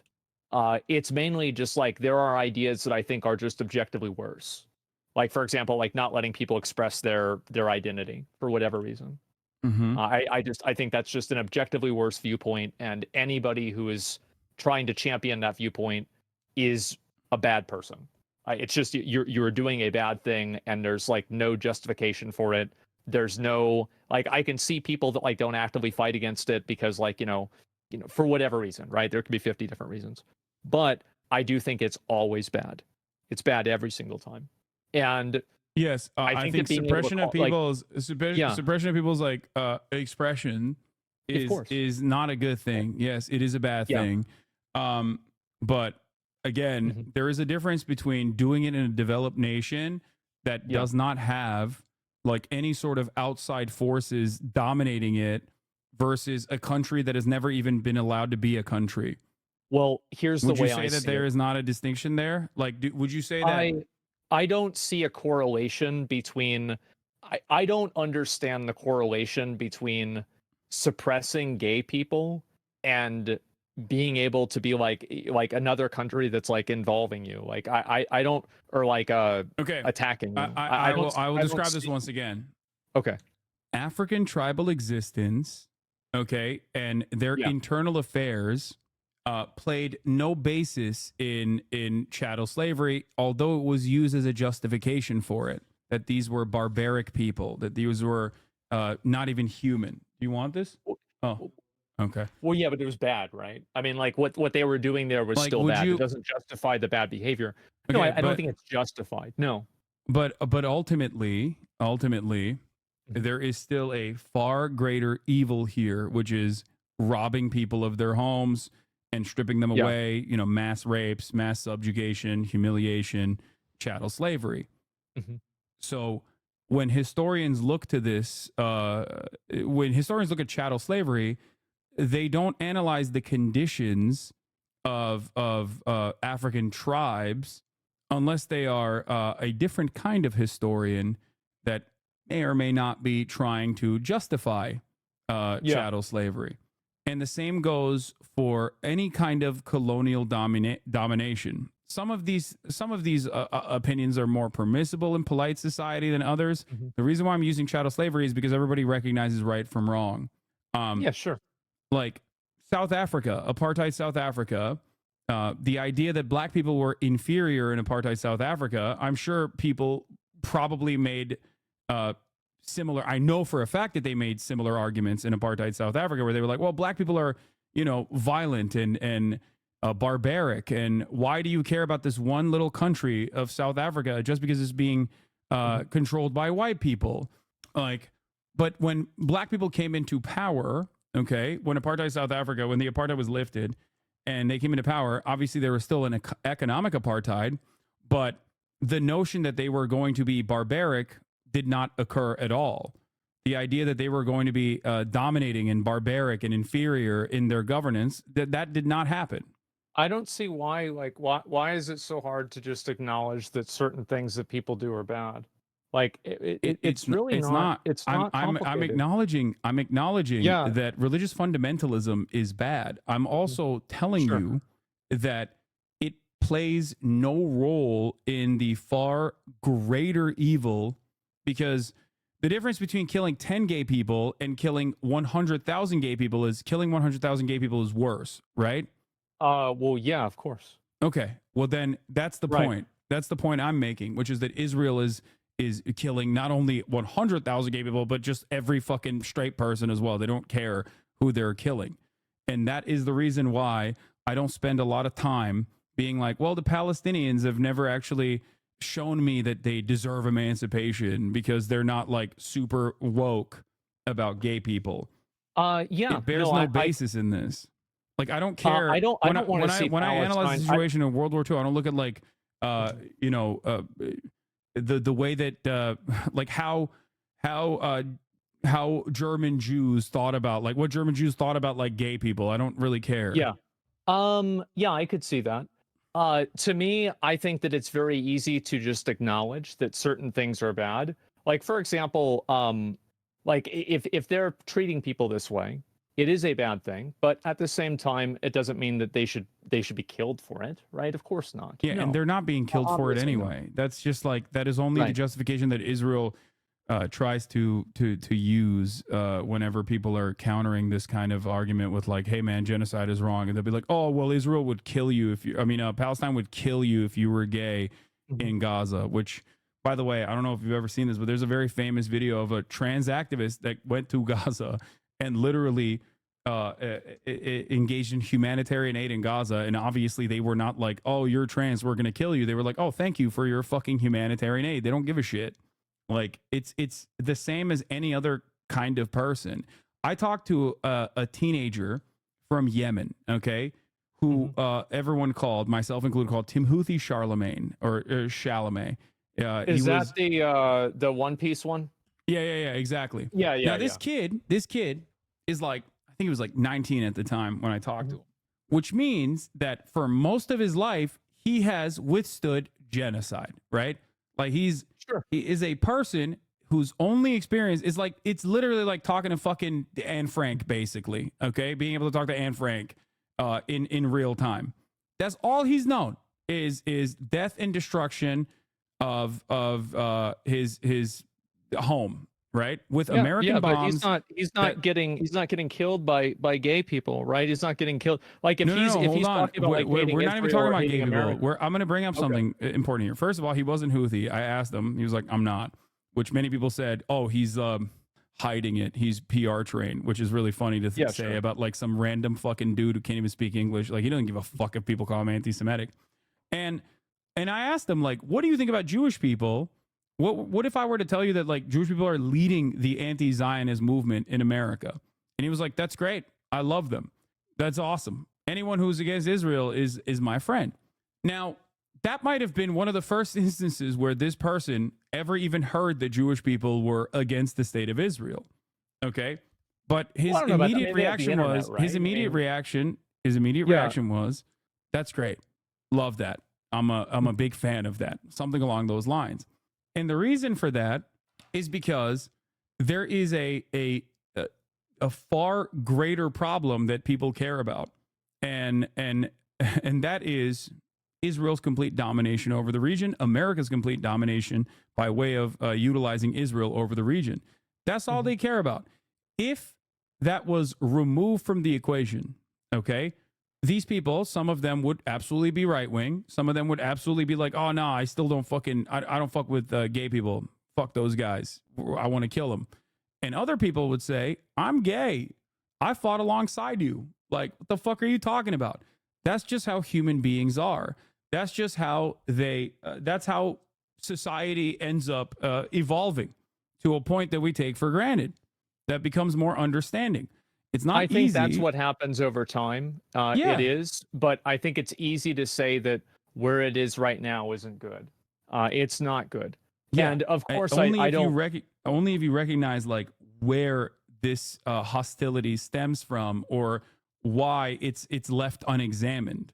Rather, the hostility that we assume these people have, because like the reason why I asked them about the like Jewish anti-Zionists was because even my assumption is that like the Houthis, for example, literally have a banner that says "Curse the Jews," right? Yeah. Like, so I was very curious as to see like how this person would react to something that he might not have even ever considered, and that's the and that's the point, which is that like people have the capacity to change once they learn new information. They're not ever going to be firmly planted and be of one mind. Most people have a tendency to be empathetic to other people. They want to collaborate with other people. We're a social animal.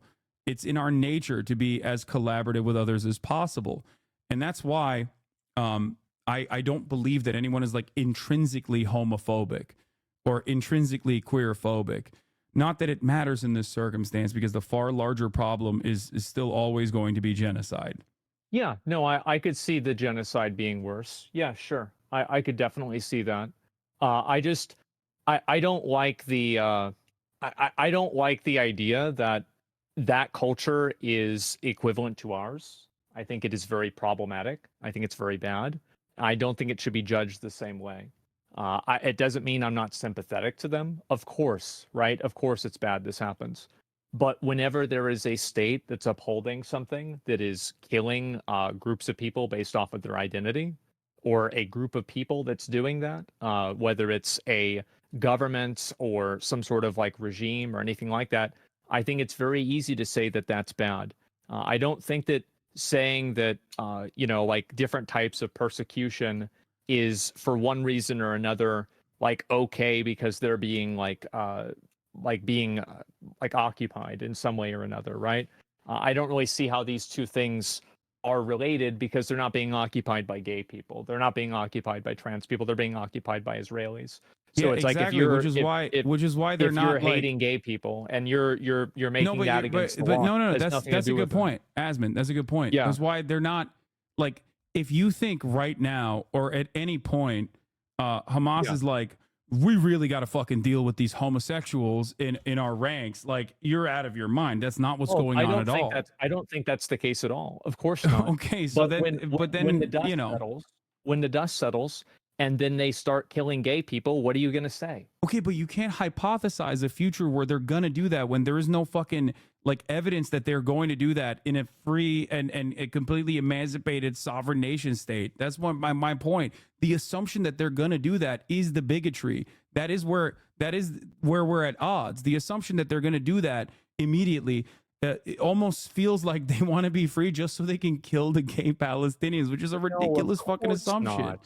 Of course, that's not the reason. Okay, They don't- but that is, They but don't you want to understand that become like free you're, to kill all the gay people. Of course not. But like, I mean, it's an openly stated thing with a lot of these cases, even inside of any sort of other culture. There are many cultures that are openly stated to be against people of different gender identities. This isn't some sort of like unique, monopoly that Palestine has over this. I think it's true in many cases. but Palestine so- has never.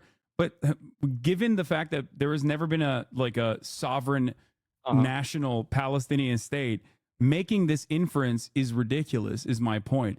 It's like saying, that if Texas were to exist on its own, that they would start fucking executing gay people and enslave black people again. Except there has been a state, or it wasn't a sovereign state, but there has been an instance where, Texas did actually fight hard to enslave black people and continue to enslave black people. That's why we have Juneteenth, which is far after the point of abolition, where they still maintain the practice of chattel slavery.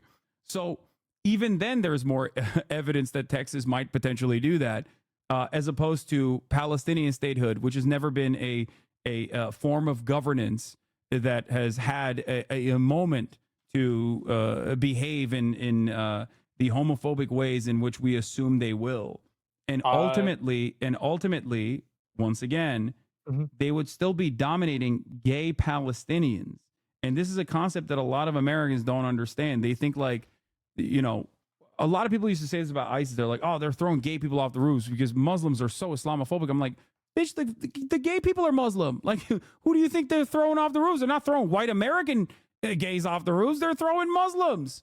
They're throwing other Arabs that are gay off the roofs, which is like, something that is at odds with the way that people understand, Islam and the Muslim world, and think like, no, all Muslims love this shit. It's like, well, I don't think the gay dude who is Muslim loved being thrown off the roof. I think he probably hated that in that moment.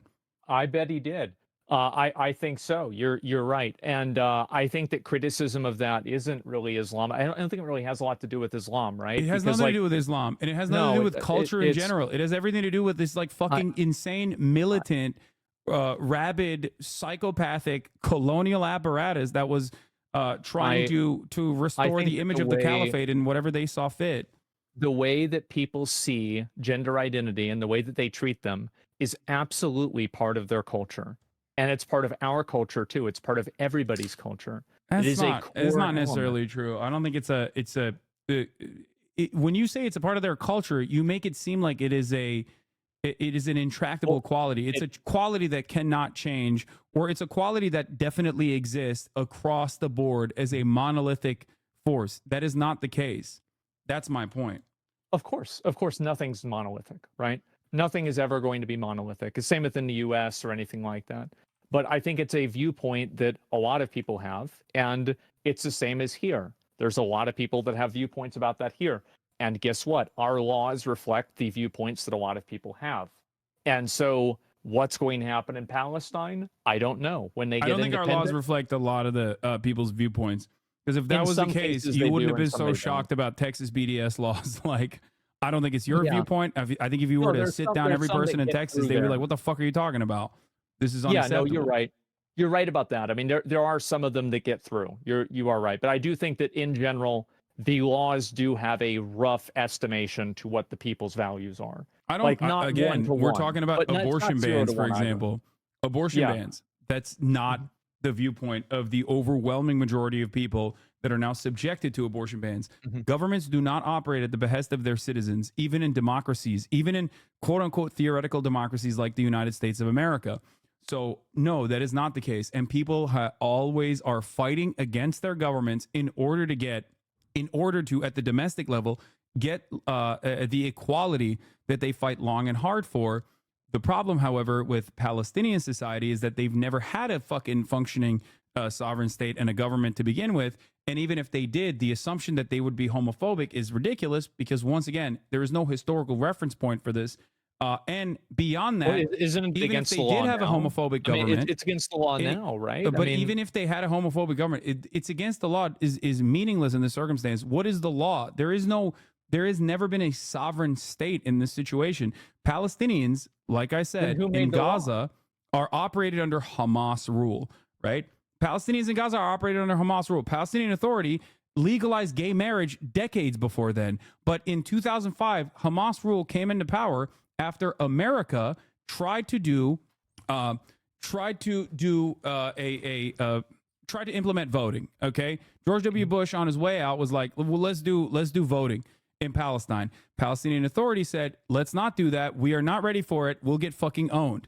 Because at that point, Palestinian people, both in the West Bank and certainly in the Gaza Strip, were viewing the Palestinian Authority as exactly what it is, a CIA-backed institution that was working at the behest of the Israeli state as a part of its security apparatus. So they were very unpopular.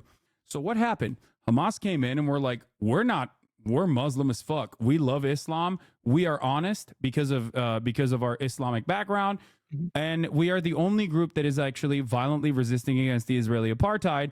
We are going to run a anti-corruption campaign, which is what they did. And just like the prediction of the Fatah Party, which is the secular party, which is the part of the Palestinian Authority, they were right.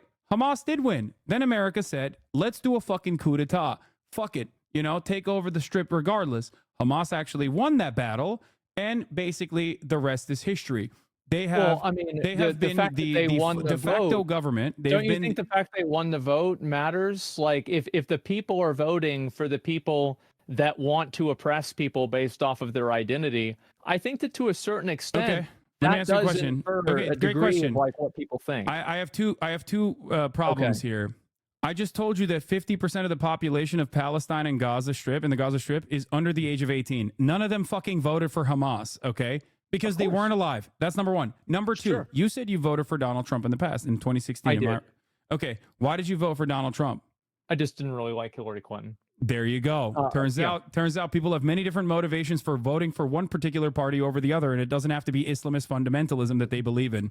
So that's my point. Because they're human beings with a shit ton of different attitudes and different opinions. If they see the dominating party of Fatah as a party that is completely captured by Israeli security apparatus that is working at the behest of this state that is destroying their lives, they're going to be like, okay, I'm going to go with the other guy, just like you went with Donald Trump over Hillary Clinton. So, but it doesn't even matter because most of those people that fucking voted for Hamas are dead. They don't even exist anymore. And it doesn't matter because Hamas is still the governing party because there's not a real democracy there. They are a militant force that is dominating the Gaza Strip, that is simultaneously fighting against the Israeli state. So I hope that this helps clear your understanding of the way in which Palestinians live in the Gaza Strip and how this has nothing to do with their internal affairs or their government or how they view the world or how they view gay people at all. I get it. I think that, and I do hope that they get their independence. I think that whenever they do, they're probably going to do the same thing that Hamas did to gay people before. No, they were not. And but I just told you. I told you that hold on. Let's look this up real quick. Go ahead. Like, if that was the case, which is such a funny argument that we're having over like a group of individuals that are being genocided anyway. Like, I don't give a fuck if they literally were straight up jailing every homosexual person in the Gaza Strip. I still think that the genocide is inappropriate and completely unjustifiable. But yes. Well, two things can be bad, right? What? Two things can be bad. It's not like only one thing can be bad. Like, obviously it's bad. West Bank, it's been legal technically since the annexation, but since 1951, they adopted the Jordanian Penal Code of 1951 in the West Bank. Shortly after the Jordanian annexation of the West Bank in 1950, same-sex acts were decriminalized across the territory with the adoption of the Jordanian Penal Code. So it's been decriminalized in in the West Bank. And before then, what? Oh, go ahead. And before then, it was it was first the Ottoman law, which was decriminalized in the 18th century, and then after that, it was British law. So on the 18th of September 1936, the Criminal Code of Mandatory Palestine, British Mandate Criminal Code, which drew from the Ottoman law or English law, was enacted, which meant that sodomy is illegal. What? I'm looking at the LGBTQ rights of Palestine on Wikipedia. Okay. So yeah. It's considered a taboo subject. People experience persecution and violence. I feel like of course. That's kind of bad, right? For sure. No. I think I'm just simply stating that it's more complicated than the way you presented it, though. Of course, don't you think? Everything is always more complicated. Yeah. Of course, it's more complicated. And if I have a clip that is 30 seconds long, obviously that nuance is not going to be communicated. Of course not. Yeah. But all I'm saying is, and ultimately, they will get to a place of being more open-minded to gay people once they have the opportunity to be free, to be a sovereign nation, and then their gay neighbors, their gay peers, their queer peers are able to fight their own civil rights movement like our queer peers did back in the day in the United States of America. Just like they did in Saudi Arabia. But ultimately, And homosexual Qatar. activity is legal in the West Bank. That's better than not. But all I'm saying is that I don't think this Okay, exists on a but that spectrum don't of you good. think that like, you know, like there are still, like, for example, here in the Wikipedia page it says in August 2019 the Palestinian National Authority announced that LGBT groups were forbidden to meet in the West Bank on the grounds that they are harmful to the higher values of ideal Palestinian society. This was in response to a conference in Nablus by Al-Qaws, the Palestinian LGBTQ group. Following the backlash, the ban was later withdrawn. So people in a place where they are at least able to organize against the limited government that exists in the West Bank, literally actively advocated against this, and then they took back the ban. On October 2022, Palestinian police arrested a suspect who beheaded a 25-year-old male Palestinian, Ahmad Abu Murkiya, who was seeking asylum in Israel because he was gay. At the time, it was reported that 90 Palestinians who identified with the LGBT community lived as asylum seekers in Israel. Now, notice how, once again, they are prosecuting people who are killing gay people. Well, yeah. Why would they do that if they were also invested in killing gay people? It happens. There are still gay people who get assassinated, murdered in the United States of America. They are dealt with through a criminal code. They are dealt with through a civil governance, right? They're dealt with within the confines of our court structure. They're prosecuted. They're thrown in jail. Sometimes. Other times, we still have gay panic laws, despite the fact that we are supposed to be the superior culture.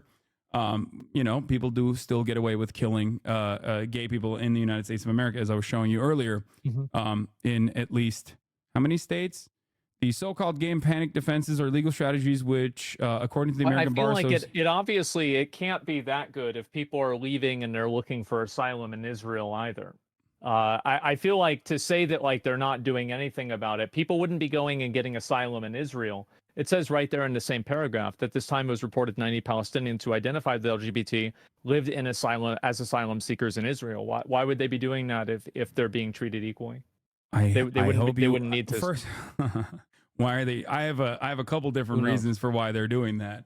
Do you feel like if you had the opportunity to not be under colonial rule, you'd rather go to Israel? Israel is not exactly a tolerant society for LGBTQ either, by the way. You can't get gay married in Israel. It's still illegal to get gay married in Israel to this day. Why were they going there? Because the material conditions are obviously better there inside of Israel. If you are a part of a regular Israeli society, if you are able to seek asylum, Israel can then turn around and use that as a brownie point for themselves. Or half the time, the gay Palestinians that are executed are also collaborating with the Israeli government because they've been blackmailed prior to their collaboration. Well, they wouldn't need to be getting blackmailed if the outcome of the blackmail it's not just wouldn't blackmail be as in like we're going to out you as a homosexual. It's blackmail as in we're going to show like your naked photos to your family. It's not blackmail like, oh, your friends are going to know you're gay and then they're going to kill you. No, it's blackmail as in we are going to show naked photos of you to everyone. Now you have to collaborate with us. Revenge I don't really see porn. the logic there. Like, okay, so I get what you're saying, but like, how does that make sense if it's only being applied to gay people? It's like, wouldn't No, it's not everybody just have gay naked people, photos? but gay people are an easier target because they still obviously are, regardless of the legal status of regardless of the legal status of like gay people, there's still cultural stigma. Like it doesn't change that reality. You are probably in the United States of America, you are more likely to be able to implement the exact same strategy in the United States of America, regardless of how fucking open-minded American society is. Right? Yeah. Exactly. For sure. But we definitely are better at it than they are. No, 100%. you're missing the point. Like even if homosexuality is legal in the United States of America, you are more likely to be chastised. You're more likely to be outcasted as a gay person, especially if your family members don't know you're gay, regardless of the legal status of homosexuality. You are more likely to be stigmatized with blackmail and revenge porn in that circumstance. Are you really telling me that like you think that the stakes are the same in terms of what? being I mean, the stakes blackmailed ultimately as getting- literally don't matter because we're still talking about a violent military occupation in the West Bank. So Yeah, Israel's bad. Like, I mean, for sure, Israel's bad. Absolutely. I can't believe I like I said, It's I been can't a believe there's while, like right? still. yeah. I can't believe we're still going back and forth on like homosexuality in occupied territories. Like again, it bears no basis on whether or not these people are worthy of being subjects of colonial occupation. They're not.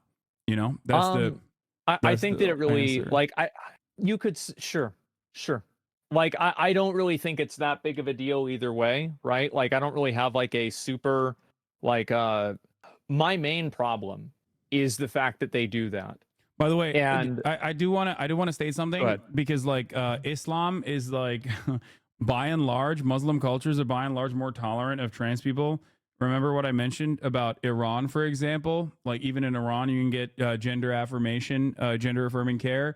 As of Yeah. 2008, gender affirming care in Palestine is legal. In 2008, Palestine adopted the ICD-10 classification, which contains codes for diagnosing transsexualism in adulthood and childhood, which authorized the initiation of medical transition. As it That's in stands, Pal- however, Yeah. there is no recognition of non-binary gender in Palestine, and there is still LGBTQ discrimination in Palestine with not enough protections, and employment discrimination and housing discrimination, which seems like a laughable concept to even invoke, considering the material circumstances of everyday Palestinians, especially as it bears no basis in, like I said, them being subject to colonial occupation. Well, I think that it's important. Like, I agree. I think it's important for them to not be subject to colonial, occupation. Of course, right? Why would I want that? Why would anybody want that? Like, and it's also like very clearly, it's not like Israel's making them any better, right? So, like, if I have this viewpoint, I think this. Israel's doing this. If it's Israel's outcome, well, then the outcome isn't very good. So you might as well let them do their own thing, right? I agree with you. Sure. Yeah, if they're going to be homophobic and Israel's killing them versus they're going to be homophobic and Israel's not killing them, I prefer the they're going to be homophobic and Israel's not killing them outcome. I think we can agree on that, right? Especially if we both come to the Okay. recognition that Israel killing them is not going to combat homophobia at all. Okay. All right. We can come to that agreement. Okay, great. All right, perfect. That's it. Yeah. And beyond we that, can like do I that. said, it's not it's not as black and white as like Palestinian culture inherently is homophobic or anything like that. And we are all we are all products of our own material conditions and our circumstances. I certainly hope that they're able to make things better. I do. One day, One day, sure. one day they maybe one day they can also argue amongst themselves about whatever game developer is making it's Ubisoft gay people with the gay black samurai. Yeah, Ubisoft Palestine. A lot of Palestinians are going to be up in arms. Right. Okay. All right. Well, Thank you, Asmongold. No, for sure. And I can see your point of view. I hope that you can see my point of view to an extent. You don't have to agree with me, but I think that my perspective here is not totally crazy. And I can see where you're coming from too. And for sure. All right. I don't think that you're like okay with it and, etc. All right. I would also, like I said, talk to you have friends out there that that have similar opinions to mine. You have friends out there that are of Palestinian descent or Muslims as well that you can talk to about this kind of thing. And I hope that they can, give you personal anecdotes that are a little bit better than what I can explain to you through historical relevance. Oh, I get it. Yeah. And I probably will. You know what? I probably will. I find this stuff interesting. I like talking about it. I know a lot of people like to turn things into hostility. I enjoy conversations like this. I think that you do too. That's probably why we've been doing it for I don't even fucking know how long. So I have no problem discussing it and talking about it and debating about it all day. It's no problem. Okay. All right. Well, have a good one. You too, man. I'll see you later. All right. Bye. Oh, man. Okay.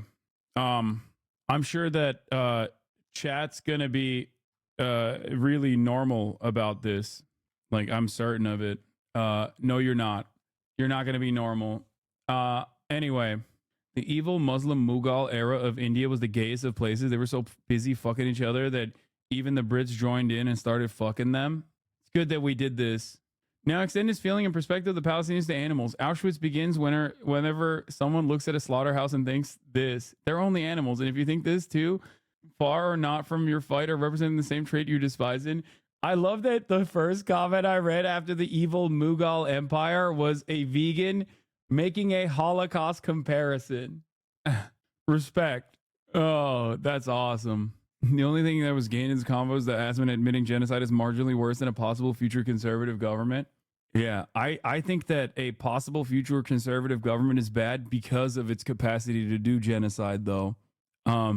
Anyway, y'all kept going in circles. You can see a similar situation in America that you brought up, but can't see it for Palestine. Yes. Anyway, I don't know if I reached Asmongold's audience in a positive way, but that was my hope and that was my goal. That's it. But that is always what I'm trying to do. Even if I was not able to change Asmongold's mind, it does not matter, because I'm sure there are people in his community that maybe had a different approach to this subject now because of the charitability that Asmongold offers me. Anyway, okay, let's continue with Israeli attacks on a hospital tent camp. Military road slicing through to the coast and dividing the strip in two. The United Nations says no food aid has entered the north since the start of this month. This is a part of Gaza that, as you recall, several months ago was already on the brink of famine. So we really fear for the lives and for the safety, and are deeply concerned about the suffering of the population that's trapped inside Jabalia right now. The Associated Press reports that Israel's Prime Minister is considering a plan promoted by a group of former generals to seal off northern Gaza, instruct civilians to leave and starve out remaining Hamas fighters. An Israeli army spokesman has denied that, saying the latest evacuation orders for Jabalia were not part of any such plan. But the renewed attacks will delay, if not... That was so unproductive. Thank you for silencing us while giving Asman air. Take a week off. Sorry. ...prevent plans to expand the UN polio vaccination program, which was due to move north in the coming weeks. And even in central Gaza, it's under pressure. A school in Nusayrat camp, due to be a vaccination center, was itself attacked late last night, with more than 20 killed. Among them, one-year-old Yaman and his mother. Theirs among the funerals today at the Al-Aqsa hospital amid the ashes and smoke of last night's fire. He was born in the school and was martyred in the school. To God we belong and to God we return. He has seen nothing of life. They had to beg for clothes so he could be dressed, so they could cover him and dress him. What are we supposed to do? What are we supposed to do with our lives? Where are we to go? Where are we to hide our children? Questions asked for so many months now, still unanswered. Harry Forster reporting. Well, Israel's Prime Minister, Benjamin Netanyahu, is in a security cabinet meeting in Tel Aviv amid continued speculation over a potential strike against Iran. Israel also pledged a forceful response against Hezbollah in Lebanon after a drone attack near Haifa killed 4 Israeli soldiers and injured dozens. Our Foreign Affairs correspondent, Porrick O'Brien, joins us from Jerusalem. Porrick. Another day of air raid sirens and interceptions here in Israel. And as you well know, Krish, people pretty much carry on regardless, safe in the knowledge that this giant comfort blanket in the sky, Israel's missile defense system, will protect them. Well, yesterday we got a painful reminder that that system is not impregnable. A drone from Hezbollah flew in over the sea and hit a base about an hour and a half northwest of Jerusalem here. Benjamin Netanyahu visited that base and some of the injured this afternoon and said, quote, "We will continue to strike Hezbollah without mercy everywhere in Lebanon, including in Beirut." But it is the prospect of another attack by Iran that is dominating so much of the international political bandwidth. Remember that. You give more grace than diet nonsense in your chat at times. Got to get your toxic mask rocks off, I guess.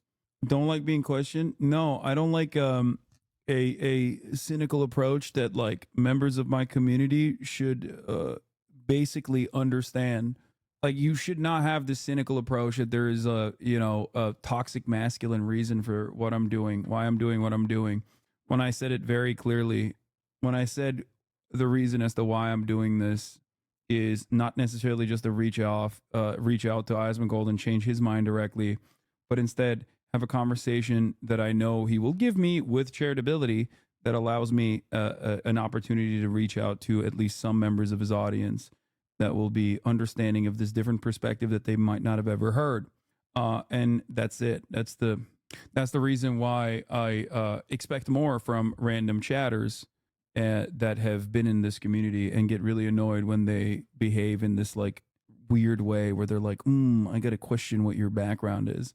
I'm trolling. I get it. Okay, take an hour off. That missile barrage launched at Israel 2 weeks ago. Well, just like last night, the cabinet are meeting as we speak to discuss what form Israel's retaliation will take.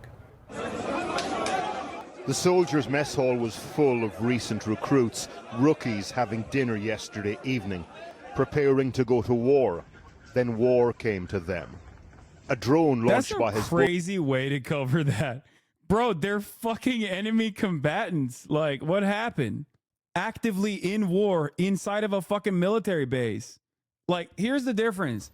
Hezbollah used, to the best of their ability, a targeted fucking drone strike, as opposed to leveling the entire city block of the barracks and also killing a shit ton of Israeli civilians in the process. Because that's what Israel does. Israel will literally blow up entire city blocks to be like, oh, we got one general, I think. But not even certain if we did get the one general. But it doesn't matter. Hezbollah from Lebanon got through Israel's air defense system and came down through the roof of the cafeteria here. 4 young soldiers were killed, all of them 19 years old. Dozens were injured, 7 of them seriously. Dude, that's wild, man. The way that, like, Channel 4 is the most, like, I guess I wouldn't say anti-Israel, but like Channel 4 is the most like open-minded to like the humanity of whoever is in the crosshairs of Israel.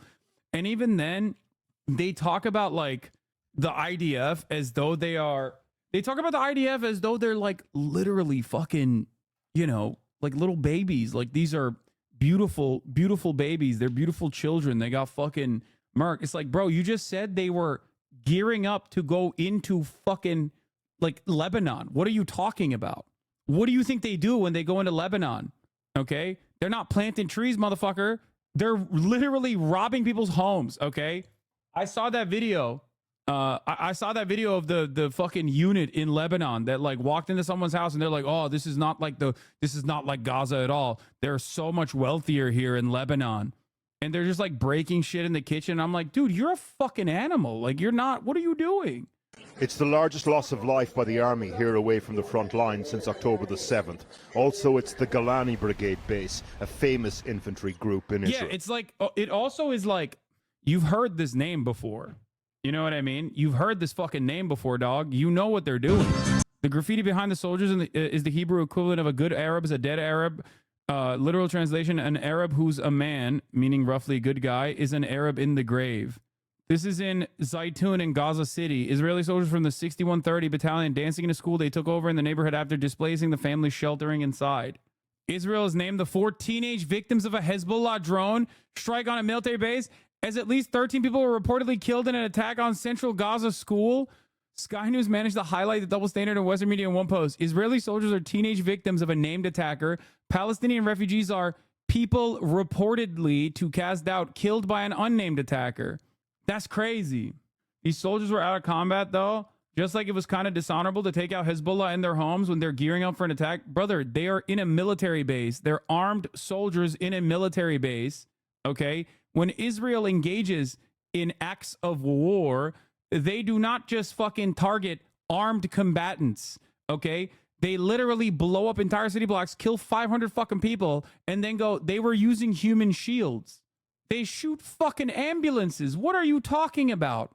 Like, what? That's crazy. Yeah, this is what I was בוקר טוב פלד, בלבנון השישי לעשירי. וואלה, היה שישי לעשירי. נכנסנו אתמול בלילה בסביבות 9. הלכנו לישון בסביבות 5. באיזה שעה הלכנו לישון? 5 בבוקר. כרגע אנחנו נמצאים בבית של תכונים מהתחת בלבנון, אוקיי? בית פסיכי, לא כמו עזה, לא מסתכל לעזה. Sorry for interrupting you, but Merry Christmas, man. Merry Christmas. אופסי. בוקר טוב, פלד. Oh, what do you do with that, dude? What do you do with that? What do you do with that shit? That's crazy. Anyway, I gotta pee. We went there this morning. Young men who'd been inside the dining area yesterday, cleaning up the debris today. This soldier was in the room, agreed to be interviewed if we didn't show his face.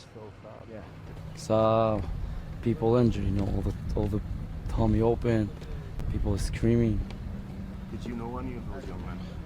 I knew the one he was working in the kitchen. The first one I thought. We're gonna kill all the Lebanon and Iran. You what? We're gonna kill all the Hamas, Lebanon. We're gonna kill them. So according to an initial investigation by the IDF, 2 drones approached Israel at around the same time yesterday evening. The Navy picked up the first one, intercepted that and took it out. The second one, though, was initially detected by the Israeli Air Force. A number of jet fighters were scrambled to try and take that one down, but they lost it at some point and it struck the base behind me, killing those 4 young soldiers. The IDF say they're going to investigate why they lost track of that drone and also, crucially, why it appears that the air raid siren system didn't sound at the time. This is, at its heart, a tragic loss of these young men's lives, but it is also a source of acute embarrassment for the IDF. On our way back to Jerusalem this morning, the air raid siren sounded and Israel's missile defense system intercepted a number of incoming rockets. Drones like the one that hit the base with their unpredictable flight pattern pose a particular type of challenge to this system. And further north in Israel's 3rd largest city, Haifa, around 10 projectiles intercepted. In a town close by, a parked car was hit. Hezbollah declared this morning that Haifa would increasingly become a target. 2 weeks ago, it was Iran itself which launched a barrage of ballistic missiles at Israel, which vowed to retaliate, likely to happen soon. And when Iran reacts to that, Israel's air defense system could be tested to its limits. I just want to point out that Israel can be restrained, and the greatest example of said restraint is demonstrated by the United States of America when Israel said, one, Iranians are so stupid they couldn't even kill any of our civilians when Iran obviously very directly hit the target and penetrated the Israeli anti-missile systems. And for some weird reason, they still have yet to retaliate. So clearly, America can stop them or at least put a different timeline on their retaliation when it comes down to actual force, when it comes down to actual fucking legitimate harm that like regular Israeli society might actually experience. They do actually respond to force. Like I said, turns out they respond to force and it's the only thing that they respond to. What kind of message do you think they're teaching everyone in the region? WAPO reports that Bibi once told Biden the retaliation of Iran will only be against military targets rather than nuclear sites or oil fields. Yeah. Barack Ravid points out that this situation highlights the depths of Israel's dependence on the U.S., directly contradicting Netanyahu's claim that Israel defends itself by itself. Oh, wow! Deployment of U.S. missile defense systems in Israel with operators boots on the ground will be a departure from Netanyahu's principle that Israel will defend itself by itself. It will demonstrate the strength of the alliance, but also the depth of the dependence on the U.S. Wow! That's crazy! That's crazy! Religious nationalism is the biggest problem in the modern era. What a fucking stupid assessment, dude. Like, to look at, like, Israel-Palestine as a matter of, like, 2 different religious nationals, fighting for religious nationalism is just losing the fucking plot, okay? Stop. It's not religion. Like, religion plays a very limited role in this. It's a galvanizing principle. Just like I talked to Asmongold about, obviously, religion played a role in both the defense of chattel slavery and also the abolition of it. Hassan, try not to shit on an ignorant chatter challenge. Dude, come on. We're looking at a fucking genocide. At this point, if people are like, oh, man, religious nationalism is really bad, it's a no different than saying it's a more educated version, still uneducated, though, a more educated version of saying both sides. Okay, yeah, PLO and Ben Gurion, famously both very religious. Like, it was literally secular forces that were duking it out for the longest goddamn time. Thank you, Tom, with I don't know. Whoa. I feel like religion galvanized the masses to follow whatever BS their government decides to do in the name of the religion. I know, but the real reason is like the material gains that you make through war. What are your opinions on IDF soldiers? The draft is mandatory. However, feel more respect for the draft dodgers. Yeah, 100%. Never join the fucking military. I say that about the American military too. Fuck you mean? Look, dude, I have no sympathy. I'm sorry. If you are like looking at what the Israeli government is doing and you're like, oh, I'll join that fucking, I'll join that shit. I'll do it. Like, as long as, listen, there are plenty of fucking vets that are, that play a formative role in radicalizing people against the state of Israel, right? People who are in the forefront of all the wrong that Israel has committed. And I have respect for them, just like I have respect for veterans in the United States of America who are conflicted about their service and work every day of their lives to make sure that American imperialism does not continue. Okay. Anyway, Germany won't shy away from helping Israel attack civilians, declared Foreign Minister in the Berlin Parliament. Just recently, Chancellor Scholz reaffirmed that Germany will continue to send weapons into the hands of Israeli occupation forces. Nice, dude. At the end of the day, the Arabs shouldn't have betrayed the Ottomans. I mean, I can't tell if you're joking because that is a genuine fucking perspective from a lot of Turks. And I, like, as a joke, that's one thing. But if that is like a genuinely held belief that you have as a Turkish person, you're fucking ridiculous, okay? You're not a good guy. Like, I would joke about that, but nowadays, like, I feel conflicted about joking about that. Anyway, fucking Germans, man. There's always, they love the genocide, man. They're in it for the love of the game, you know? Die Selbstverteidigung bedeutet natürlich, dass man Terroristen nicht nur angreift, sondern self-defense not only means attacking terrorists, but destroying them. Deswegen habe ich so klar That's why I've made it so clear when Hamas terrorists hide behind people, behind schools, then we get into very specific, very difficult issues. But we won't shy away. Okay, first of all, I don't think it's a difficult issue for her. Okay. Oh wow, you mean to tell me that you difficult means that there is like a moral complexity here for you as a German person. Okay. Like, I don't think there is a moral complexity for you. I think that you are very much on board. But we won't shy away. That's why civilian places can also lose their protected status. That's awesome. That's great, man.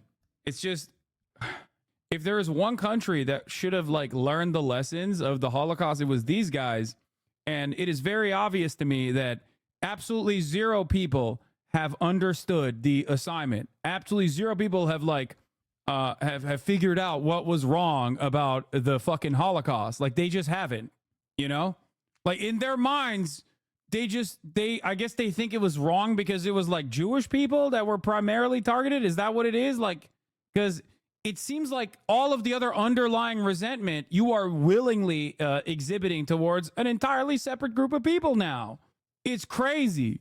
Yeah, their understanding of the Holocaust was like, oh, we shouldn't have done it. We should have done it to the Muslims. What the fuck? I'm so dumb. Shit, dude. Because terrorists abuse it. That's what Germany stands for. That's an insane thing to openly state. And that's what Israel security means for us. Oh, thank you for your brave take, you fucking psycho. Anyway, this might be the best and most condensed critique of American liberalism from the left that I've seen. Yeah, I saw this earlier. It's a great critique. There's absolutely nothing that Joe Biden and Kamala Harris can do. No death toll high enough. No amount of footage of scattered limbs and dead children that will change the liberal mind into believing that they are not the lesser evil. For liberals, the lesser evil is simply the one more capable of leading the empire with a facade of decorum on the world stage. It is not the crime that liberals oppose, but how it's packaged. Yeah. In these trying times, when there's so much death and destruction, Tamara Nasser is absolutely correct on the matter. It's better management. It's better management. Oh, do you want something that's like, it's our liberal Zionism. It's our version of liberal Zionism.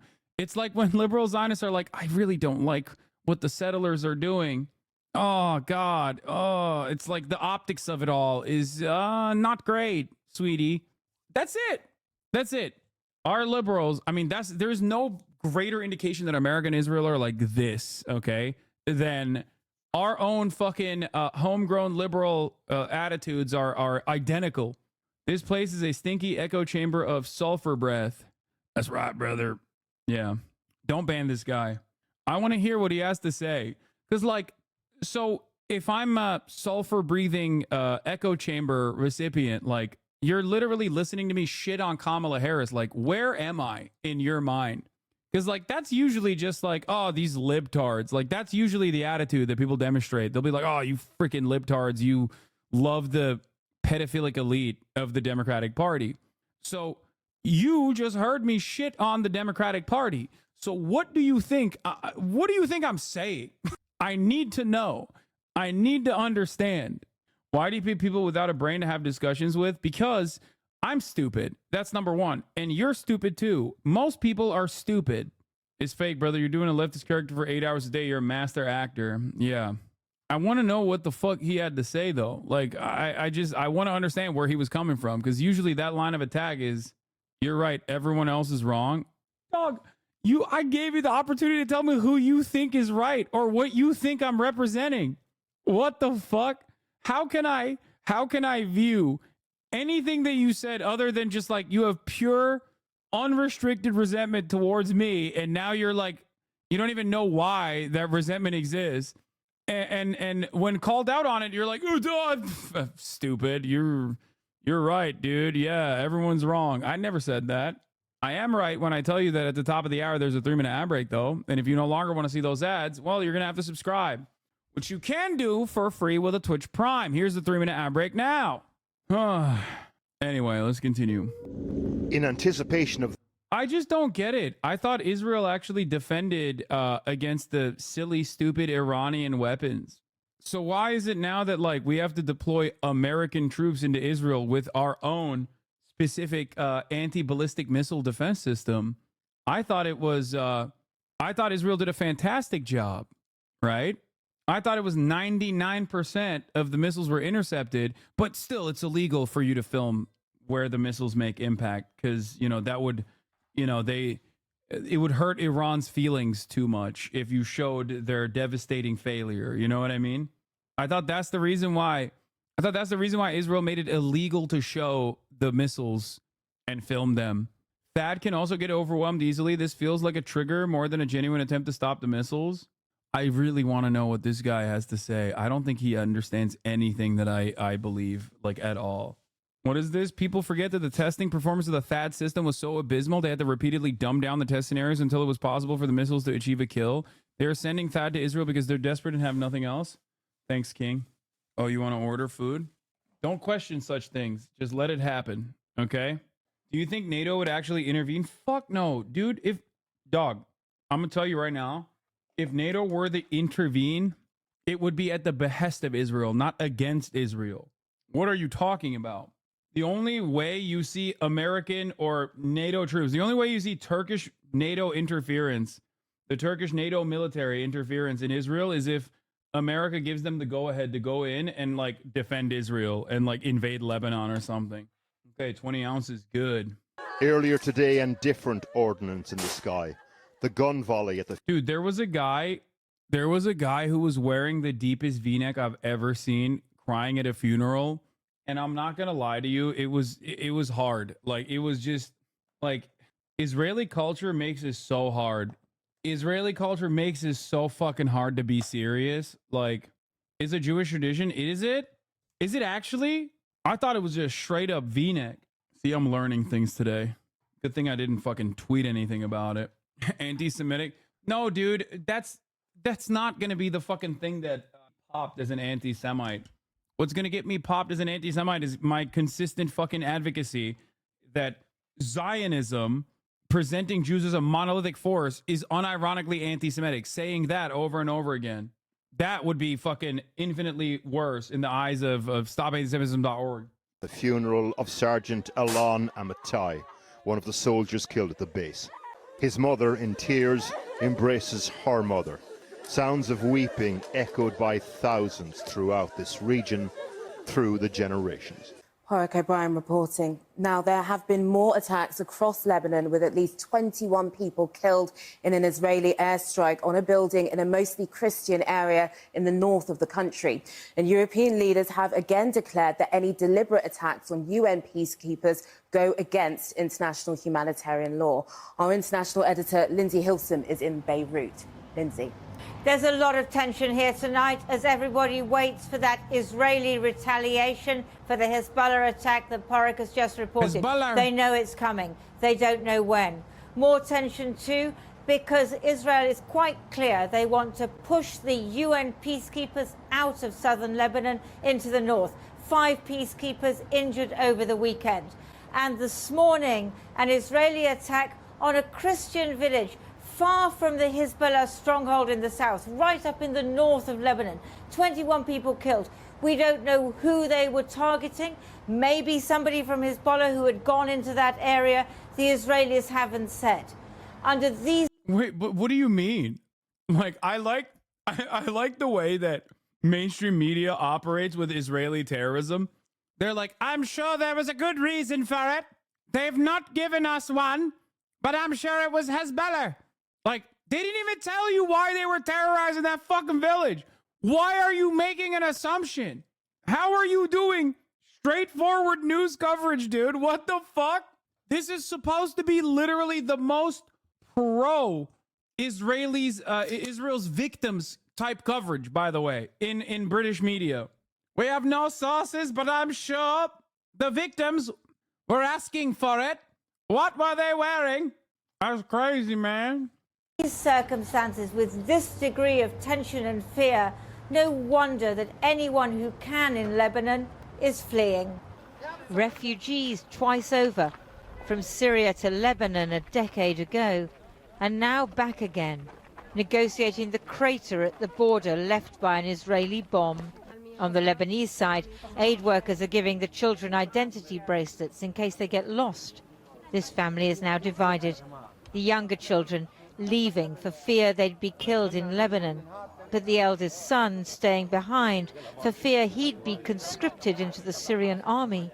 في عالم ماتت وفي عالم بدها تموت وفي عالم بعد عصيانة مش عم تقدر تطلع بالمناطق جوا. نحن كنا بالغربي بعلبك يعني هنيك في قصف وفي ضرب وفي يعني اللي عم يطلع اللي ما عم يطلع عم يضل. The crater is more difficult to traverse if you're carrying the most precious and delicate of cargo. On the other side, she rests, and we get to meet Ali, aged just 22 days, one of the youngest victims of this new war. More than 320,000 Syrians have crossed back since Israel started bombing Lebanon 3 weeks ago. The Red Crescent is on hand to help those who can't walk or who've suffered injuries. But they'll need more help in Syria, a country brought to ruin by war. The Israeli strike hasn't stopped the refugees from crossing, but that was never the point. They struck here to stop large quantities of weapons going from Syria across the border to Hezbollah in Lebanon. Oh. Now they can only bring across... Oh, they struck the border crossing for some good reason. Yeah, damn, lady. Why didn't you say it like that? Bro, is this person on crack? What the fuck are they saying, dude? Literally watching people try to trek through this fucking treacherous terrain, especially now that there is no, like, you know, regular fucking car crossing. And she's like, well, you know, these people are being carried over the border from Lebanon to Syria. But one must remember that Israel has a right to defend herself against the treacherous nature of border crossings. Thank you. Small amounts of weapons through the mountains. That's much more difficult. A few miles away, about 100 Lebanese families have taken refuge in a school. Amongst them, Hassan and Zahra. He's Iraqi, so they married in Baghdad, but then came to her country for the honeymoon. صار ضرب حدنا ضرب قوي يعني ليلتها صبحنا الصبح ما بقينا بالبيت فلينا هذه شيء يعني ما جينا فيها لهون الواحد بيتجوز بيروح بينبسط بيعمل شهر عسل برات هون مش بالأزمة هاي اللي صارت معنا. Many are afraid that wherever they take refuge in Lebanon, they'll be endangered by. How can I eat while watching this? It's disturbing. I couldn't do it. Too much misery and suffering. Yeah, do this every day for more than 365 days in a row. You'll understand that, like, you know, I need sustenance. There has not been a day for more than the past year. It's now been, 7 days past that point where I haven't covered these, the death and destruction every single day, literally every day. So you get used to seeing this inhumane treatment of human beings after a while. It doesn't get any better, but it becomes more manageable in your mind. It's probably not a good thing. That's usually the reason why whenever people come in here and they talk about like low level offenses or high level offenses committed by influencers, I'm like, I don't care. I see people I see parents like literally picking up the remains of their children and like shoving them into fucking bags every day, plastic bags. You know, I don't know. It's probably broken my brain a lot. By the presence of Hezbollah. Israel, they say, doesn't care how many innocent Lebanese get killed for each Hezbollah member it targets.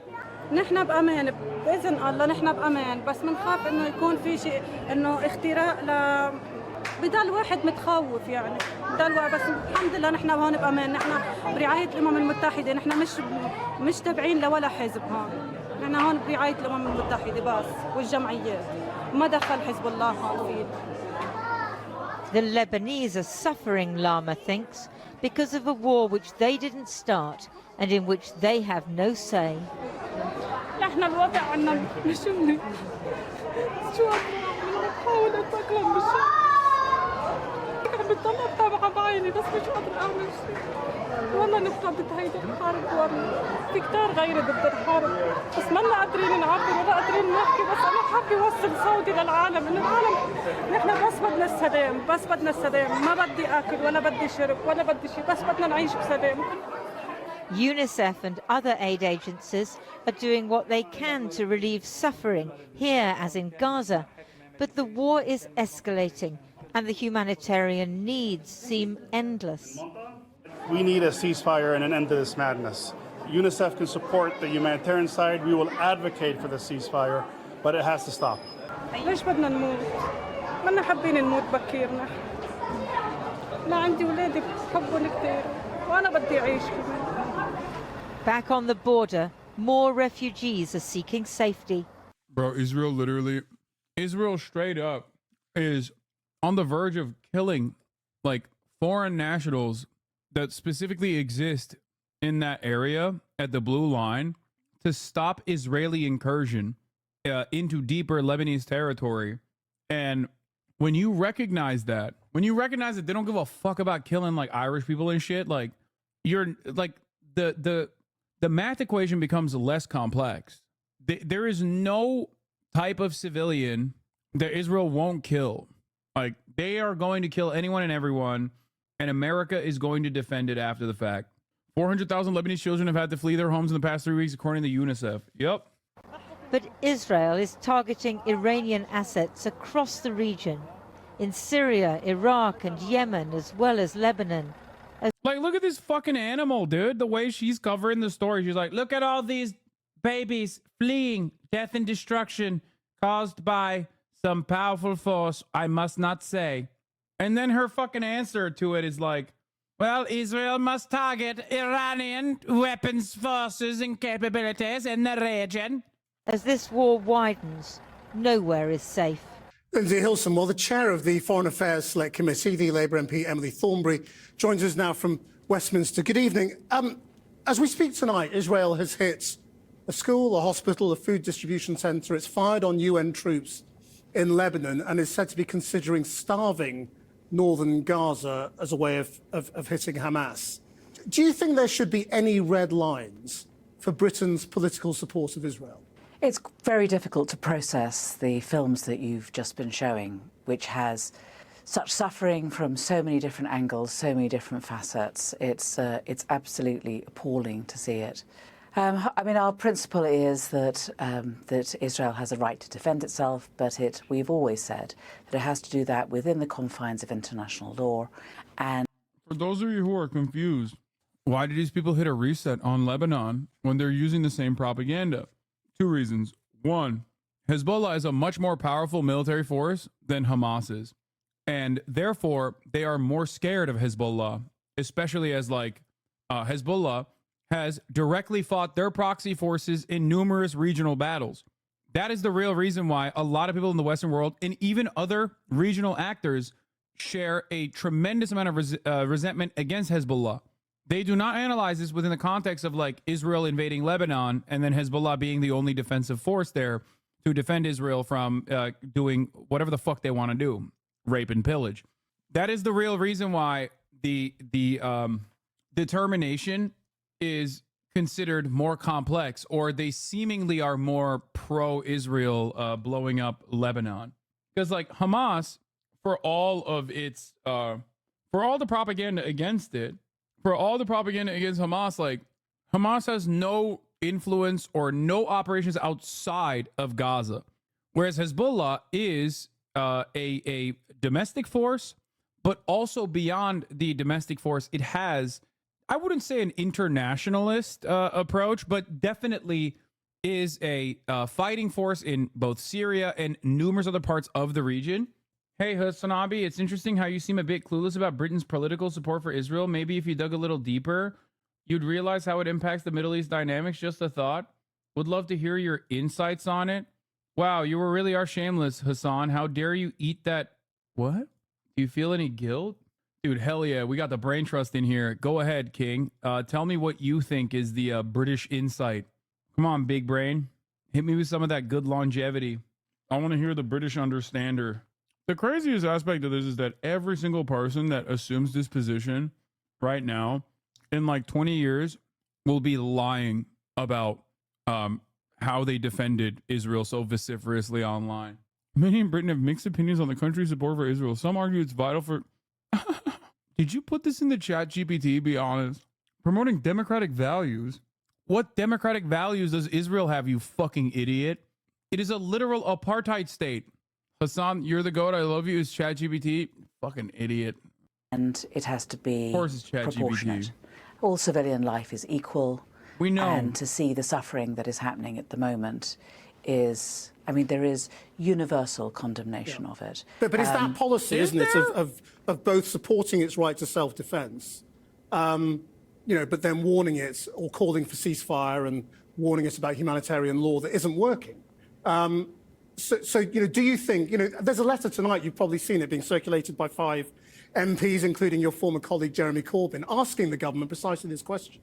Is there anything Israel can do that would mean Britain's political and diplomatic support for Israel should be withdrawn?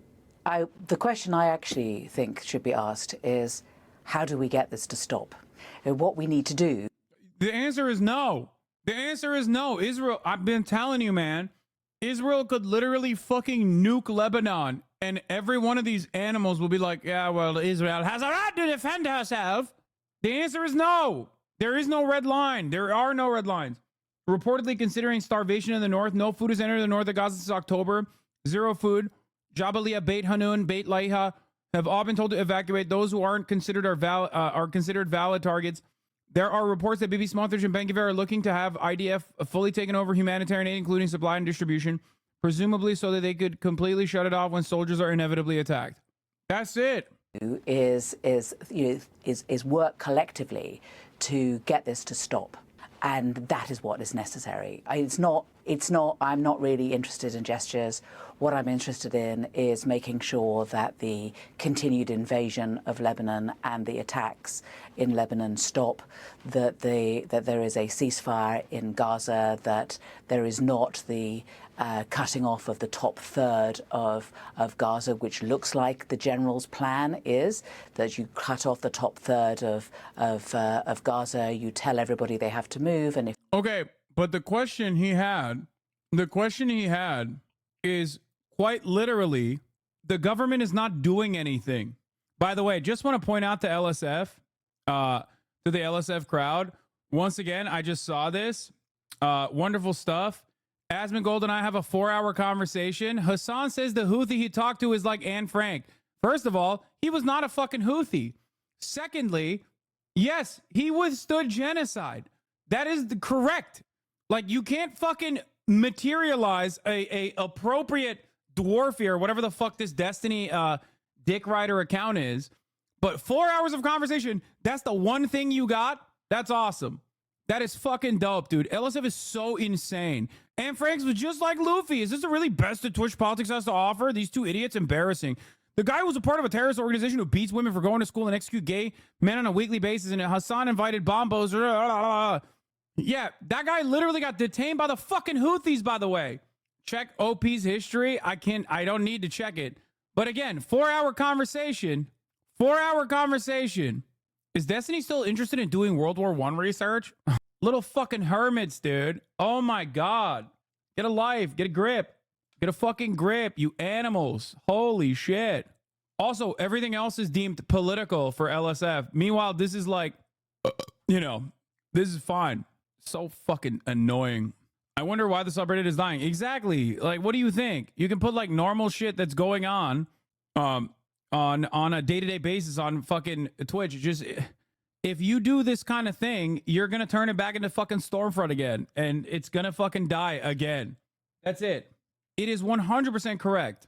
A 19-year-old who withstood genocide, no matter how hard you try to act like he is a part of a fucking terror cell or whatever, a 19-year-old who withstood a genocide in Yemen, which all these fucking dumbasses were in agreement with when it was Saudi Arabia doing it. The head mom was literally on D-Stream asking for advice as a community member of his. Yeah, that's not shocking to me. What is this? Maybe you saw the new tweet. An ex-mod of LSF recently posted on there instead of Destiny mod recently got promoted by Reddit admins and removed all the other mods and added new ones. It's just so stupid. Kai Cenat receiving a motivational speech from John Cena. 5 upvotes. Random Hassan clip chimp for 4-hour combo. 1 million upvotes. Wonder why the sub is dying. Yeah. The subreddit rarely gets juice if it isn't for like Destiny fans like obviously brigading shit. The other part of the problem is that all of that brigading is the reason why the subreddit died. Most streamers use their own clips website now. I don't really care. If they don't move, then they are presumed to be combatants and can either be starved or killed. Do you agree that that would be a war crime? Israeli defense officials are openly saying to Haaretz they aren't negotiating for hostages and are moving to annex northern Gaza. They're starving to force ethnic displacement, and anyone who doesn't leave will be killed. Yes, I saw that. This is the guy they're getting advice from, by the way. What? Who is this guy? What the fuck is this? What are you posting in the chat? I gotta stop fucking clicking dumbass shit, dude. What the fuck was that? What am I even looking at? What is this? No, I had to sit on my hands and ask myself some shit about we can speak about these things without worrying about consequences. Meanwhile, his CEO Tips posted a now deleted tweet about how we needed to take some time to process seeing the Asman clip. Yeah, dude, Tips is a fucking Muslim. Like, that's what I was saying. Yeah, like he is literally, he's Muslim. And of course pro-Palestine, yes. Anyway, let's get back to this. If northern Gaza is starved? Well, it is a war crime to forcibly remove a population from one part of a country to another. It is a war crime to deliberately starve people, of course. And any war crimes that are being committed, we will need to make sure go before the courts, and the courts can decide who has committed war crimes. There are war crimes on all sides, it seems to me, during this conflict. There are war crimes that have been committed by Hamas, by Iran. I mean, on all sides. The accusations fly in all directions, but we need it to stop, and that is the most important thing. And across the world, is there a country that is in favour of this continuing? We have to make sure this stops. But that's the point, isn't it? When you say you're interested. Yeah, there is. Israel and America, and Germany, and the UK, and that's why it will continue. Israel must stop. Interested in trying to stop it. It appears to be the case that Britain has no purchase on that at all, and the only things that it could do get dismissed, as you have just done now, as gesture politics. No. These are the only levers Britain has in truth, aren't they? I think that what we need to do is we need to work together as an international. As a group internationally. I think that there is. We need to work together as an international, I mean, as a group internationally. I think that there is. Dude, what do you mean? Work as a group internationally to do what? Like invade Israel? Or what are you talking about? The nations of the world must be united. Perhaps United Nations. I think that the bottom 18 miles of Lebanon has a United Nations force that is, at the moment, it would seem on the face of things, being attacked. The European Union has been right to condemn that. There's more than, I think, 600 Spanish, 600 French, 1,000 Italians. I mean, there are from 50 different countries. UNIFIL collects its people. I think there might be one from Britain. But you know, there is an international force there, and it must not be removed, because if it is removed, then it is simply a matter of moving the eyes and ears away, international eyes and ears away from that area, and giving the Israelis free rein. Emily Thornby, thank you very much for joining us. As soon as we arrived to the bombed site here at the Al-Aqsa Hospital, where in a little bit we're going to show you some 25 to 30 tents being burned down while people were. Did she not answer? Did she not mention the Irish? That's kind of funny. Did I mishear that? You're on the Philly D Thumbo again because of my mention of Bill Maher. Oh, we're going to do that in a second. That's because Bill devoted a nearly 9-minute segment of his show to calling out Chapel Roan for her support of Palestine. And he starts off by explaining who she is to his viewers who might be unfamiliar by saying she's actually a great recording artist who, like a Hezbollah pager, is really blowing up. With him then applauding Chapel for her previous statements on politics where she said she would question both sides and always use critical thinking. But you then had Bill saying that she isn't actually using critical thinking when it comes to Israel and Palestine, accusing her and her generation of getting all their news from TikTok. With him then spending a big chunk of that segment bringing up that Chapel is an out queer woman whose sexuality is a major part of her art and stage presence, and trying to use that to further his arguments. Saying, okay, this is spoiling the video that I was going to inevitably watch. I didn't realize he did the... That's why so many people are doing the fucking gender apartheid or LGBT apartheid shit. Chapel, if you think it was repressive growing up queer in the Midwest, try the Mideast. You're a female drag queen and you sing, "I fucked you in the bathroom when we went to dinner, your parents at the table." That wouldn't fly in Gaza, although you would straight off a roof. And going on to say, you know when you sing that LA is where boys and girls can all be queens every single day? You're welcome. But offer not good in the West Bank. Chapel, you're not wrong that oppression is bad or that Palestinian and many other Muslim populations are oppressed and deserve to be freed. You just have it completely. I love that every counter argument is like, whenever someone who is queer will be like, hey, I think genocide is really fucked up, the immediate reaction from Zionists is like, I'm now fantasizing about you being violently raped and murdered. Like, how is that? How are you a normal person, dude? Like, how? What are you saying? How is this a normal reaction? Someone goes, oh, genocide is really not for me. It's not it, girl.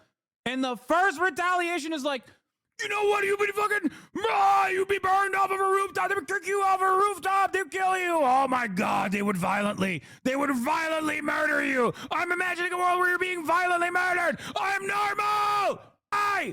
There's a normal guy who's defending genocide. What are you saying?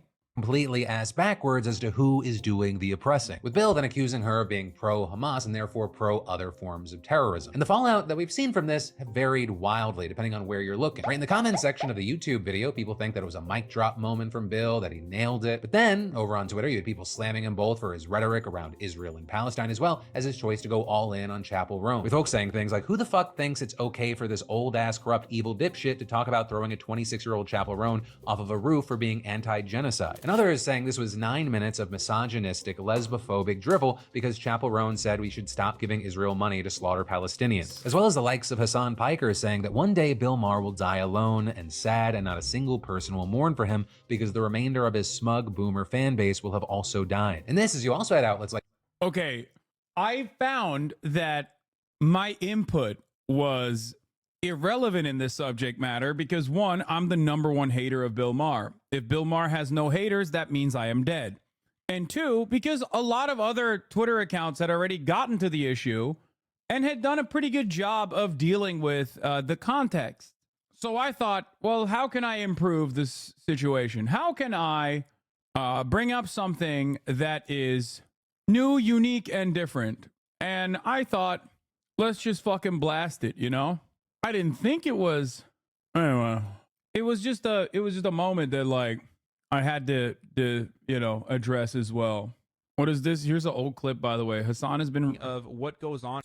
Maybe it's because I have a better understanding of what goes on in these sorts of nations, considering that I am from a predominantly Muslim nation where I'm more progressive than 99.9% of the population there.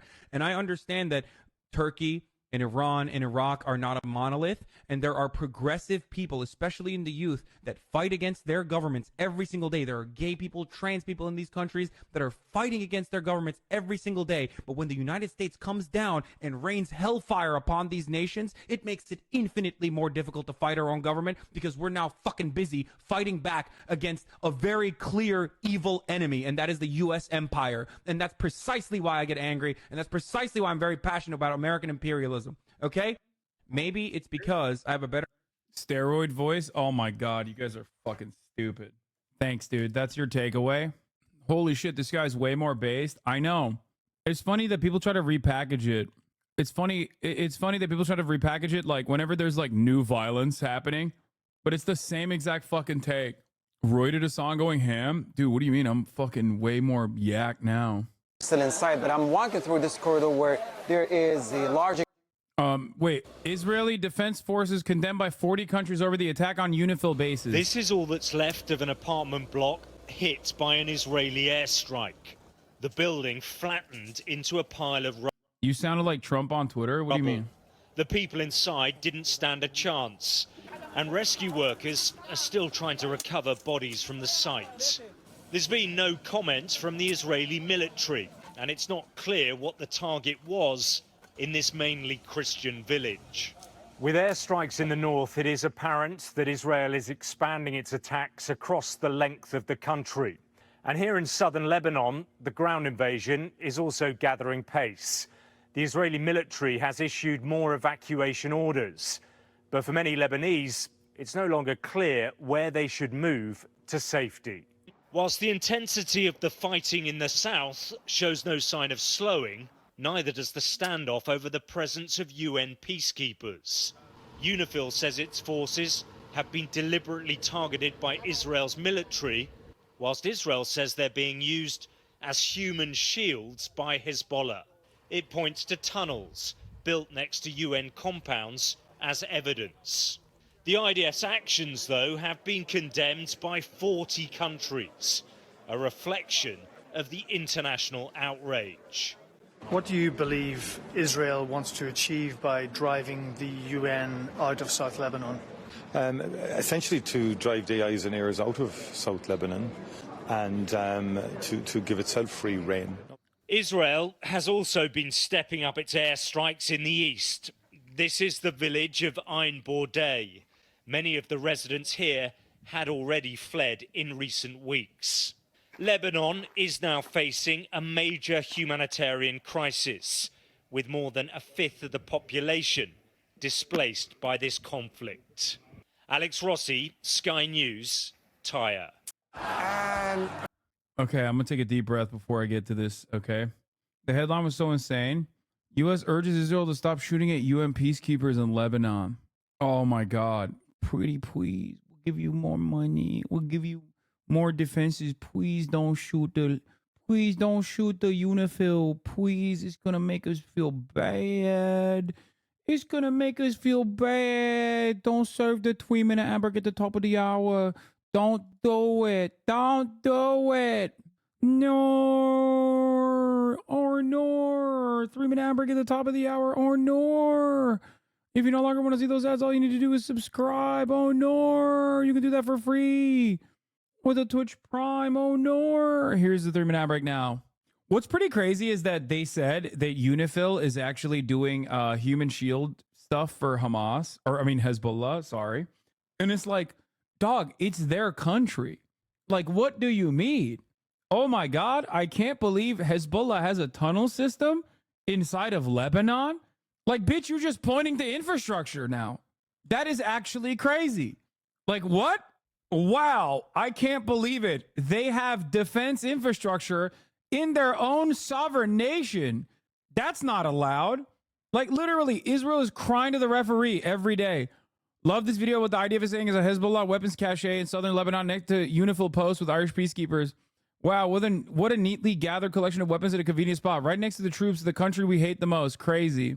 Does Israel build tunnels, or are they an exclusively above ground people? I have done no research. Nah, man, they got tunnels too. Hey, man, remember to leave the lids open in a couple of our missile launcher crates so we remember there's missile launchers in there. Blurred IDF soldiers next to the weapons cache? No, because they were finding it, dude. Not putting it down neatly. Making sure that one of them is open at least so you know it's a weapons cache. But the Reddit nerds will eat this up like it's legit? Yes, because they're fucking rapacious scumbags who have a lust for blood. Because this kind of bloodlust is the only thing that justifies this project. You no longer have an immediate benefit unless you're like a weapons contractor and an executive at that. Not even like a fucking engineer or like a regular old worker at one of these facilities, but like specifically an executive. Unless you are that guy, you don't see any fucking real reason for why we're doing all this death and destruction. So these guys put the cart before the horse. They're like, well, something's got to be good about it. Dead Muslim kids and dead Arabs. I like that, I think. I don't really know. We don't have fucking healthcare. So that's it. That's what it is. For a lot of these people, they're like, well, you might as well enjoy the show. It's not like you can change anything. That is why so many people seemingly support America and Israel. And it's not even necessarily just like how much hatred they have for Muslims, which they do. But like for them, you've probably noticed how fucking aggro they get about like any mention of the Houthis or the Ansar Allah or anyone that they assume are Houthis. When the guy's like, I'm not Houthi. I got arrested by the Houthis, by the way, but it's okay. Anyway, they're like, nah, that's a Houthi. He's killing gay people right now. Fuck you. And it's like, dude, what are you saying? Like, what do you mean? Pound for pound, who do you think is killing more gays? Hezbollah or fucking Israel? What are we talking about? Only we get to kill the gays in Lebanon and also in Yemen. And they're the same ones to be shouting them in the roofs when there's a modicum of LGBT representation in their favorite video games and anime. I mean, that's besides the point. That's like add insult to injury type shit. Should we go to war with Iran at the behest of a nation that's rioted over their right to rape Gentiles? Seems like it should have been at least debated. Maybe even a topic during the ongoing presidential election, even if both candidates would answer yes without much thought. What you don't understand is Israel has a right to defend itself, I think. The Israel is an above ground people comment still has me dying. Yeah, that was pretty funny. Scoop. Kamala Harris could sit down with Joe Rogan for an interview in the final stretch of the U.S. presidential campaign. 3 sources said on Monday. Harris campaign officials met with Rogan's team this week, but an appearance has not yet been confirmed. One of the 2 sources said. I think it's awesome that this is what the election is coming down to. Bro, this TikTok's probably going to be used by evidence by the IDF. I saw this morning. You're so stupid for this, but also, why are you sending me Defense Minister Yoav Gallant's latest invention? Okay, it's real. Anyway, China launches joint sword drills around Taiwan. Warships and jet fighters encircle the island. I'd rather die in the West Bank. LGBTQ Palestinians find no safety in Israel. Israel markets itself in the world as an LGBTQ paradise, but testimonies from asylum seeker queer Palestinians shows it sentences them to a life of hell. I'd heard Israel was the most LGBTQ friendly country in the world. I would read and watch videos. It all looked good on screen. By the way, I think it's pretty funny when people are like, yeah, dude, the fucking Palestinians are so homophobic. It's like, one, we live in America. Like, what the fuck are we talking about? Like, go to certain parts of America, you're going to fucking experience some homophobia, okay? Pretty aggressively, as a matter of fact. It's just that Palestinians are homophobic actually is the like what you're trying to say in that situation is they're throwing gays off the roofs in Palestine. You know what I mean? Knows that these individuals are here when they seek asylum and carries out very abusive policies towards them. Their stories shared here under pseudonyms can only be described as Kafkaesque. They starkly expose how Israel, a perpetual haven for queer Palestinians, is in fact a hellish reality for them. Israeli abuse of at-risk LGBTQ Palestinians takes many forms. They're generally met with institutional hostility, marked by disregard for the mortal danger they face, subjected to police brutality, put through unending red tape, and confronted with a myriad barriers that require legal assistance for the most trivial matters. I saw Kamala Harris is potentially on Joe Rogan. Only Daesh does that. You should always reiterate that, especially when you say it sarcastically. Yeah, interesting that you mentioned Daesh, by the way, which of course Israel has been aligned with at times. Well, al-Nusra at least. So in terms of like mistreatment of the gays, if we're talking about fucking Saudi Arabia, Israel is aligned with Saudi Arabia. If we're talking about fucking al-Nusra, Israel is aligned with al-Nusra. So if there's one group that's like straight up doing all the fucking Islamophobic memes in reality, you know, Daesh is supported by the U.S. They always attack Syrians in Iran, never the U.S. for some reason, or never Israel either. Never send me Dan Bilzerian issues on Israel because he is not one of those like based anti-Zionist in the way that you think he is. I've seen some of his statements about Jewish people. Okay. Whenever someone invokes the Talmud when they're talking about like Israel, I'm like, okay, dude, come on, dog. Try treating the chatters like you treated Asman. Oh, I'm sorry. I didn't realize they had 45,000 people who benefit from the person fucking talking to me, listening in a charitable manner that could be convinced otherwise. I didn't realize that like a random fucking anonymous account coming in here. By the way, you're a 24-month subscriber. Just so you understand, like I also treat you differently than I would a fucking gray name. Don't be mean. I was just saying, yeah, you're saying something stupid. Like, yes, there is, of course, a difference in my treatment of Asmongold, who has 45,000 people listening to what I have to say in that circumstance. Why the fuck would I obviously analyze the situation similarly to a fucking random person that came in here with a sock account to, like, trigger me? I'm playing you at a stadium, man. Yeah, but not everyone in the stadium agrees with you. Why don't you live stream Talk to Asman? I did. A gray name is a new Twitch account, yes, that have gray as the default color, and usually, more often than not, it's like a person that made another fucking sock account specifically to come in here and trigger and say stupid shit. The 4 articles about Israel treating 2 al-Nusra fighters, isn't Israel supporting al-Nusra? Al-Nusra isn't Daesh.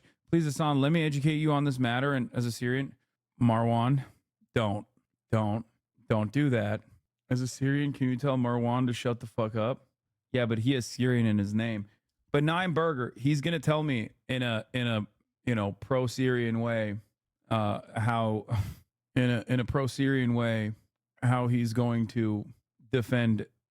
Let's just move on. Let's get back on the matter here, okay? Bill Maher, new rule, Dear Chapel Roan. Finally, new rule. To mark the October 7th anniversary, we must launch a campaign to educate young Americans about the Middle East. And the way I'd like to begin that process is by addressing an open letter to Chapel Roan. You made a great point when you mentioned Palestinians being able to change when given the chance to. If they weren't under occupation, Palestinians don't have the time to change. My mother, who escaped occupation early on in her life, was able to change her views and become an ally to the gays. Not trans just yet, but it's something that takes time, especially when you're fighting for your life. I wish more people understood that. Americans will never understand that, because the most dramatic life-altering shift that happens to Americans is when the $5 jalapeno popper at Applebee's is now $6. Okay? That is the worst kind of fucking horrifying, like, that is the most unimaginable cruelty to an American, okay? American when no burger, okay? We are the burger nation. American when no burger is like, oh my God, please don't tell me, issue trigger warning, please, before mentioning no burger to American. I burger American. Don't do it. The greatest fucking threat to American sovereignty is when Aunt Jemima no longer had the same lady that they were depicting because woke, okay? Nation of fucking spoiled children. Now, to those viewers who aren't watching this while also looking at their phones, let me explain. Chapel Roan is not the name of one of Trump's golf courses. She's actually a great new recording artist who, like a Hezbollah pager, is really blowing up. Fuck you, piece of shit. That's... Oh, my God. Okay. In just a few months, she went from a struggling artist to getting 3 billion plays on Spotify. Once again, I must remind you that the Hezbollah pager, simple meme for Bill Maher, basically fucking maimed 2,000 plus people, including first responders, nurses, and also members of the Lebanese parliament. And last but not least, it killed 2 children, okay? Like kids, like little babies, okay? Just a reminder of the types of terrorism that Bill Maher thinks is funny. Now, of course, besides that point, this is Mr. Religulous, okay? He's Mr. Atheist. Who's doing the act of terror? Would it shock you to find out that it was a religious a religious ethno state that was conducting this act of terror while simultaneously maintaining an apartheid? Of course, Bill Maher makes he allows that kind of thing to occur. He doesn't care about that. Modify, netting her almost 11 cents. You just called them people, kids, and babies? Yes, dude. What are you supposed to say about a fucking 9-year-old? What am I supposed to call a fucking 9-year-old who exploded in the pager terror attack? A person? Like what? An adult? A 9-year-old adult woman child? What am I supposed to say? But here's what caught my eye. She seems like a Gen Zer who can be reached, because I saw her on TMZ say, it's like, obviously, fuck the policies of the right, but also fuck some of the policies on the left. Yeah, Bill Maher heard this and was like, maybe she hates trans people. That's what he probably thought. that sounds like something I would say. Oh, I was right. He was like, maybe she was saying, fuck trans people. Am I right? I'm Bill Maher. She also said, I think it's important that people use critical thinking. I think it's important for me to question myself, question my algorithm, question, is some person that tweeted something about someone else even true? Preach, queer ally, preach. But then we get to Israel. And Chappell, this is where we must put to the test your pledge to use critical thinking and to question whether what you're reading on social media is true, because it isn't. There's a whole history of the Middle East that you and your fans aren't hearing about. So why don't you... Oh my God, here we go. Here is the Boomer Power Hour, where I'm going to tell you Israel is the most moral nation on the planet. Israel is right and all of its enemies wrong. Israel had no choice but to fucking dominate this entire region. Israel had no choice. That's it.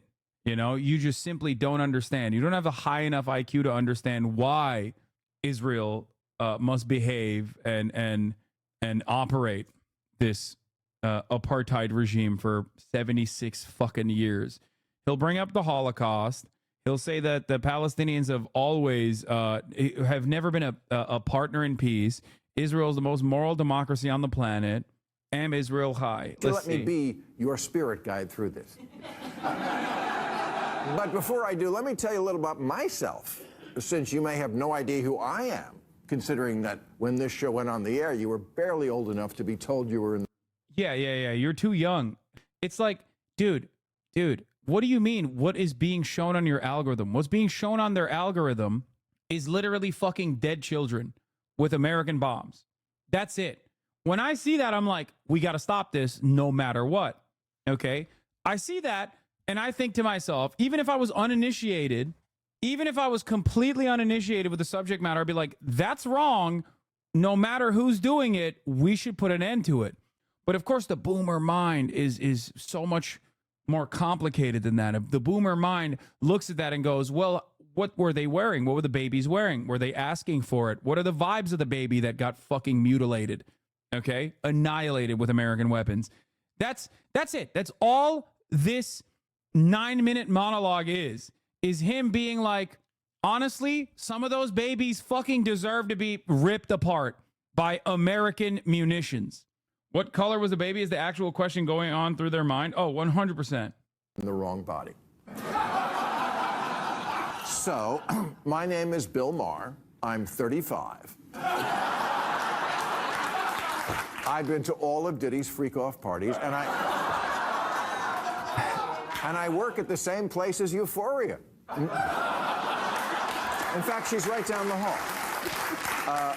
My TikTok handle is BNasty, and I go live every Friday night with the anime filter on. And I once won a smoke-off against Willie Nelson, Woody Harrelson, and Snoop. Dude, honestly, I mean, these people are going to die soon, so there's not really much else to say. They're going to die soon, and they live miserable fucking lives anyway because all of their immediate relatives are no longer answering their fucking phone calls, you know? That's not me being like, oh, like, I hope they die or anything. I'm just saying, like, time will run its course.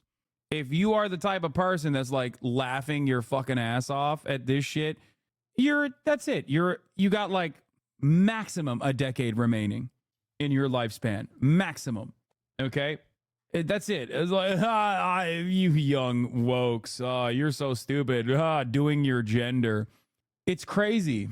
Can we listen to someone less odious instead? Maybe Ben Shapiro. Unironically, Ben Shapiro comes across more likable. At least he's more honest in his like a bloodlust and doesn't present it in this like incredibly arrogant fucking way that Bill Maher does, where he's like, I know more than you. Dude, what you're saying up until this point is no different than like Clay Higgins talking about, oh, you wokes did your gender under your woke sky and now nuclear holocaust is upon us. It's like, it's the same shit. You're just more annoying. Like at least Bill Higgins is like, or Clay Higgins is funny, you know? Clay Higgins put out bangers, dude, at the fucking Auschwitz concentration camp, death camp. He put out a goddamn banger out there. You ain't done shit.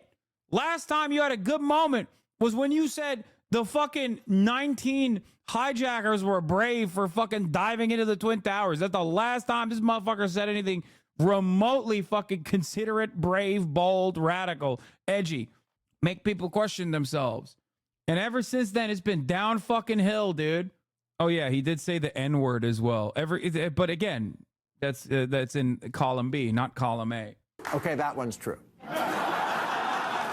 But no, look, truth be told, I'm a baby boomer. I remember phone booths and cars with ashtrays and vaginal sex. I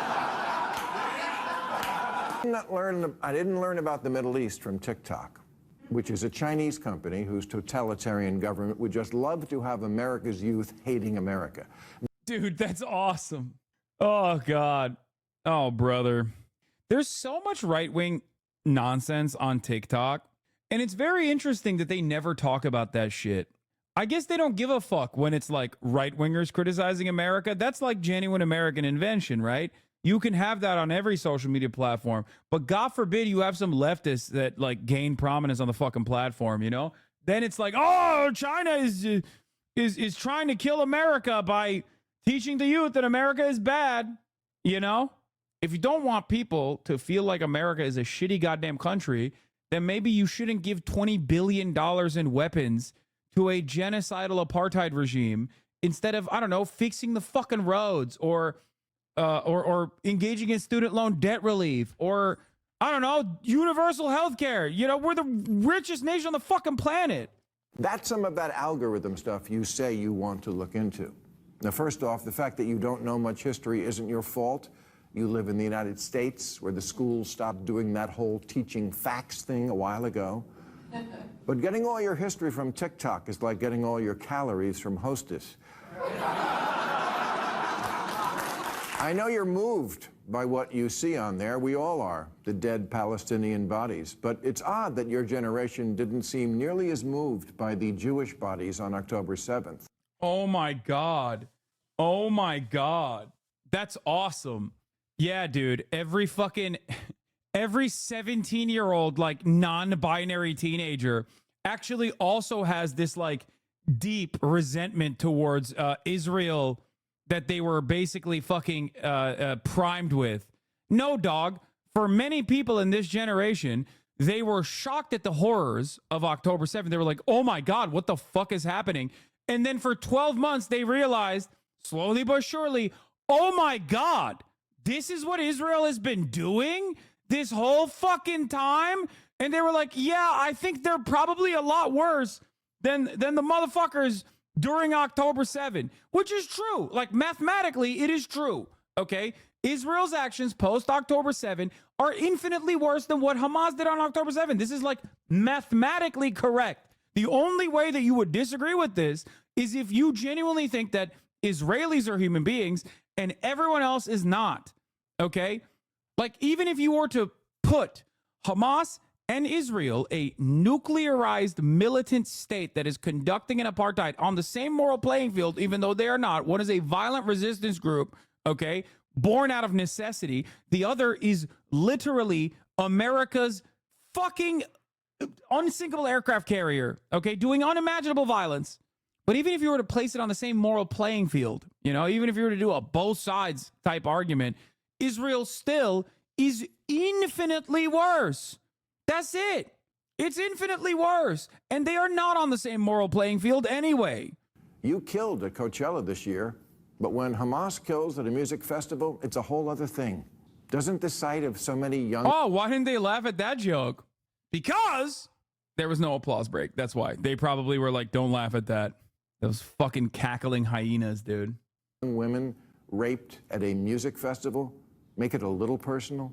My guess is that Gen Z hearts are hardened by the propaganda you see on TikTok, which likes to call the Jews colonizers.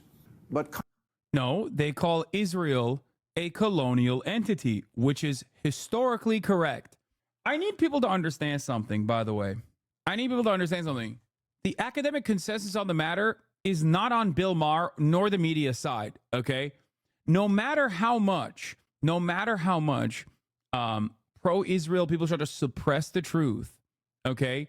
In all of these institutes of higher learning, no matter how aggressively they stamp any kind of anti-Zionist sentiment, the truth and the academic consensus on the matter remains. That's it. And you do not have to look any further than early Zionist leadership themselves that considered Zionism to be a colonial movement. And I'm not even talking about fucking Jabotinsky, who obviously is even more aggressive than Herzl. Herzl himself also considered it to be a colonial endeavor. But they aren't colonists. If you look at Israeli government data, it shows 70% of Jews are from the region. What the fuck are you talking about, bro? 33-month subscriber. Are you insane? That is completely, that is a ridiculous fucking statement. What do you mean Israeli government data that says 70% of Jews are from that region? The fuck are you talking about, dude? Look, I'm not going to do this whole thing where it's like, oh, it seems like these guys are really white, or, oh, look at that. A Middle Eastern accent whenever you fucking hear some Scottish person literally rolling a dick rider I saw that pulled that cherry pick shit out of their ass. Oh, this person is just simply repeating a talking point that some fucking dumbass mentioned. That is not the case, for the record. That is not. 70% of Jews in Israel are not from the region. Also, what do you mean the region? If you mean MENA, okay, yes, a lot of Israeli Jews are Arab and North African. That is true. The Mizrahi Jewish part of Israel is from, I guess, surrounding countries. That doesn't mean they are from historic Palestine. Colonizers are intruders who have no history in an area, like when Spain conquered the Mayans, or when your mom took over Facebook. If I recall correctly, Mizrahi is also second-class citizenship. No, it's not. Not anymore. It used to be. It used to be originally. It's not anymore. When the Dutch took over South Africa, they had no history to the land. They just wanted it. But Israel is the Jews' homeland, and Jews have always lived there. I cap you not. You can look it up. It's in this book called The Bible. Oh my science. I'm here to own you by sourcing the Bible. Epic memes. I'm an atheist, by the way. That's awesome, dude. La source, the Bible. Dude, why is every atheist like this? Whenever it comes, this, dude, what is going on? This guy did the Religulous documentary. Hello? Base department calling La Bible for my epic takedown? What's next, dude? Are you fucking anti-gay? Source, La Bible? La Bible much? I've decided. What's next, dude? Are you fucking anti-gay? Source, La Bible? La Bible much? I've decided I'm not wearing two different kinds of cotton or two different kinds of fucking wool and cotton. I'm not going to be mixing that. No more polyester for me. Source, La Bible? What a fucking idiot, dude. What are you doing? What the fuck? This guy, dude. This guy. Which is horribly wrong about sex ed, slavery, science, and cooking, but the archaeology checks out. Oh, he's like, La Bible, wrong about everything except for the thing that I agree with. Oh, got it, dude. Sick. Sick argument, dude. Fuck. What now, lipdards? I found a coin. Source, the Bible. This justifies the ethnic displacement of 750,000 people that were living in these villages for hundreds of years. Source, the Bible. Also, the coin I found. Sick, man. Sick. What a fantastic argument, dude. Yeah.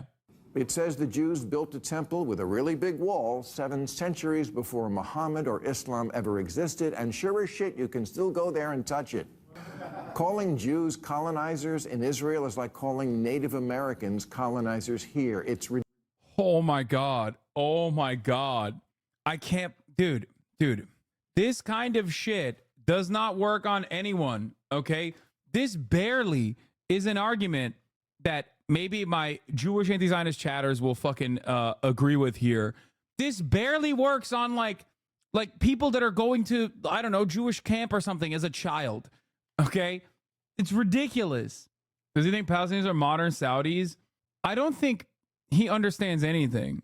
I don't think he understands like the people that remained behind, first converted to Christianity and then Islam as well. And that, you know, it doesn't really fucking matter because you can't, there is no world where Native Americans would ever agree to this either, by the way, but there's no world where like an alien force comes in and starts nuking America and then is like, we're going to give every area that we nuked back to the Native Americans. That would be fucking ridiculous. And it's not something that the natives want anyway. Like when natives talk about land back, they're not talking about like fucking massacring random American children and all of them, like making them subjects of a colonial occupation for almost a century. It's all, yeah, it's like uniquely gross. It's a uniquely gross way to just like invoke the natives, which by the way, Bill Maher on any given Sunday would be making fun of, for the record. Aren't you Muslim? Being gay is prohibited as well. Yeah, it's all good. When I fucked your dad in the ass, that shit was halal, baby. Okay? The way he was fucking moaning and screaming after he said the Shahada too, I converted him to Islam. I fucked your father in the ass, and then he converted to Islam. He reverted. Dumbass. He said it was a religious experience. Ridiculous. Chappell, did you know that for 2,000 years, Palestine was like an Uber driver with a 3-star rating? Nobody wanted it. I love that he's literally regurgitating like boomer ass, like a land without a people for a people without a land shit. Yeah, dude. There was so little people there that 750,000 of them had to be forcefully removed from their homes, never to be returned. Like, what the fuck are you saying? God, I fucking hate.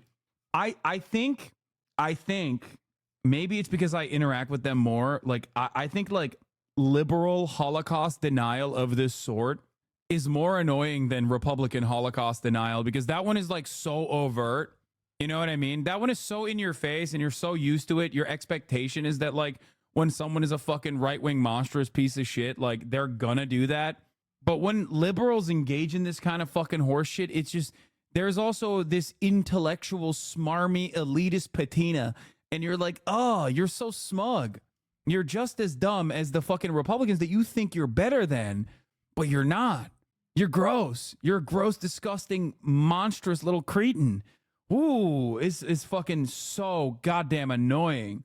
This is why I know there is no fucking, not to be like, not to get all atheists on this shit, but like, this is why I know there cannot be a fucking God, okay? Because goddamn, there would be some biblical style punishment that this motherfucker would be getting dished out for being this smug, this consistently, and this horrifyingly, monstrously, this much on the main too. Like there can't be. So in a way, Bill Maher reaffirming atheism everywhere, because if there was a fucking God, if there was a God, you would be getting biblical style punished. Okay. Like straight up 7-generation curse on your entire family type shit. Okay. Like, look at his fucking ugly ass face. You like what I did there? No one wanted to live in Palestine.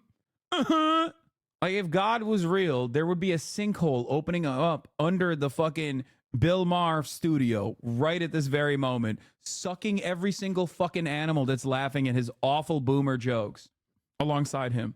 And there was never any Arab country called Palestine. It was an orphan province. And if you ask people what they thought about it back then, they'd say it gave them the ick. What? But after World War II, and after the Jews were very nearly wiped. Colonialism is not a disturbance of some romantic natural ethnic order of the land. It is a practice of dispossession and control. When Joseph Weitz, the head of JNF's land division in the British Mandate, says, "There's no place for compromise, transfer them all, don't let a single village remain," he's articulating this zero-sum settler colonial logic, one which he carried out himself when he evicted countless villages. And he should know he was on Ben-Gurion's transfer committee. I think the only difference is, like, it's happening so close. Like, it's happening in broad daylight in front of our eyes, and we are getting to see it step by step. And even, like, the beginning stages are not that far. There are, I mean, the fucking president was alive when this shit was happening. You know what I mean? Like, that's how close we are generationally to the inception of Israel as a settler colonial entity in the region. So it's hard to read in the history books all of the things that, like, American pioneers did, you know what I mean? Rape and pillage and destroy the land and engaging, like, ethnic cleansing of the indigenous population, and then watch it unfold in front of our eyes and go, no, that's actually super sick. Like, that's totally fine. I like that they're doing that. It's hard to do that. Either you have to be more honest in the way that Republicans are and be like, that's CRT, that's woke, that's gender, that's fucking that should not be taught in schools, that's DEI, and just, like, rewrite history even more so than we have in terms of, like, whitewashing the indigenous genocide. Like, if you're gonna do might is right, at least the Republicans are honest about it. You know what I mean? Like, they're doing might is right more honestly than this fucking dipshit is. Out by an actual attempted genocide, they decided it was time for their historic homeland to be an actual country. I used to think when reading about the founding of Israel as a teenager that people were just unaware of it, that people are just morally good and don't know. But now I have a front row seat to watch people engage in this voyeuristic pleasure of watching genocide, and I think my faith in humanity is gone and was always misplaced. No, I think most people are misguided still, and they can learn. But if they're not taught the right lessons, they will turn into the current German society, German liberals, German governance, because they did this shit, and look what they're doing now. So that for once they could defend themselves. And the UN, we like them, right? Yeah, they agreed and voted a country for each. Dude, like, invoking the UN right now is so funny when Israel is, like, on the boundary of the UNIFIL units that were placed on the blue line inside of Lebanese borders, and they're, like, about to fucking kill a bunch of European UNIFIL members. It's just like, dude, you don't give a fuck about the UN. Why are you invoking the UN? What a stupid fucking argument. Like, the UN has made the most statements. Like, the one country that they've, like, yelled about the most is Israel. Of the indigenous peoples. One side agreed to that, but the Arabs had a slightly different proposal. That's crazy. I can't believe that the Arabs didn't agree to the proposal where they would give, like, 20 or 30% of the population 52% of the land, dude. That's crazy. Also, Arabs is a monolithic group. They're all one unit, one mind, one soul, one body. These barbaric hordes wanted to come after the beautiful state of Israel that was supposed to be created there. They said, how about we keep it all and wipe you out? Chappell, if you think it was repressive growing up queer in the Midwest, try the Mideast. You're a female drag queen, and you sing, I fucked you in the bathroom when we went to dinner, your parents at the table. Yeah, that wouldn't fly in Gaza, although you would straight off a roof. No, you wouldn't. No, you wouldn't. You would fly straight off a roof when Israel fucking blew off the roof, dumbass. Shut the fuck up, you Islamophobic piece of shit, dude. The idea that, like, oh, dude, gays are being thrown off roofs in Gaza. First of all, there are no roofs left in Gaza. We blew them all up, okay? So that's number one. Number two, this notion that, like, every fucking Arab is, like, waiting for someone to be suspected of being gay so they can throw them off roofs is fucking ridiculous when Israel literally threw off Palestinians off of the roof and occupy West Bank the other fucking week.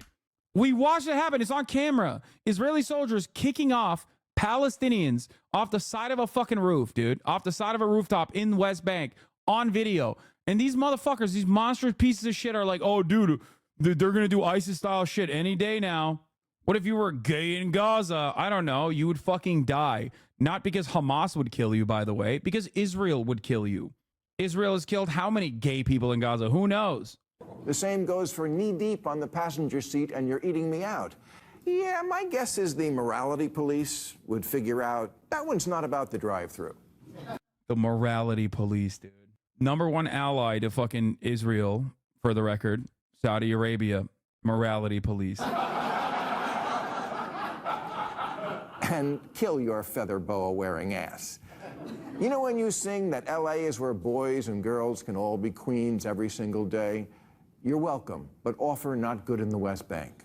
Chappell, you're not wrong that oppression is bad, or that Palestinian and many other Muslim populations are oppressed and deserve to be freed. You just have it completely ass backwards as to who is doing the oppressing. Yeah, it's Hamas. They have to be freed from Hamas, which is Israel. Israel's doing that, right? Just like Lebanese people have to be freed from Hezbollah.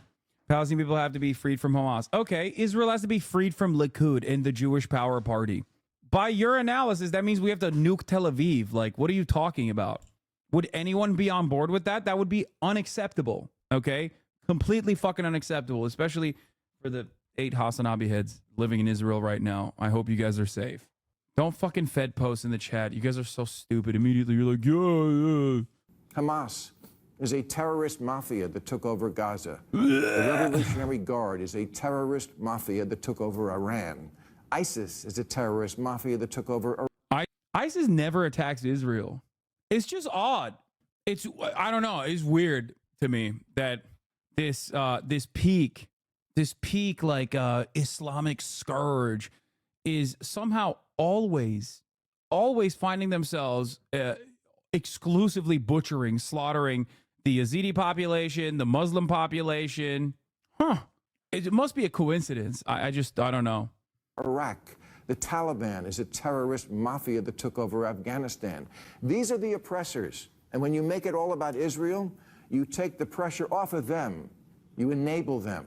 The Iranian regime has killed 600 protesters after a 22-year-old woman died in police custody. Dude, there's nothing funnier than fucking talking about a fucking anti-Iranian government protester being fucking slaughtered. You're literally saying that you only care when you can use Muslims as a fucking talking point, okay?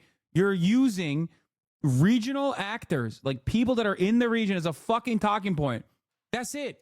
That's it. You're literally saying Israel gets to kill as many people as they want, including Kurds living in Iran, and you can't say a goddamn thing about it. But God forbid anyone else kills them, then we'll use it as a talking point to justify Israel killing all of these other people. Wait, can you put my car back in the garage, please? Thank you. Following her arrest for the crime of wearing her head covering in... This is why, by the way, this is why it was so frustrating during the Al Ahli hospital explosion. Not the Al Shifa one, not the new Al Aqsa one. The Al Ahli one was the first like big major thing that happened, right? Where Israel was like, no, it was actually Hamas rockets that blew up on the courtyard. And then they were like, no, it's actually Islamic Jihad, Palestinian Islamic Jihad rockets that blew up in the courtyard. And everyone was like, Israel would never blow up a hospital. It was actually, Palestinians that blew up the hospital. And everyone was condemning the Palestinians over and over again. They were like, oh, the Palestinian resistance, they blew up their own people. They're fucking, this death and destruction is unimaginable. When they were doing that, when everyone was chirping about that, okay, I could not believe it, because Israel had shelled that exact same hospital 2 days prior, Al Ahli. But not only that, but Israel had already killed thousands of Palestinians. So basically, the entire world's sentiment on that moment, the entire world's sentiment in that moment was Israel gets to kill as many Palestinians as possible. They're doing the best job when they do that. This was before they fucking invaded and blew up every single hospital in Gaza, by the way. But at that point, they were like, Israel would never blow up a hospital, which was obviously a fucking lie. But then beyond that, the idea was it is only appropriate for Israel to kill Palestinians, okay? As an accident, even if this was an accident, which there is no evidence that it was, okay? Still to this day, by the way, we never found out who actually was responsible for this explosion in the courtyard. But it didn't even matter because ultimately they blew up every fucking hospital. They literally blew up a tent city last night. This pathetic excuse of a human being's politics just comes down to looking for perceived hypocrisy and a shock at violence, then proceed with complete apathy at the horrors being carried out in front of his eyes because that's war, and spew some history he learned on an evangelical YouTube ad. He's like a fucking child. When Hamas murders civilians, everyone needs to be shocked because nothing can justify it. But when Israel slaughters them in the tens of thousands, there's context. Exactly. Well, the context is that he is perceiving that like Hamas is slaughtering civilians. That's the context. Incorrectly. Just to be clear, that's your team. Iran is who sponsors Hamas and Hezbollah. Are you sure this is who you want to throw down with? Meryl Streep spoke at the UN recently and said this about the Taliban, who are only slightly more conservative than your heroes in Hamas. She said, today in Kabul, a female cat has more freedoms than a woman. A cat may go sit on her front stoop and feel the sun on her face. She may... Yeah, it's really fucked up. If only we hadn't armed them, radicalized them, used them as a fucking cudgel in the Afghan civil war, used them as a fucking force against the USSR that was invading Afghanistan in the aftermath of said civil war, during the same civil war, and then gave them Afghanistan, then invaded Afghanistan again, fought and killed a shit ton of Afghan civilians for 20 years of our occupation, only to give them the country once again. And then on top of that, to add insult to injury, refused to give the current governance of Afghanistan their own money that we still have seized. You want the people who bombed 40,000 plus people as our allies, lol. Mar has to use a quote about Afghanistan because there aren't examples about Gaza. I know. But again, it goes back to the monolithizing the entire Arab population, including the Taliban, which is not even fucking Arab. Like everyone in the MENA region, including in the southeastern part of the fucking continent, are all the same. What could be the one factor? If we went to war in Malaysia or Indonesia, he'd probably be chirping in the same exact way because it's Islam, okay? Central Asia, South Asia, it's all the same. If you're Muslim, even remotely Muslim or around other Muslims, you're fucking terrorist, okay? They chase a squirrel into the park. A squirrel has more rights than a girl in Afghanistan today. A bird may sing in Kabul, but a girl may not. You're a singer, and you're advocating for a place and a culture you would never want to live under. Gender may not be binary, but right and wrong kind of is. Oh, is this guy on APAC payroll? No, dude, he's just a fucking disgusting little cretin. Here's a fun Bill Maher clip. Apparently, Tiana Trump, the porn star, recalls when Bill Maher paid her to have sex with him and to go slowly and kiss him as if she loved him.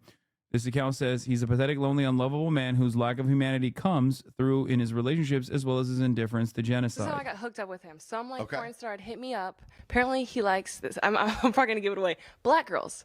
Yeah. Look, Bill Maher loves black girls. Is it Bill Maher? I didn't say anything. Oh, but he's not a politician. She said he had a political show. She didn't say he was so he's got a political show. I tell you what, to make you feel even more comfortable then, right?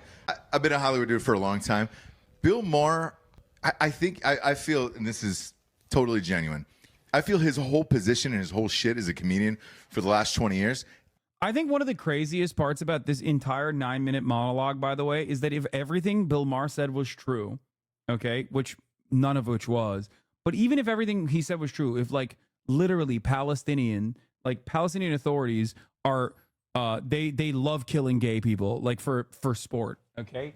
Killing 40,000 Palestinians is not the solution to it. So not only is what he's saying not true, but the fucking justification for it is still so senselessly idiotic. But that's the one speed that they have. Like, he's like, yeah, we have to eradicate the entirety of the Palestinians because they're a scourge on the population. Also, it's really sad when Palestinians are throwing other Palestinians who happen to be gay off roofs, which, by the way, they don't. But even then, even if they did, it would still not be a justification for genocide. This only works if you literally are primed to the gills with Islamophobia, where you're like, yeah, the only condition for Arabs and Muslims as a whole is just death and destruction. Like, they deserve the fucking violence that they're subjected to. They have to be brought to heel. Okay, is just to have been impressed black girls. That's it. So like he's been out to dinner with Corinne every. Steffens. Yeah. So I don't think. I don't. He was really like weird though. Bill Maher? Well, he's older. You know that, right? Like he's in his 60s, and it's like, Well, hey. I lied to him. So I started to lie to everybody about my age. So like when I went there, I was 18, and he was like, "How old are you?" I was like, "I'm 22." He was like, "Well, when did you graduate high school?" I couldn't think of the math in my head, so I just said something. He was like, "Well, sweetie, that would mean you're this old." And so I was like, "Fuck." He was like, "So you're lying to me? I don't like liars." So he got real serious, and then he started asking me other questions. Really? About so I was getting money from him, obviously, because he paid me for the service, blah blah blah. And I had to split it with the person or give him a cut because they had booked it. Yeah. He was like, "What person?" He was so mad. You could tell he probably wanted to cancel. Like it was the most awkwardest experience ever. But there's so much more, but I don't want to speak on it. He has a really big dick though. That's what I heard. Nice. So here's what I heard. Like him, like that. David Good for Spade. him. I heard Spade's got a fucking David hammer Spade's on. hung, yeah. And there's guys that are just known as like, all right, cool, you got a big dick, put up with this shit. My question is this though: is you're not a prostitute? No. So is there a service for porn stars where it's just like, hey, I want this porn star and I'll take this porn star and it's cool? Who is he calling and who is he paying at that point? Black girls. Yeah, but who does Bill Maher call? Like, did you have a pimp or somebody who was just like, hey? I literally have, it was another porn star and it was a white girl and I don't think she's fucked him, but she just is like, I think she just sets shit up for us. Because I know another black girl that went and seen him and like, she went through the same person I went through. But how does the money exchange hands then? Does it have to go through the white girl? No, he gave it to me. Oh, did he? In cash? Mm-hmm. That's some big boy And he shit. gave me extra because he was pissed.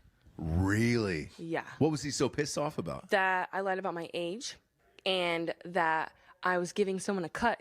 He was very upset that I was giving someone a cut. He didn't know that. Really? Because he thought it was some form of prostitution? Or? I have no idea, and I don't want to know, and I've never seen him again. I seen him one time. It was so weird. Because, first of all, I'm 23 right now. So Sure. me having a conversation with somebody like that, we are never on the same level. There's not one thing that we can talk about. It was just, what? That was weird. That was like Yeah. trying to put two magnets backwards together. Or like, He's you know what close to 45 years older than you, somewhere in there. How was the sex? Boring. Boring, yeah. But he had a huge dick, so yeah, it's like, all but right, it just cool. wasn't my speed. Put Yeah, it that your way. speed. His speed was like rabbit speed. Oh, his was. Or not rabbit speed. I'm rabbit speed. His was like more like sloth, like very like slow, and he wanted to kiss and make love and just. He was like, "Slow down, baby!" Like every time, like, you know, like, I'm trying to get this shit done. Yeah. You want to get the fuck out of there at this Yeah. point. It's just like, hey, I'm with a 60-year-old white dude who's slicking his hair back, and he's pale.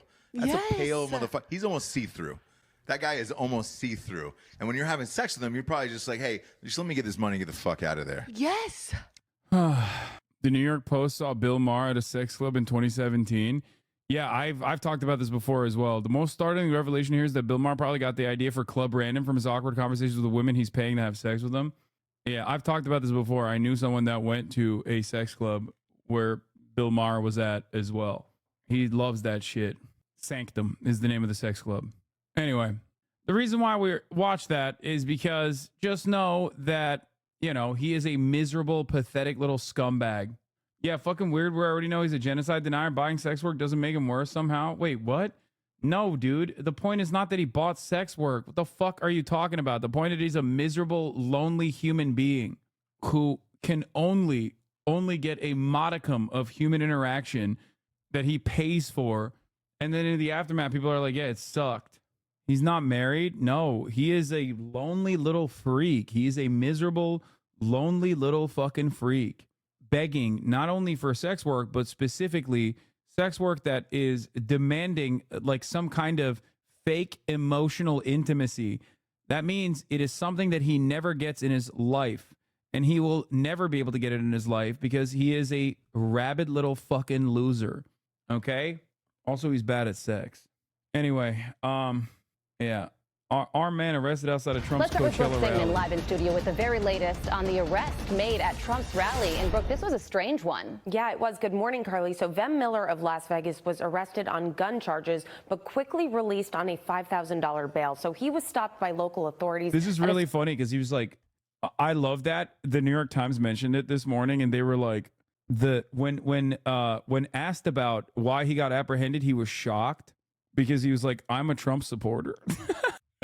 Yeah, they arrested a sovereign citizen who was trying to attend a Trump rally as a Trump supporter. And they were like, well, obviously shit doesn't check out because he had like one of those sovereign citizen license plates and a entire arsenal in his fucking vehicle. So they immediately assumed he was going to, you know, try and kill Donald Trump. It's like, nah, he's just a regular old Nevada, a regular old Nevada crossing the border into California to go watch the Trump rally. Which is funny because this is kind of what I mentioned with Ryan Ruth as the Ryan Ruth defense. Because I thought America was a free country, you know? I thought there was a time when you didn't have to see 3-minute ad breaks at the top of the hour. Guess what? You still do, okay? But you can subscribe for $6 or for free with the Twitch Prime. Here's the 3-minute ad break now. Security checkpoint outside of former President Trump's rally in Coachella, California. Police say he was driving an unregistered black SUV with a homemade license plate, and he claimed to be a journalist that had VIP access. But when deputies searched his car, they eventually found a shotgun, a loaded handgun, and ammunition. They also found multiple passports and driver's licenses with several different names.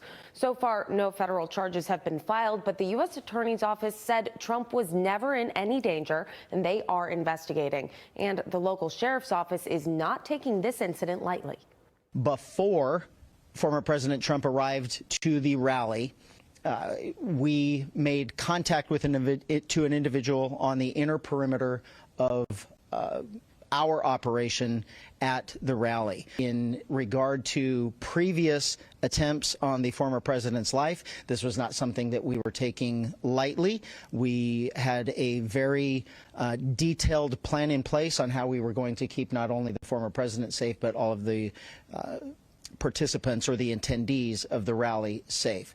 In an interview with Fox News Digital after he was released, Miller denied any intent to harm President Trump. He said, quote, "I am the last person that would cause any violence and harm to anybody. I am 100% a Trump supporter. This is a man that I deeply admire because I was a closet individual in terms of my beliefs because I worked in Hollywood." A source close to the Trump campaign also tells Fox they do not believe this was an assassination attempt. The suspect is expected to appear in court on January 2nd. Carly? Okay, Brooke Singman live for us. Brooke, thank you. I'm Steve Doocy. I'm Brian Kilmeade. And I'm Ainsley Earhart. And click here to subscribe. Bro, I'm going to be honest with you. Not good. Okay? If they start arresting all of these, brave, patriotic Trump supporters, you're taking away votes from Donald Trump. Okay? You got to dial it back. You can't do it. You can't do it. You're hurting him. You're hurting Trump's chances of winning. So the guy that they arrested near Trump's Coachella rally with firearms has some interesting friends. He's in the back seat.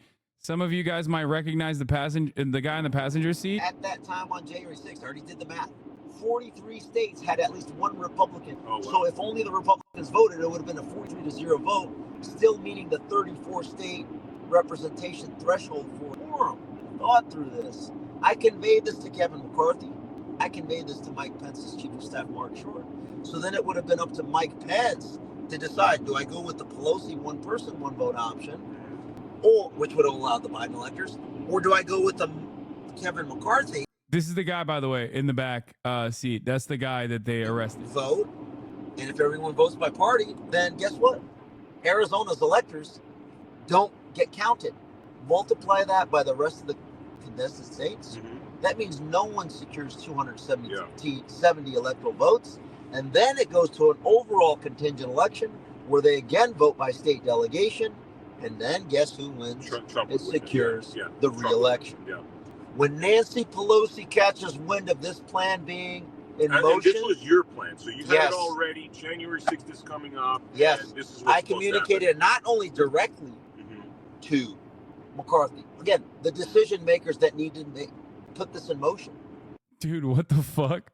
January 6th is openly admitting that they were in direct contact with members of Congress, Republican members of Congress, in broad daylight. So in a way, I'm curious. But in addition to that, I also publicly said it on different podcasts. And when I'm being retweeted by Trump on several occasions, they heard, of course they heard this. Do you think Kevin of course McCarthy there's...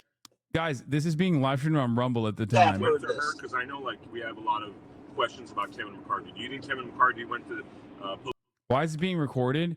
Because they're fucking shameless, dude. What do you mean? They don't think they did anything wrong. Hello? Why would he? He's just said he got retweeted by Donald Trump. CBS News polling shows that the presidential race is... Did you see his response? And probably the reason that God put me in that situation, in order to be able to expose. Van Miller, the man accused of a so-called third Trump assassination attempt, denies these reports and pushes back in a statement released online. Miller states he's a Trump supporter who was invited to be at the Coachella rally. He adds that he told officers he had loaded firearms in his trunk. Furthermore, he's threatening lawsuits over defamatory statements and alleged police infringement of his rights. Expose really what's going on. And so every time I've gone to a Nevada rally and notified the police, it's been a non-issue. They've thanked me for the courtesy of notifying them. They've said, obviously, you can't take your firearms. I wouldn't even think of doing such a stupid thing. Why did you bring them with you into California to begin with? And they've been fine. They've been fine. And the critical mistake I made is, I guess, forgetting the location that I was in California. So I drive up with my special entry pass. And by the way, they're saying I had a counterfeit pass. That's a bunch of nonsense. I could prove that I had a special entry pass directed to me, sent directly to me by officials within the Republican Party of Nevada. I was an actual invitee to that event. So as I'm driving, there's an area where you enter the parking lot. God, I fucking love sovereign citizens so goddamn much, dude. Undefeated. Unfucking defeated, dude. They are the best. Why does bro sound like he's holding back tears? What do you mean? His goat got him arrested, dog. What the fuck do you mean? After you pass a sheriff.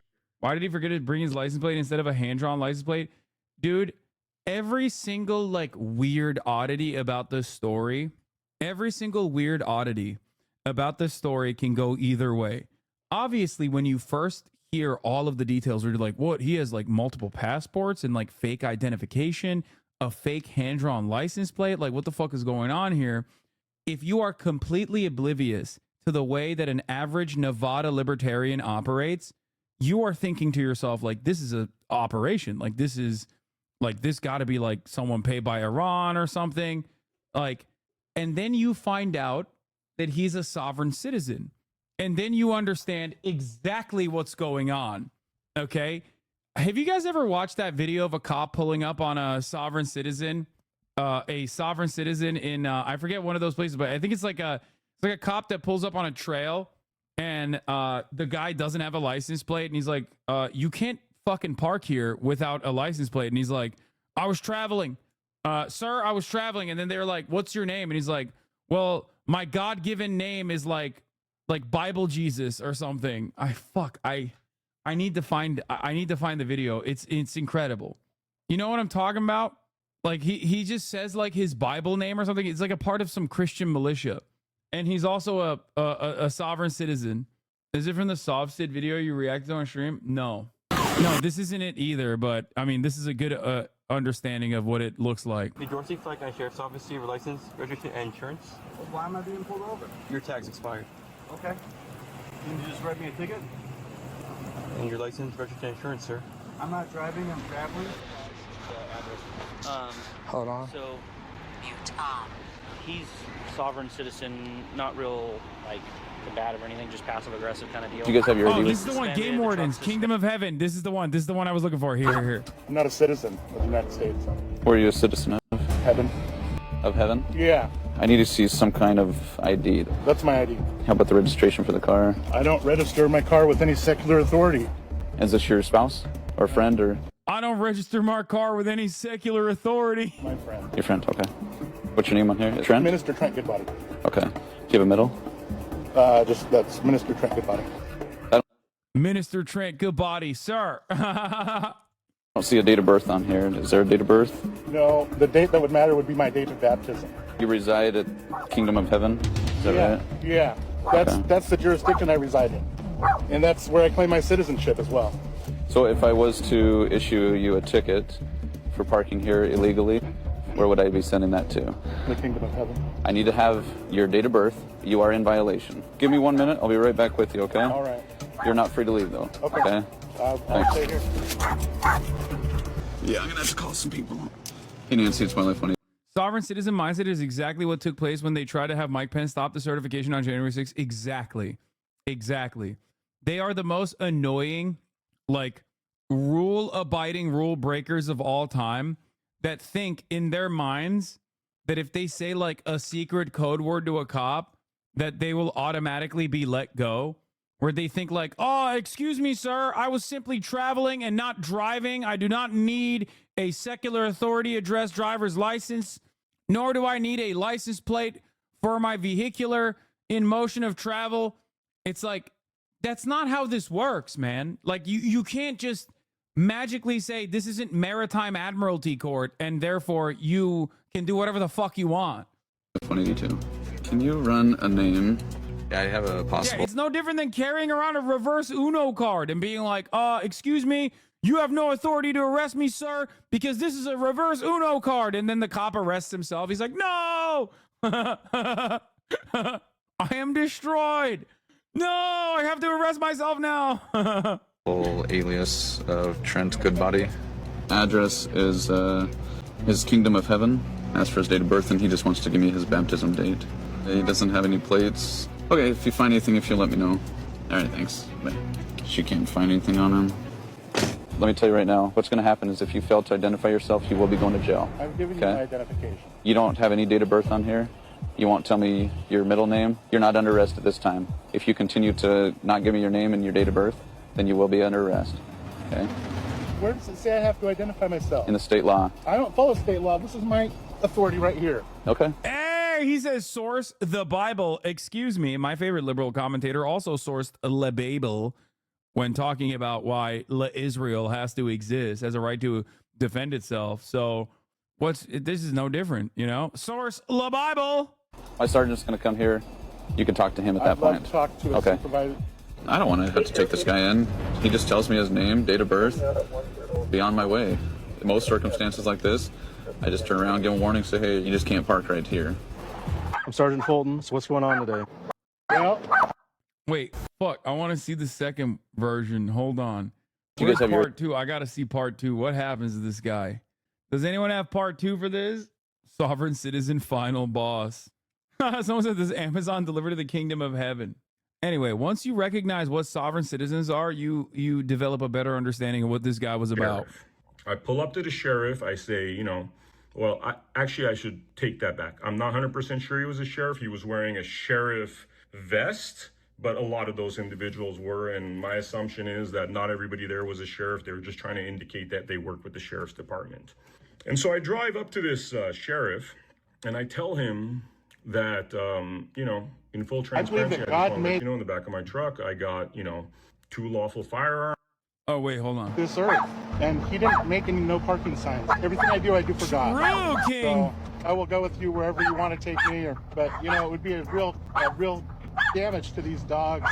I've had them for 10 years, and they can't live without me. All we're asking at this point, and all he's been asking, is to identify yourself. I can't give you a state identification because my authority is God, not the state. Dude, he looks so scary. He looks so fucking scary, dude. You're still refusing to He looks like a Resident Evil 7 villain.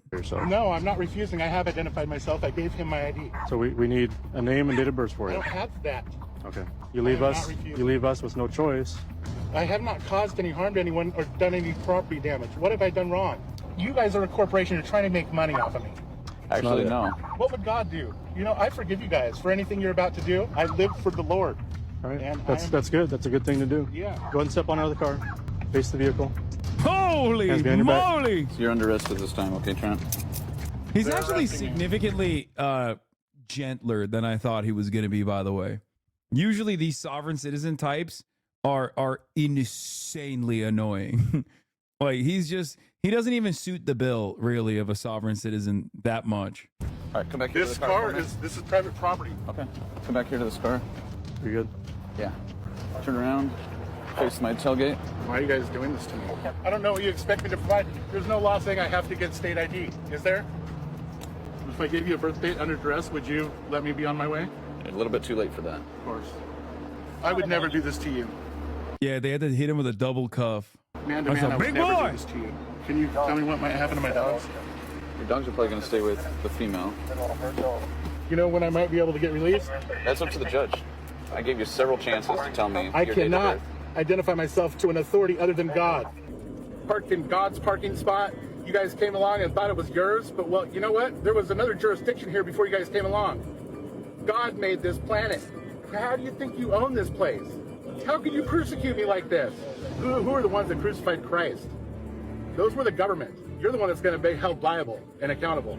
Okay. And not just by a court, because God does not operate in court. I'm not going to sit here and argue with you. Okay, well, that's fine. I am just doing my due diligence to warn you and You notice can explain you. it to the judge. For the record, if he was black, they would have shot him. So, you know.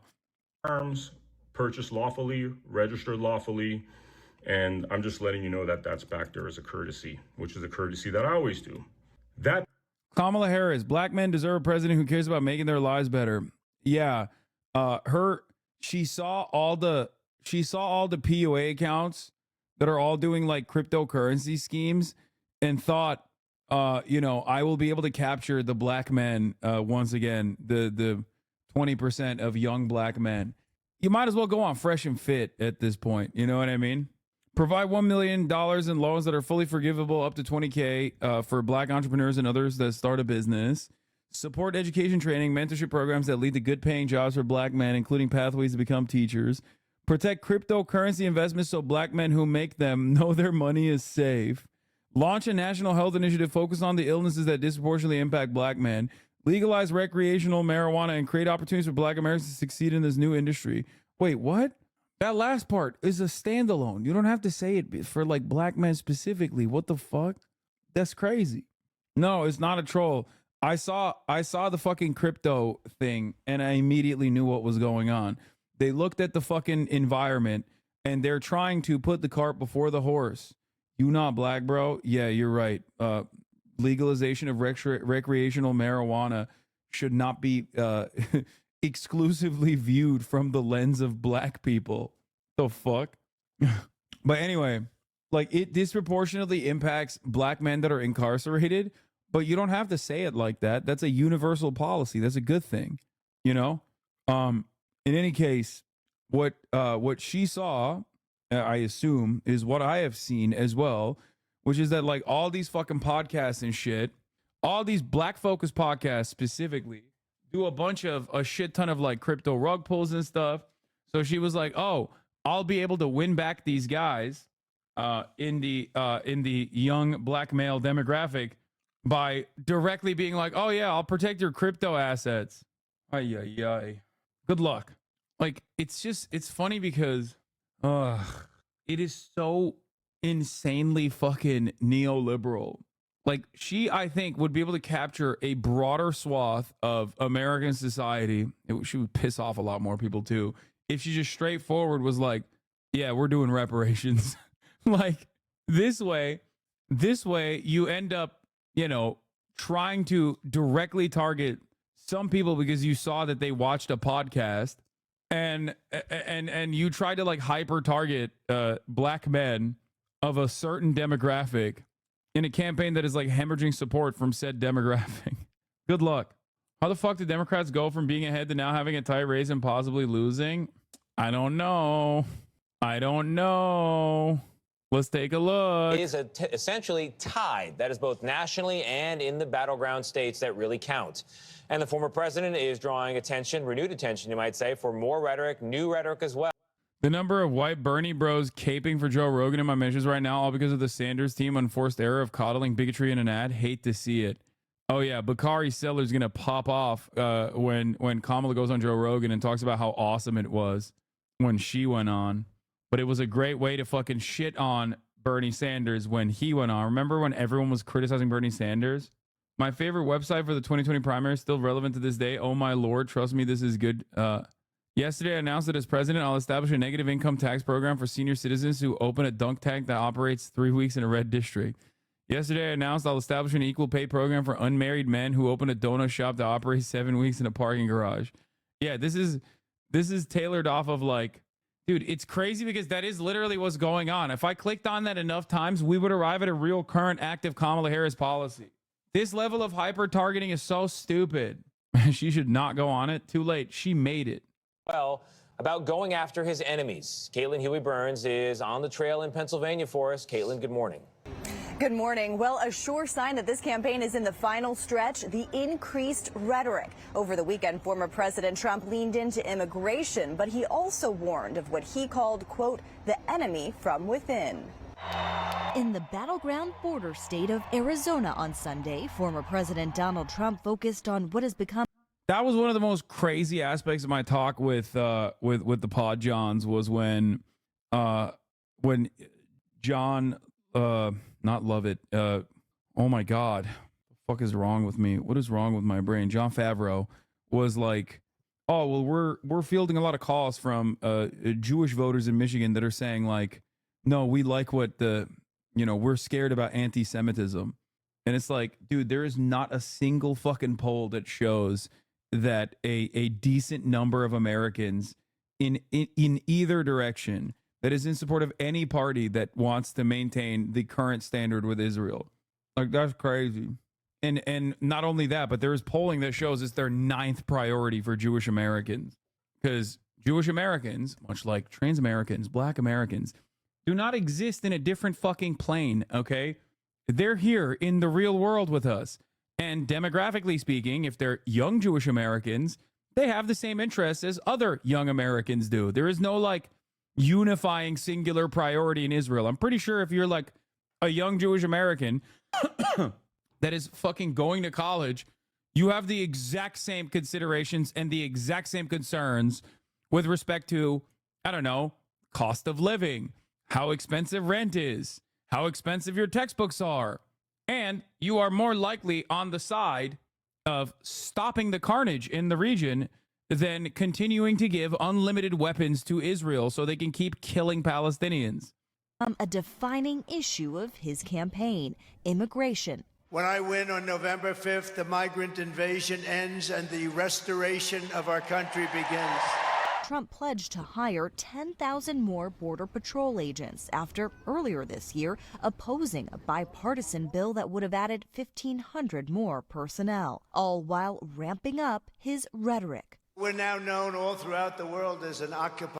My favorite part of the pod was when you quoted a direct Obama speech line in Obama voice to the guy who wrote the speech. Oh yeah, that's true. Oh yeah, when I busted out the nation building, was that what I talked about? I forgot. Yeah, I did do that directly to his face. I didn't do the and pussy too, because I know that John didn't write that line.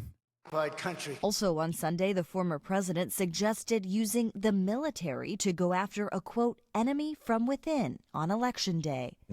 Where is it? We can find the link. Someone can send the link if you want. We have some very bad people. We have some sick people, radical left lunatics. And I think they're and it should be very easily handled by, if necessary, by National Guard, or if really necessary, by the military.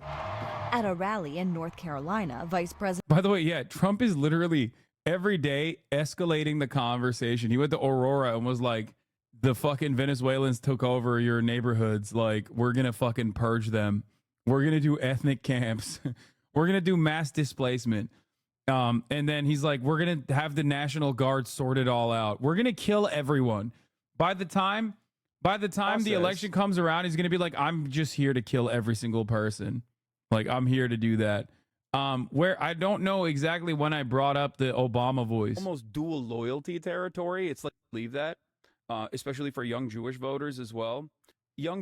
Around 42 minutes. Oh, damn. I almost got it right. To do like neocon agenda shit that like virtually zero people want, and even less people in DC want it now, because they might want it, but they just don't want it in the way that it's currently unfolding. Yeah. Because even they recognize the danger that presents for America's interests in the region, right? So who are we doing this for? Yeah, I know, but like is telling them like, you know, the Iranian guys are saying death to America all the time. But they don't really care. Like, they don't want the money to go there. And back in the day, I think Barack Obama did a fantastic job of communicating that. Instead of doing nation building in Iraq and Afghanistan, we should do nation building here. That's what he said in 2008. You might have written that, actually. Yeah, it's a great line. Very popular Democratic line from way back when. Yeah. I did the pussy too. Oh, no. Josh Shapiro does a way better Obama than you. I know. If you like your podcast, you can keep it. Oh, no. But like, but that's the since thing. the Kerry days, yeah. I know, but like, what happened? Now we're just like, we want to have the strongest dick military of all time. We got to have a lethal military. Like, we got to fuck shit up. We're restructuring the party to do like neocon agenda shit that like virtually zero people want, and even less people in DC want it now, because they might want it, but they just don't want it in the way that it's currently unfolding. Yeah. Because even they recognize the danger that that presents for America's interests in the region, right? Everyone else talks about Pussy 2, but no one ever thinks about introducing the innovation of Bussy 2. Don't worry, gay Obama, Pete Buttigieg, will introduce Bussy 2. You were spitting in this pod for real? Yeah, it was, it got pretty solid reception, honestly. No shade, this camera angle in your glasses kind of make you a little cross-eyed. Yeah, I don't care. Yeah, I almost said Joe Brandon to him, too. I'm glad I held myself back. President Kamala Harris slammed Trump for turning down another debate and mainstream interviews. Why does his staff want him to hide away? One must question, are they afraid that people will see that he is too weak and unstable to lead America? Earlier in the day, Harris attended Sunday service in the state as her campaign makes a more aggressive push to win over black men, a critical voting bloc for which Trump is also competing. CBS News polling shows Harris has as much support from black voters as President Biden did in 2020, but her campaign has concerns about turnout. And the Harris campaign released a set of economic proposals specifically for black men. She'll be campaigning in Erie, Pennsylvania today. Former President Trump will be here outside Philadelphia for a town hall that his campaign says will be focused on the economy and inflation. You will never convince me that this is a good ad. People don't give a fuck. Their wallets are screaming, dude. Okay? You're so stupid. You, in the Republican Party, are so fucking stupid. What a ginormous waste of money they are literally throwing. Okay? They are throwing. People are like, the fuck? I don't give a shit, dude. Shut the fuck up. Clearly, people in the margins will want to know whether Kamala will trans the prisoners. It's like, instead of like hyper focusing her campaign initiatives to like a very specific subset of the American population, if Kamala Harris started criticizing Trump on that same exact front, it's like, it's so dumb. It is hilarious. It is a throw off. Okay. Both sides are desperately swinging for the unimaginable, the worst election that you could hold, the worst campaign. It's crazy. Kamala Harris wants to do bottom surgery on inmate transgender undocumented migrants. Please vote for us is hilarious. Your number one issue is the economy. Your number two issue is immigration. And you're literally you're spending tens of millions of dollars on this idiotic nonsense that no one cares about. Not a single person has brought up trans issues. Okay? Like, Republicans are asked, like, what are the top priorities for you? Okay? Trans shit does not come up in the top 10. Okay? This stuff is literally worse than packaging it as like trans women participating in sports. I'm almost certain that they didn't even fucking test this out. Like, they must not have even focus tested this, and they just kind of ran with it because they were like, it sounds good. Because if they did, at least they would talk about, like, you know, transgenders coming in and stealing your daughter's high school championship. Like, that is the only thing that Americans respond to negatively about trans people. Every other issue, they're like, yeah, they're weird. I don't care. Fuck you. Okay. And they're being disproportionately targeted. Like 60% of Americans are like, yes, trans people are unjustifiably and disproportionately targeted in America. Also, yes, we find them to be weird and we don't want them to participate in high school sports. Okay. That's it. That's like the American majority opinion. It's weird. It doesn't make sense. But you cannot give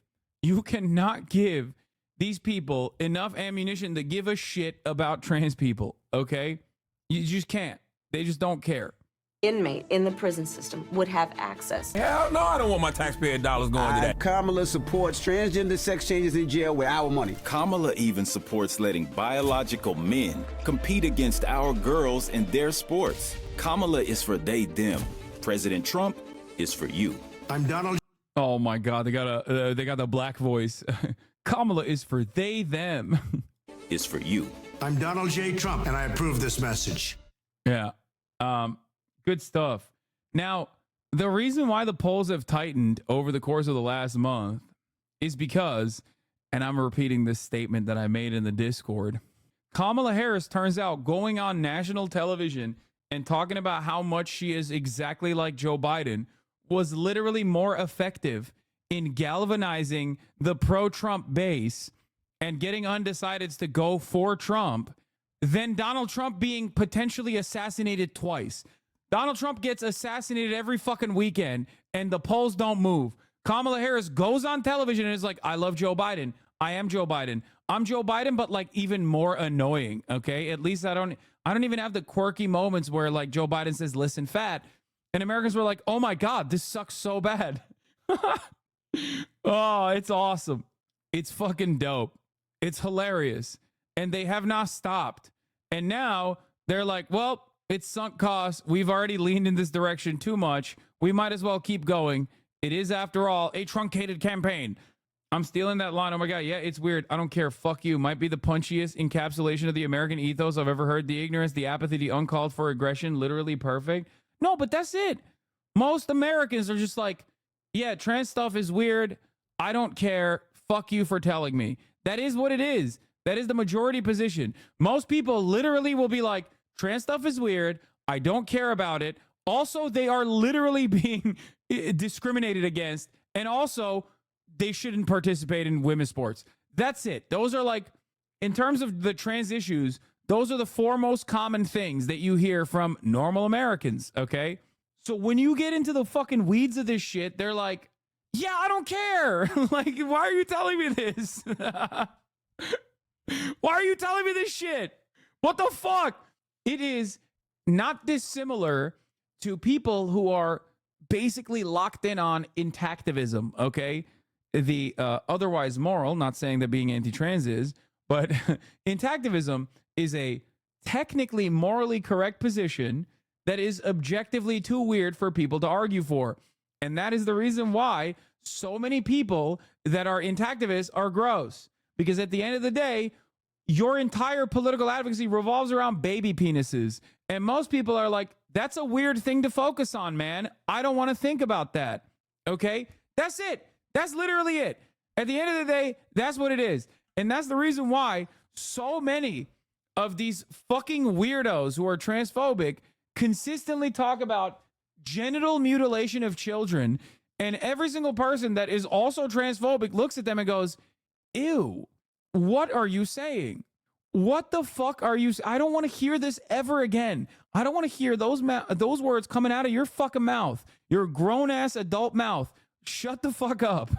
For more on the race for the White House and our latest poll, we're joined now by CBS News Executive Director of Elections and Surveys, Anthony Salvanto.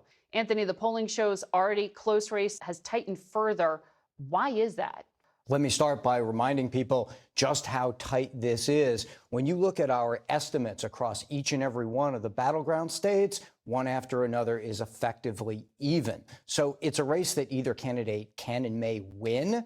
But one reason I think this week was highlighted is that you see how differently these candidates and their supporters define what is, not just what ought to be going forward.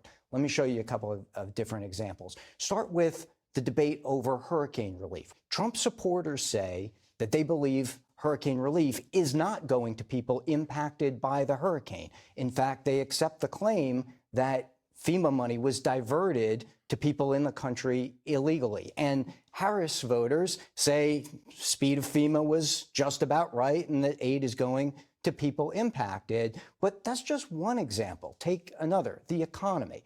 Harris voters say that the economy is largely good. They say, or are more likely to say, that the stock market is up this year, that the U.S. has been adding jobs. Trump voters much less likely to say those things. And one more example, the border. Harris voters say that crossings of the border, the U.S.-Mexico border, are down. Trump voters say that crossings are. I don't like this false presentation because the ultimate argument here is that Trump voters are hallucinating an alternative reality, which is true. They literally are. The issue, on the other hand, is that the real takeaway from this is that the Democratic Party has a real messaging problem. They have a real credibility problem, and they have a more significant messaging problem. Part of that is coming from the capitulation to the right. When you literally frame everything from their perspective and you try to dance around in their waters, you're going to lose. You're going to fucking drown. And that's precisely what's going on here. Okay? You should have a long time ago been like, these motherfuckers are hallucinating. They are not real. They are making shit up. We are going to use real data. Look at what's going on. And then we're going to pummel you in the fucking head with emotional anecdotes about undocumented migrants who happen to be your fucking neighbors, who are taking care of their children, who are working 3-4 jobs, okay, to make ends meet, who literally deserve a pathway to citizenship. For every single one of the undocumented crimes, all 24 of the homicides that the undocumented people have committed on U.S. soil in this fiscal year, there are a million fucking versions of your neighbors that are coexisting with you peacefully, and Trump wants to fucking rip them away. Why can't the Democratic Party use anecdotes in the same way to communicate the actual reality of the matter? Are they woefully incompetent? Are they incapable? Are they oblivious to the reality? No, it's because they want to fucking lose, and they possibly recognize that immigration is going to become an even larger problem down the line as climate migrants, climate refugees start coming over the border, and we have to start getting Americans primed to killing them before it becomes, too much of a problem for either party. You can't let the Republicans capture that fucking territory entirely. That's it. It's not because they hate the leftists that bad, okay? Please understand. It's also because they are trying to capture that space, not realizing that you will never be able to capture that space, and you should be fighting desperately, tooth and nail, against the Republican priming against migrants. Up. So what that does is it all underpins this idea. It's not just competing ideologies going forward. It's different views of what is right now in the country. There's no agreed upon set of facts. So, yeah, exactly. So, on things that are measurable, arguably. So if they get their information differently, who do these individuals trust to provide it to them? We started by asking people how much they use social media. And both camps, both Trump and Harris voters, do use it. They don't necessarily trust everything they see on it. But one thing they say is that they feel social media makes it easier for them to find people that they agree with. And that's a reminder to everyone when we look at the role of information. This is the reason why so many motherfuckers hate my coverage over the course of this election, because I keep telling them that, like, the Democrats are sucking dick, and they get really bent. They get really frustrated. They get really fucking butthurt when they hear that, because they're like, come on, man, just tell me it's fucking all right. Tell me how bad the Republicans are. Please, just shut the fuck up about the Democrats. And unfortunately, I can't shut the fuck up about the Democrats. And like, I don't know if you noticed this, but like, I rarely even fucking talk about how much the Democrats suck dick when it comes to Gaza. I keep that as a separate criticism, okay? Whenever I'm talking about the Democratic Party's performance in the upcoming election, of course I give adequate amount of coverage to Gaza in that context as well. But obviously there are still far greater problems in terms of the campaigning that the Democrats are implementing. And yet people still don't want to hear it, okay? I have a couple low propensity voters in my orbit that talk about how much they love Donald Trump. And I poll them with regular frequency. It's totally anecdotal, and it's, far from the most consequential way of doing this. But I like seeing what they have to say and the likelihood that they will go out and vote. The mid propensity voter will be voting for Donald Trump. the low propensity voter that has never voted. The mid propensity voter has voted in the past for Donald Trump in 2016, didn't vote in 2020. Okay.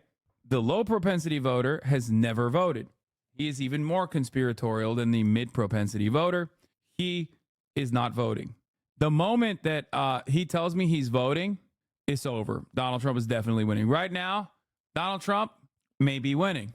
All I'm saying is, if you're a fucking Trump supporter who believes in conspiracy theories and like kind of is captivated by Trumpian rhetoric, Trumpian sentiment, okay, and you are going out of your way to fucking vote for Donald Trump in California, no, they're not in a swing state, they're in California, okay, that means that there are a lot of fucking mid-propensity voters that are doing the same in swing states. That's the way I look at it. Okay, I hate how parasocial you guys are getting.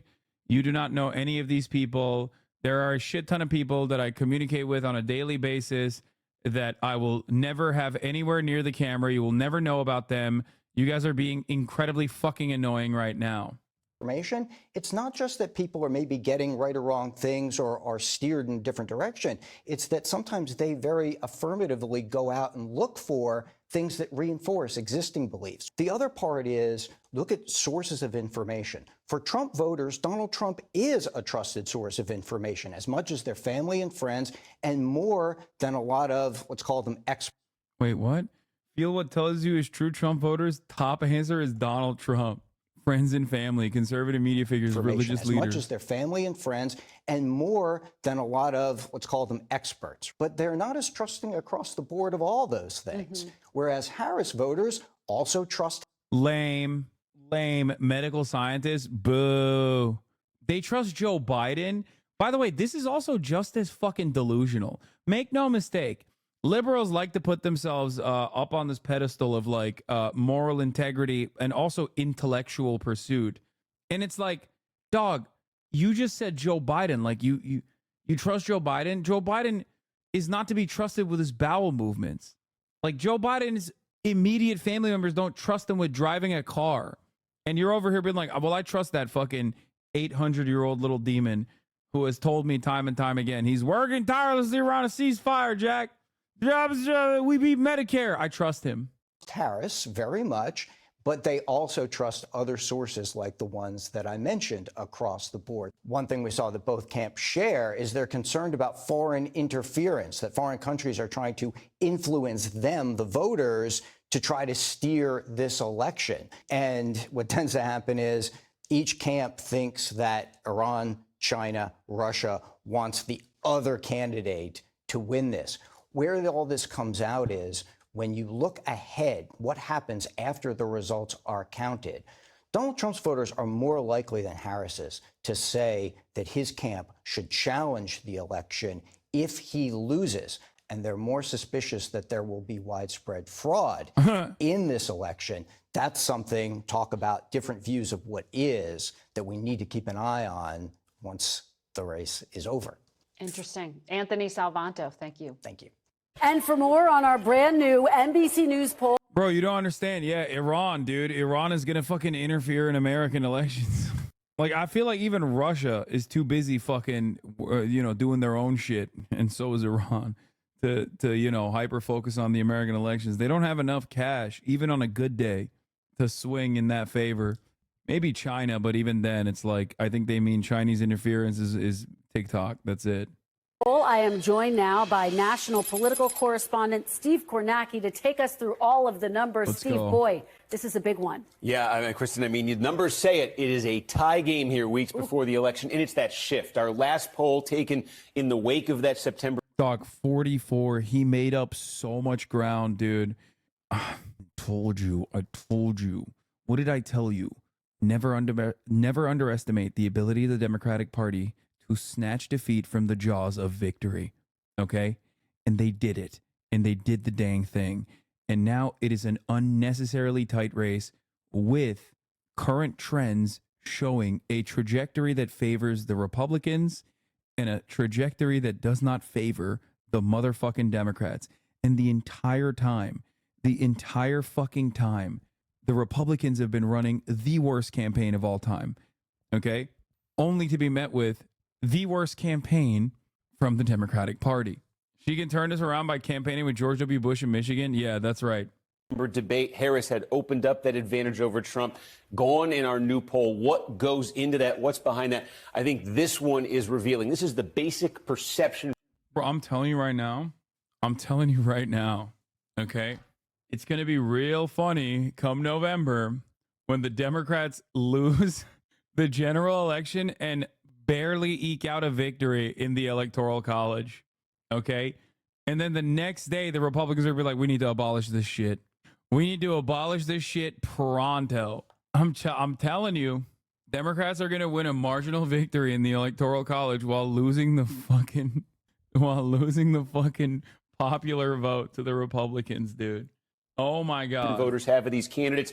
Is it positive? Is it negative? Now, these are not great numbers for either one. Trump 43 positive, 51 negative. He's 8 points underwater, you might say. But look at Harris. Exact same positive score and that negative number almost in the exact same place. And this is it. The last time we polled this question after that debate, Harris had really made up ground in this area. Look, she had a positive rating, 48 to 45. So that advantage has all in the last few weeks in our. That is absolutely not going to happen, bro. No way, Law. I don't think you guys are looking at. I don't think you guys are looking at polling. Like, national polls overall do not favor the Democrats in the way that you think they do. That's number one. Democrats already need a fucking +5 advantage to win national, to win a national campaign in terms of the national polling anyway, the way that the Electoral College is designed. But having said that, the most consistent and the most revealing aspect of this is that low and medium propensity, mid propensity and low propensity voters greatly favor by wider margins the Trump campaign than high propensity voters favoring Kamala Harris. This means that at the top of the hour, there's a 3-minute ad break, and no matter what propensity of a voter you are, you're going to still see a 3-minute ad break unless you subscribe. Okay? That's right. Here's the 3-minute ad break now. I am saying I don't see an Electoral College win for the Democrats. Poll washed away for her. Then there's some issues, some characteristics here. These are advantages in red here that you see for Trump now versus September. On the immigration and the border, we ask voters who would be better on this. In September, Trump had a big advantage. It's gotten bigger. On inflation and the cost of living, Trump. I don't get it. Kamala Harris keeps talking about, one, the opportunity economy, and two, how she has the most right-wing border bill that she's going to sign first day in office. Why is it that these people don't hear the message? Oh, it must be because she's a woman and black. Yes, that is a part of it, by the way. Perhaps if there was a guy who ahead of time was saying, well, considering that you are, what? This Twitch staffer keeps trying to ask a question but gets hit by Fossabot. What is it? You've talked about less than evil voting a lot before. The other day you mentioned less than evil voting is less bad for Senate elections versus the presidential election. When you talk about presidential less than evil voting being bad, do you mean that voting for the less than evil candidate is bad, or settling for them, endorsing them because they're the lesser evil is bad, and the fight for legislation rather than the candidate? I hate lesser evil voting as an argument because it's a demonstrably unsuccessful argument. Okay. But in terms of down ballot races, in terms of like the Democrats maintaining the Senate, that one is a little bit more reasonable because that's where legislation happens, or blocking and pushing legislation and court appointments happen. Ultimately, it's still an inconsequential argument. It's not going to cause people to swing in one direction, but it is one that I'm like willing to entertain. A defensive voting posture is one that I'm willing to entertain. The issue, however, is that once again, my criticisms of lesser evil voting are not about like whether or not it is true in theory. It is more so about the fact that it is a idiotic way to argue because no one gives a fuck, right? No random American that is choosing the couch over going out and voting come election day is going to actually go out and vote because they personally have decided like, well, I got to protect American democracy. That's not how it works. In order to activate these people, you have to figure out where the harm is and explain to them how you're going to stop the harm. Anyway, you put it perfectly when you said, then holding one's vote for Trump is a vote for Harris then. In the liberal reverse argument, you reverse Uno'd them. I know, but they don't care. They get mad because it's like, you take my vote for granted. Like the entire position is that, you know, your vote is taken for granted. Like they automatically have it. So now you're just not voting for one party over the other. if I was a Trump supporter, like openly a Trump supporter who was like, I voted for the Republican Party, liberals would be courting my vote so fucking aggressively. That's how you know. That's how you know all these dumbasses know I'm not a fucking Trump supporter, even though they go, Hassan seems like a Trump supporter. Yeah, right, dude. If you actually thought I was a Trump supporter, you would literally go, I am going to touches you. Okay. If liberals actually thought I was a real Trump supporter, they would be sucking my dick every day to be like, oh, what can we do to get your vote? Please, sir. Trump's advantage now hits double digits. And on the question of who represents change, Harris had the advantage in September. She still does, but lower. So significant because voters are telling us change is a critical issue for them, not the direction you want to be going in there, Steve. No, absolutely not. And maybe a reason for that, too, is remember, she's the VP in an unpopular administration. Look, we asked Joe Biden's policies as president. Impact on your family, Biden policies helping 25%, hurting 45%. I wonder, guys, I wonder if the person who replaced this guy should constantly talk about how she is exactly like Joe Biden. I can't seem to make my mind up on this. It's like, maybe, you know what? Maybe if Kamala Harris went on television and told Americans how close she is to the unpopular candidate that was so unpopular that she literally fucking replaced him on the ticket, then Americans will finally catch up. Do you think they're helping or hurting your family? Look at that. Almost 2-to-1 say hurting more than helping. His job approval rating is in the low 40s. And then here's the twist. When you ask folks, when Trump was president, were his policies helping or hurting? Look at that difference. 44% say helping, 31% say they hurt. So retrospectively, Trump is getting some numbers here. Maybe he didn't even get when he was president. And then this is, in perspective, the challenge that Harris faces. These are the modern vice presidents like Harris, incumbent vice presidents, running while their boss was still in office. And just look, 88, George Bush Sr., his boss Reagan had nearly a 60% approval rating. Bush won. 2000, Clinton was at 60%. Gore didn't win, but he won the popular vote. We can say that. It's not like you have been saying it over and over again for weeks, even before seeing the polls, these polls. Yes, I've been saying that because I think it's objectively a dog shit way to fucking campaign, because I've seen Democrats run that way and lose time and time again. So I was just simply looking at the past and looking at the mistakes of prior Democratic Party campaigns. And yet something that I can see clearly, they simply cannot. I don't know why. I don't know why they have this like obvious inability to recognize why this would be a fucking stupid idea, but there they are. Hassan, she isn't losing the popular vote when she's getting close to or right at 50% in high quality polling. Dude, what are you saying right now? Do you hear the words that are coming out of your mouth? First of all, I said it would be really funny, and it's not that crazy of a reality to assume that come November, Kamala Harris fucking loses the popular vote and then wins the Electoral College. That's the one thing I mentioned. Okay. Your counter to that is that she's getting close to or right at 50% in most high quality polls. Does that seem like she's going to definitely win the popular vote? Like, I know that there's a lot of junk polls out there. I know. Okay. But you're not making the argument that you think you're making. This is precisely why I said that if low to mid propensity voters come out, but you're not making the argument that you think you're making. This is precisely why I said that if low to mid propensity voters come out in high numbers, because for one reason or another, they were activated by Donald Trump because they think Donald Trump is going to defend their interests. They think Donald Trump is going to fix the economy. They think Donald Trump is, going to do this or that. Somehow, Donald Trump is going to make podcasting legal again or something. I don't know. If they come out, Kamala Harris absolutely loses the fucking popular vote. And here's Harris, and just look how different the atmosphere is. Biden's approval rating in our poll, only 43 points. She's running in a totally different atmosphere than previous incumbent vice presidents did. And then we could talk about issues. This is an interesting way. Typically in the past, we've just given folks a list of issues, said, are they important? Here we've asked a question, is this issue so singularly important that it's the entire basis of your vote for president. And you could see abortion comes in number one there. And that's so significant. This is the first presidential election after Roe v. Wade was overturned. Hugely significant. Abortion is at the top. Usually we're talking about the cost of living as being the energizing factor. Absolutely. And I think the Harris folks, if they're looking for good news in this poll, it's this, because this issue is her biggest advantage over Donald Trump. And you could see, as you say, potentially a motivating factor. And one more note here, just got to show this. The gender gap. We always talk about gender gaps in presidential races, but how about this? Trump by 16 among men, Harris 14 among women.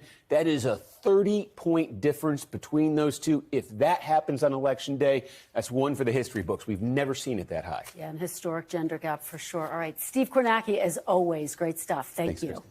Thanks for watching. Stay updated about breaking news and top stories on the NBC News app or follow us on social media. For more now on the state of the race, let's bring in Rachel Scott to break down the numbers in our latest. This is so funny.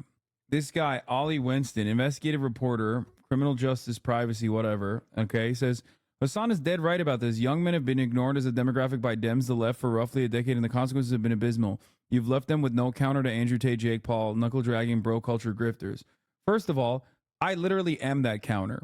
And then he responds to this person who has limited their post to me, oh, he's a dipshit, but the rule of broken clock applies here. Perhaps your fucking idiotic approach to American politics is part of the problem. Because one, you do not recognize me as a counter to this, and you also personally think I'm a, dipshit. There you go. That's it. Like, all these people are like, oh, I wonder who's the fucking guy who's like reaching out to young men. This community is dominated by young men, okay? And a platform that is also dominated by young men. I'm the guy. It's just a lot of liberals will simultaneously be like, why is nobody reaching out to these young men? And then they turn around and look at a guy who is, and they go, oh, he sucks because I don't agree with a fucking clip chimp that I saw of him. The tweet you're missing, he's also somehow not part of the solution, which is more insightful observation than blaming the left, whatever that is in the 2010s, 2020s. There's been no shortage of left-coded bro-culture figures. They don't take off because they're not antisocial enough. I've seen people on Twitter literally call you leftist Andrew Tate for saying the Democrats should improve on their messaging by stopping the genocide. These people are psychos. Yeah, exactly. Wait, no, Megaphonics, you misunderstand. To be fair, and not that this person is making this point, but you're not really the Andrew Tate for the left. You're just a personality figurehead. But it's not like you're stooping to the same levels of Tate with just a different bend. You're fundamentally better. No, but those people think I am the Andrew Tate of the left, and then they yell at me. That's the point. They yell at me because of my communication style. They yell at me because of my worldview. They think I am a bad faith grifter for being authentically myself, not recognizing that I provide a perfect counterbalance to the likes of these fucking POA podcasters.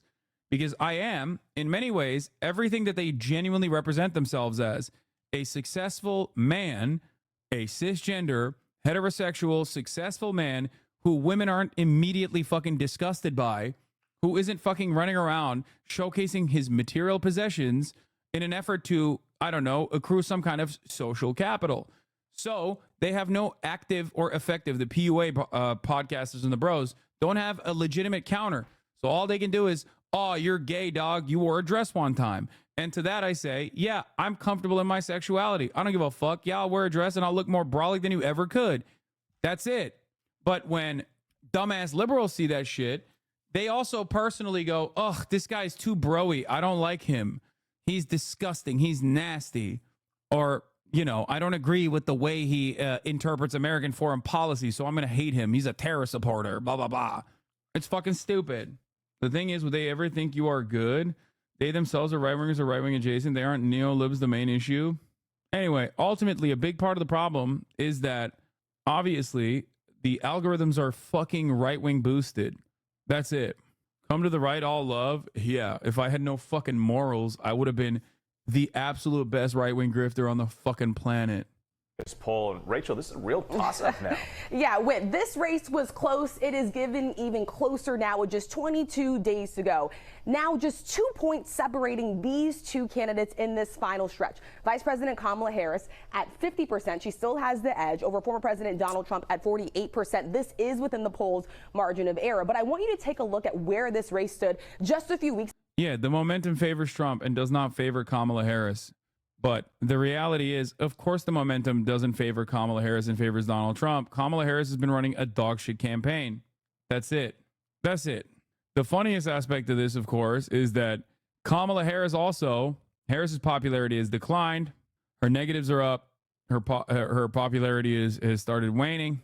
Positive sentiment is going down. Negative sentiment is going up. I wonder what changed. She's constantly on camera. Okay, she's presenting herself in the worst way possible to a broader audience because she's listening to her fucking dumbass analysts in a goddamn closed circuit telling her that it's the smart thing to do. Okay, that you got to keep hugging and kissing the Republicans, not remembering that you are running against Republicans. Okay, you're running against the Republican Party. Hello. Why would you say that you like the Republicans when you were running against the Republicans? When she launched her campaign as a bold progressive that was going on offense against Republicans, she was a rocket ship. And then she cut that as quickly as possible. Every single advisor needs to be fired. Okay? Anyway, but you know what's even crazier? Abortion is a top motivating issue and the best issue for Harris. That's still carrying her and the reason why she's not underwater. Once again, this is such a Republican election that, one, both parties are saying that they're Republican, okay, to varying degrees. But what's funny is the only reason why it's even a contested election is because of the success of the Republicans in terms of abortion. If they had not overturned Roe v. Wade, this would not even be a conversation, okay? This would not be a conversation. Another thing that I'll say, if January 6th didn't happen, this would not be as contested of a race because there are a lot of Republicans that got picked off because they were like, ugh, I hate it. That's gross. I can't believe that they did that to the Constitution. I love the Constitution. I love hugging and kissing the Constitution. I love putting the Constitution in my ass every night. I love getting fucked by the Constitution. There's a lot of card-carrying Republicans that feel that way. They were like, ooh, it's crazy what Trump did. Okay? So like both of those reasons that Trump is not fucking doing incredible work right now in the polls are directly his own fault. Israel is more important than guns or healthcare. Vast majorities want a ceasefire and she's supporting an expansion of the war. Pathetic. Excuse me. Excuse me. Israel's military conflict against Hamas or Hezbollah seemingly is the 5th most important issue. But I'm going to read that as it's the 5th most important issue that Americans want and want to support Israel on. That's the way I'm going to read this as, okay? Sorry, you will never tell me that it's not that significant. Still the 5th? Yeah, of course it's the 5th. Americans do not care about foreign policy, okay? They don't care about foreign policy until it's the only thing they care about. We're not there. Seemingly, Israel can do as much death and destruction as possible as long as American soldiers are not fucking directly engaged, which they might be now that they have American soldiers doing operating missile defense systems inside of Israel. Okay? Until that fucking happens, is not, Americans, until they go directly into war, they're not going to give a shit. This is still pretty fucking high, though. They care about it more than guns, healthcare, Social Security, and Medicare, dude. Are you kidding me? Anyway, hey, guess who's doing objectively better on Israel, by the way? Wait, don't they have this here? Handling Israel's military conflict with Hamas. What is this? 48% say Trump would do better. 30% say Kamala Harris would do better. Is that what it is? Am I reading this correctly? So 18 points? Nice. 50% say Kamala Harris. Wait, what? How did they do this?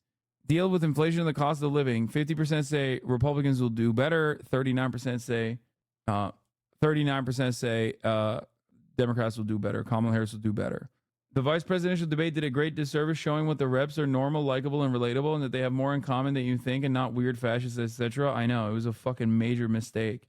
Yes, look at the top, dummy. No, the way that they did this is weird because they swap out the blue and the red.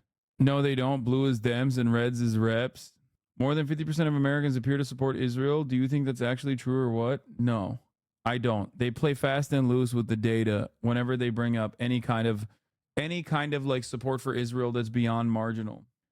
Did you watch New York Times interview with JD Vance the other day? Yes, I wanted to fucking die. Okay. It was so bad, especially when, I had to shut it off for like a little bit and breathe when the interviewer said, how much time would it take for you to deport every undocumented migrant on U.S. soil, which you have officially lied about and said is 25 million? I was like, that's really the question? Like, that's the, like, how fast they can deport migrants? Like, that's the question you want to ask, New York Times? That's insane. JD Vance had another banger of an interview where he presented himself to a liberal audience as a normal liberal, for the record, like as a normal conservative. Anyway, well, 50% sounds reasonable considering a lot of them seem to support Israel too. No, it doesn't. Of course it doesn't sound reasonable. And no, what are you talking about? A lot of them support Israel? No, dog. It's only the fucking media and also the Democratic Party that actually actively supports Israel. Please talk to a normal person for once in your fucking lives. Please, I can't believe I'm the one who's saying this. I've been live for 9 hours today. Okay? Like, look at one fucking poll. Look at one poll that isn't like, look at the actual polling data and not what the article headline says the polling data represents. And you will understand that that is a ridiculous fucking statement. Half the time, the polls are like, do you support a full Islamic takeover of Hamas that will restore the Islamic Caliphate? Or do you support the most moral nation on the planet, Israel? And even then on those polls, it's like 75% being like, no, I said the Shahada. I believe in the Islamic Caliphate. What the fuck are you talking about? Earlier today, we talked to a content creator by the name of Asmongold, who said Palestinians have inferior culture and deserve their fate. He also personally believes, despite the Islamophobic sentiment, that Israel is doing a genocide and that is unacceptable. Please understand that most Americans are probably closer to fucking Asmongold than your friends are, okay? Than you are to most Americans in their attitude towards this. But even then, most Americans are like, yeah, I don't really like what Israel's doing. Oh my God. Remember when there was a poll? Yeah, post October 7, when they asked like young, there was the Harvard Siena poll. Yeah, there was a poll that asked young people to pick between Hamas and the IDF, and everyone sided with Hamas. And they were like, young people support Hamas. What the fuck is going on? It's like, bro, you asked them. There is no other option there. Obviously, they're going to be like, okay, well, not the guys that have killed so many people. Yeah, no shit. Lesser evil voting, baby. You want harm reduction voting? You got it. You won't be shocked to learn that this Washington Post survey of 400,000 shows that Jews in America are voting overwhelmingly for Democrats, and the only ones voting Republicans cited Israel as support for being their main reason. Jewish Americans still overwhelmingly prefer Harris polls show, but surveys always suggest some softening this year compared to 2020. The contest is particularly pronounced in Pennsylvania, home to about 400,000 Jews. Jews have also said that Israel is the 9th priority out of the top 10 priorities that they have. I wonder why.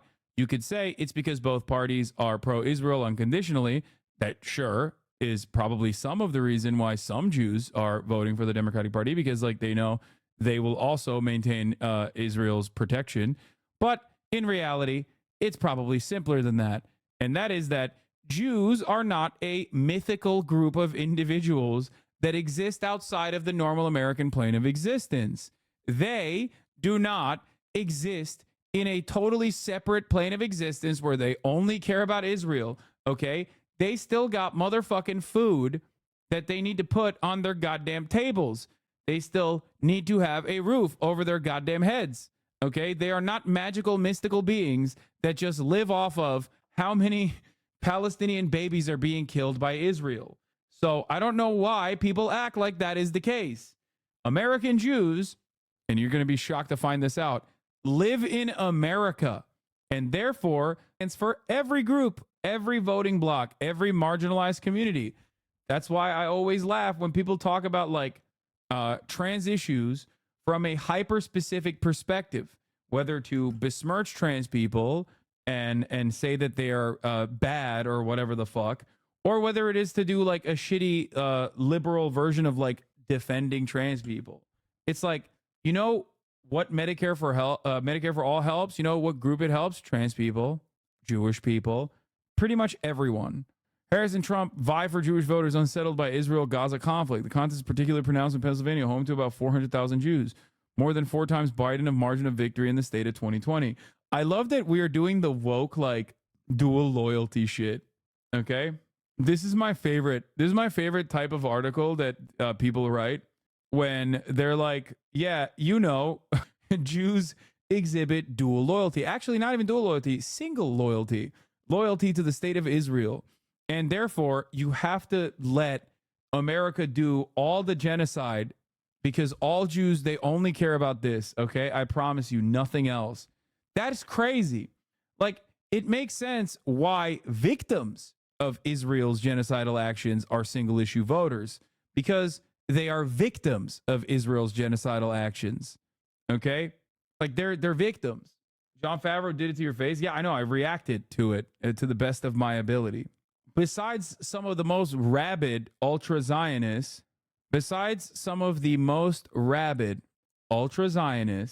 ain't nobody is fucking running around being like, I want permanent genocide in the Middle East.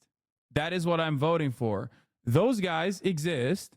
They're evangelicals, okay? And they're voting for Donald Trump anyway. That was a really weird point he made. Honestly, it didn't seem real. Yeah, it also doesn't like show up in the data at all. I read this article this morning, by the way. They're pointing to Vice President Kamala Harris' Jewish husband, Doug Emhoff, her role in crafting a national strategy to counter anti-Semitism and her work to pass billions in security funding for Israel. They're amplifying past comments by former President Donald Trump that many Jews condemned as anti-Semitic. Jewish Americans still overwhelmingly prefer Harris, polls show, but surveys also suggest some softening this year. Yeah, dude, it went from 80% to 75%. Wait, when I said this, you yelled at me? What? To be honest, Jews genociding Muslims all over the Middle East is basically just what Muslims did to other religions when they first took over the Middle East. It's basically 1,400-year-old karma for Muslim colonialization. What? Actually, Jews live underground with the lizard people. Remember the Jew tunnel story? I love that this guy is like deeply anti-Semitic, but also simultaneously deeply pro-Israel. That's cool. Like, he's anti-Semitic in a way that you would assume him to be like, oh, I hate Israel. But no, he's also like, he's a Nazi that falls on the other side of the equation. Cool, man. Thanks for your input.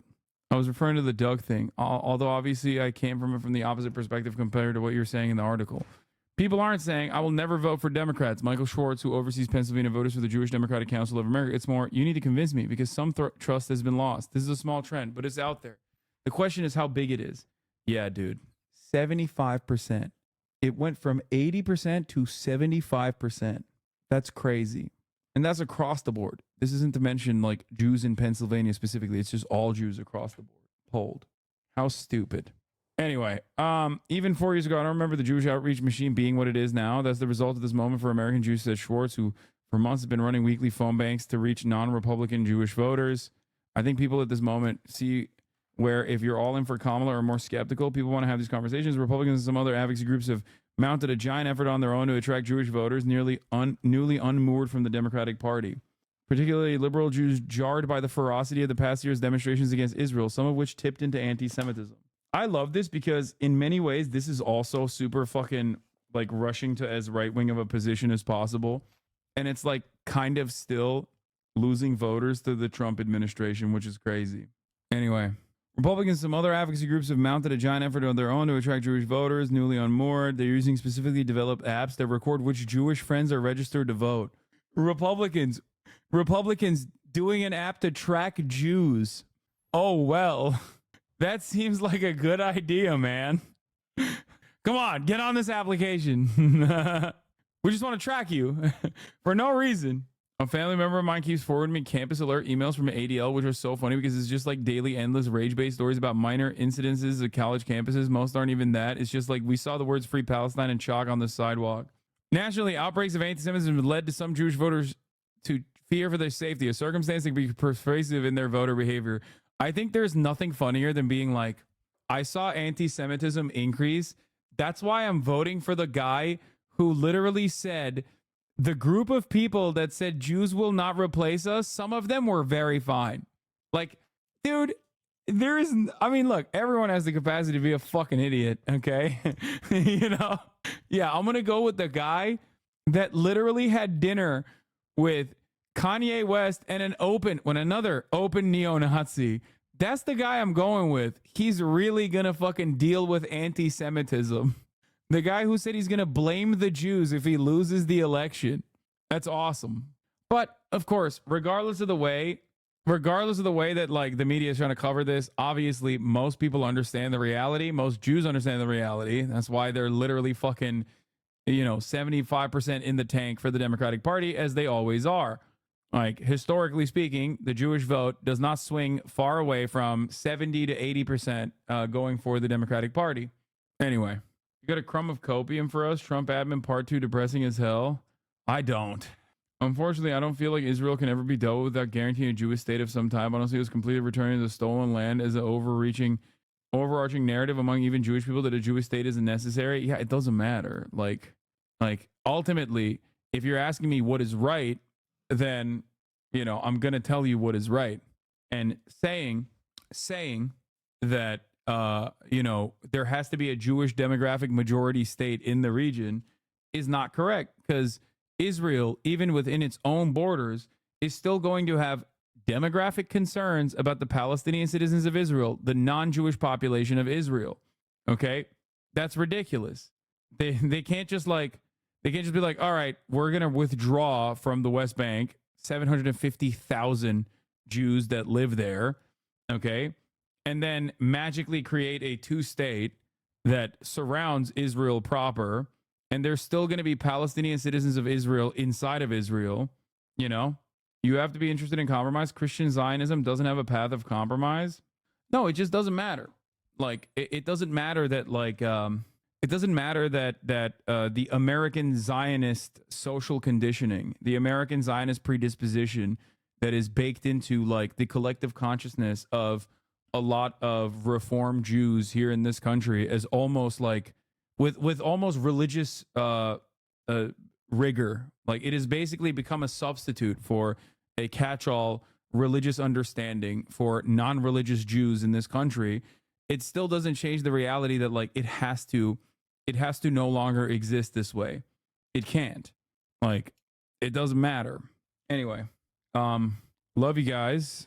It's fucking nearing bedtime for me at 9 hours. I'm gonna be back. Motherfucker takes one weekend off and does a 10-hour stream. Yeah. And that was a lot. I'll be back tomorrow. As always, lots of guests this week. Felix Biederman, Stavi Baby, and the like. Get excited, get hyped. Glad to take a weekend off. And peace in the Middle East. Free Palestine. Love you all. Bye-bye. Sunny Los Angeles, California, says Hassan. The starlight to the starlight to the topic just begun. There he is again, Hassan is streaming, Hassan is streaming. There he is again, Hassan is streaming, Hassan is streaming. Reviewing the P.O. box, Uncle Uger's face. Sudden Discord active prop, great names take on break.